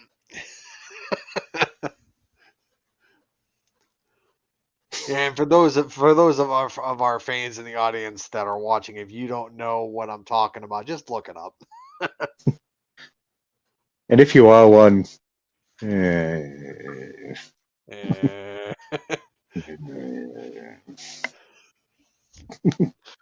anyways, where were we? exactly. Talking about the strike team being introduced. Where were we with season 5? Well, I guess we got up to the death of Lem and Yeah, the death of Lem. Shane's reasoning or mentality behind doing that. Oh yeah, and look, I mean, I get Shane's like reasoning for doing it. Like he probably Like, did it. He probably did it to protect the strike team because he thought that Lem was going to cut a deal. I don't think he was. no, they were just under the impression at the time that that was a thing, Yeah, which I think Kavanaugh put that out there, right? it wouldn't surprise me. He put out like something that would make you think, "Oh shit, like this is what's happening." But uh, Vic and Ronnie, at the very least, were just like, "No, there's no way." Yeah. Like, obviously, you got to have some doubt in the back of your mind, but they were definitely nowhere near the "oh, we should kill him" point. I don't think. I don't even think they would have gotten to that point. I don't think so. I mean, hell, remember Especially just when Lim took the money train like funds and just threw it into the incinerator? yeah, Like anyone else probably would have killed him right then and there because he just cost them millions of dollars. But yeah, no, Vic and Ronnie and even Shane did nothing. They were mad at him, but they didn't kill him. They didn't even, that wasn't even on their mind. They weren't even thinking about killing him. no. It was very much just like they sort of there was at least a perceived lack in trust for a little while after that, which I Yeah. think, which is, I guess, that's what led to the split, wasn't it? Initially, yeah. They Because like, did eventually but get back together, but yeah, yeah, that was what caused the initial split. Where I think only like actually the strike team was disbanded. Uh, Shane went to back to Vice and was with Army, and Lemansky went to Juvie to help out with the kids there. Vic and Ronnie were still at the barn, but they were doing something with like videotapes, like surveillance or something. that's right. Yeah, that's where they got that's where the hungry like the wolf comes from. They Yes, were yes, stuck in which I there. still Yeah, think is hilarious. And Dutch is like, "What are you talking about?" It's like, "Oh, you know." just imagine you're hungry, like the wolf. Dutch should be like, what? It's like, oh, we all know, Dutch boy. Oh my god, that is amazing. That was a great book because like that was like he had his his ill-fated date with a woman who was just really it was just like, yeah, no, I'm not, we're never going to see each other again. Cut to him like seconds later just driving home playing that, just happy as shit. You gotta love that. Yeah, but no, I thought that there was a lot of like moments like that that just made me laugh. Uh, Just like, a lot of just, yeah, little asides and things that were just mhm. great. Yeah, and most of them involve Dutch. Yeah, typically. Or Uh, just Billings being Billings. oh God, oh my fucking God! All right, fucking Billings. Jesus Christ, I hated that guy. I think everybody did. Or at least had a decent amount of disdain for him. What was it like? Saying that he's going to retire in what was it like 46 or 56 I think it was months? 50. I think it was 56 months. Yeah, Yeah, it's like 56 months. who Then I'm the out of here. hell says that? Apparently So him. nearly 5 years, and you're out of here. Okay. It's like, yeah, just say 5 years. Ugh. And then, of course, my favorite Claudette moment involving her interactions with Billings is Billings walks out of her office and she storms after him and she says that he's a goddamn joke. And I'm like, yep, yep, that tracks. uh, Because he shows himself occasionally to actually be a good detective. He's just a lazy piece of shit. the best way that I've described it is similar to that quote from Spider Man 2 with Alfred Molina as Dr. Otto Octavius and Tobey Maguire as Spider-Man. There's a quote that says that Otto Octavius calls Spider-Man brilliant but lazy. Like he's very smart, but he's not willing to put the work in. Yeah, I can see And that. yeah, and that's pretty much what Billings is. He's brilliant. He can be a brilliant detective, but he, like you said, he's lazy as shit. It's like when he sets it up for the again, this is jumping forward to season 6, but when he sets it up because he knows Dutch is into Tina, when he sets it up for the new leader of the strike team to bang her, he sets that whole thing in motion. It's Yeah. just it's so conniving and just like it's so fucking funny. Just how it's like, God, you're such a piece of shit. Yeah, and I'm actually kind of surprised that Tina even said that Dutch had a chance with her. Yeah, he had a shot, but he never took it. It's like, Yeah, I really? am really surprised that she said that. It's just like, Him? really? Are you Dutch of sure? all people had a chance with her. Like you've seen Dutch, you've talked to Dutch, right? You serious? Ugh. Have you seen yourself? Like, Really? she's a 10. He's like a 4, maybe? I guess. Yeah, I guess. Like she's definitely a 10, but Yeah, a I don't 10. know. She's definitely a 10. Because Dutch is almost in his own category, You see, that's fair. That's absolutely fair. which is both without numbers, but if it had numbers, would surely be low. Yes, absolutely. Very, very low. So it's like, I mean, on one hand, you got a supermodel, and on the other hand, you got, this is going to sound incredibly harsh, the Hunchback of Notre Dame. Oh, That's being mean to the hunchback.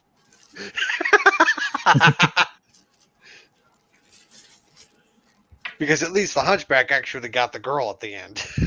Yeah, exactly.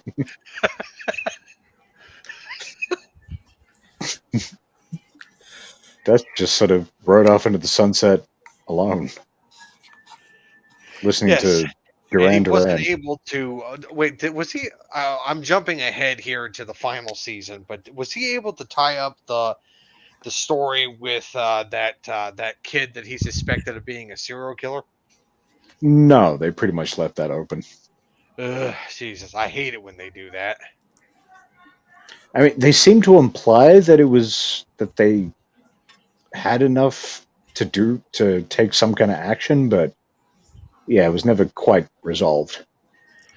Yeah, that kind of sucks. but he was accused of something, right? Uh he was framed, but they were able to clear him of the framing.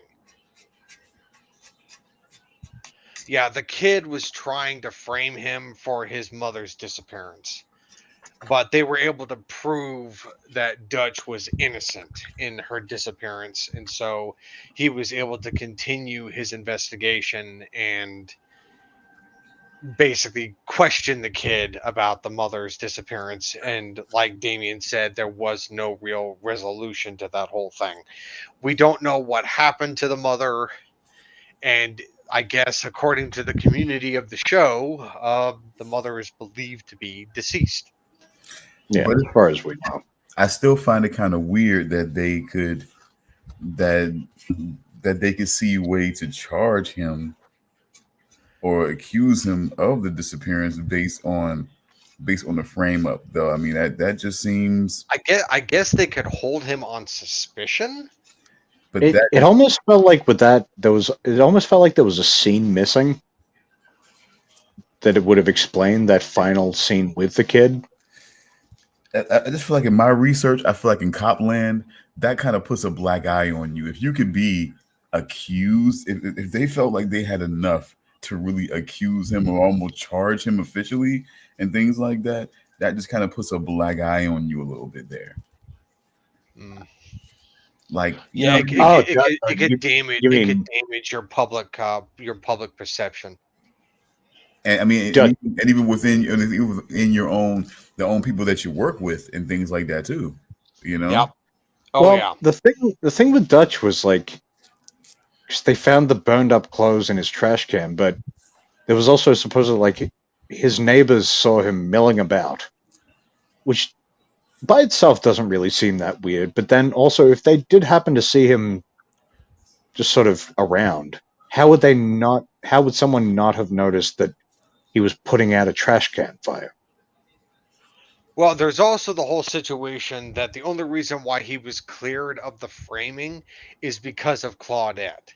And Claudette had said that she's not a witness to him being not being present somewhere else. She claims to be a character witness, that she would be able to speak towards his character because she knows him. Hmm. Now, I don't actually know how reliable character witnesses can be Yeah, I'm not because sure. yeah, but the thing is that Claudette does actually know Dutch very well. Like they've been working together for years, so just she knows the type of person that he is.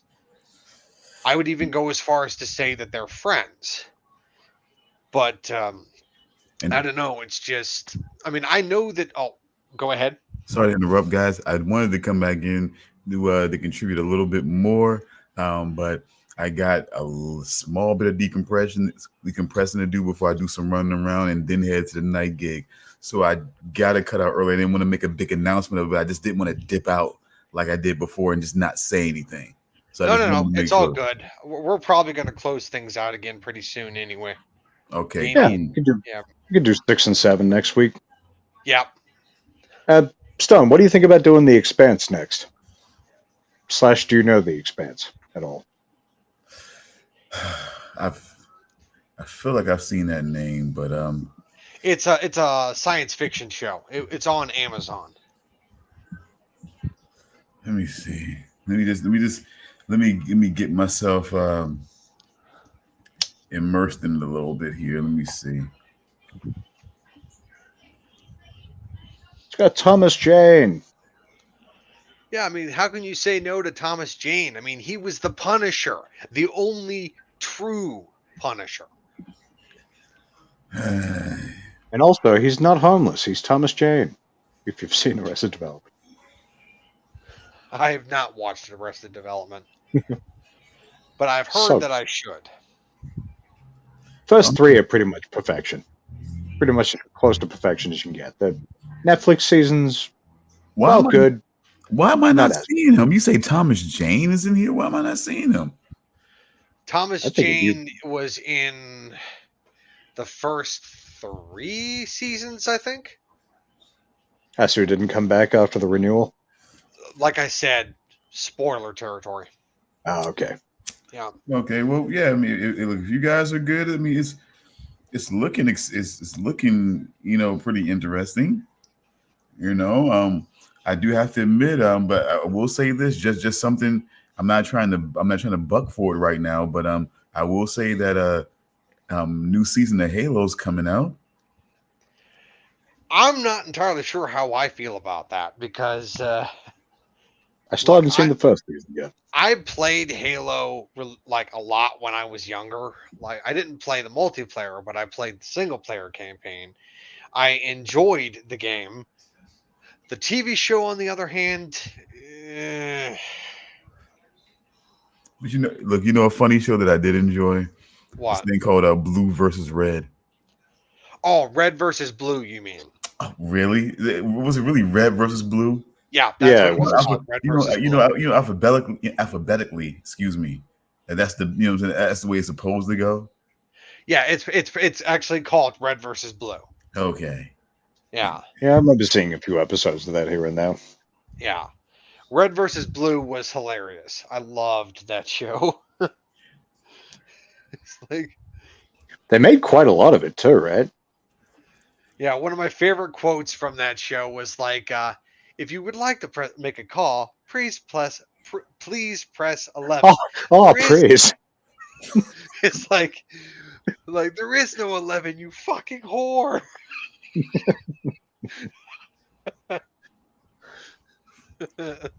All right. Oh, sorry. Thank you, praise.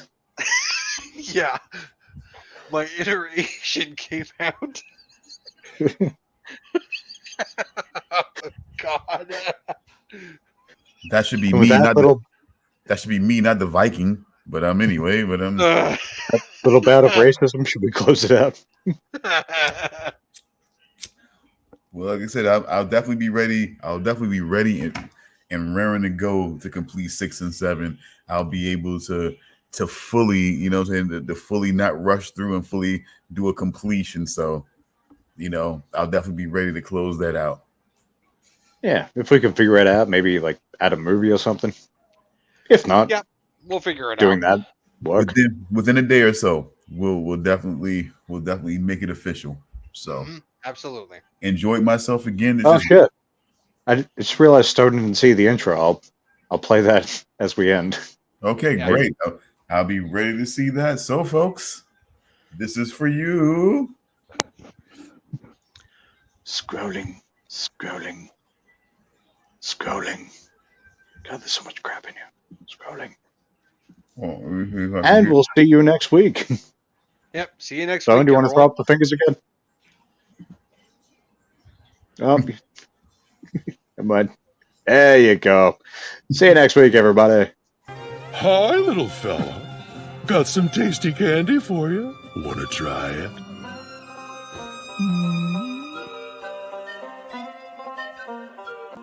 TEE-HEE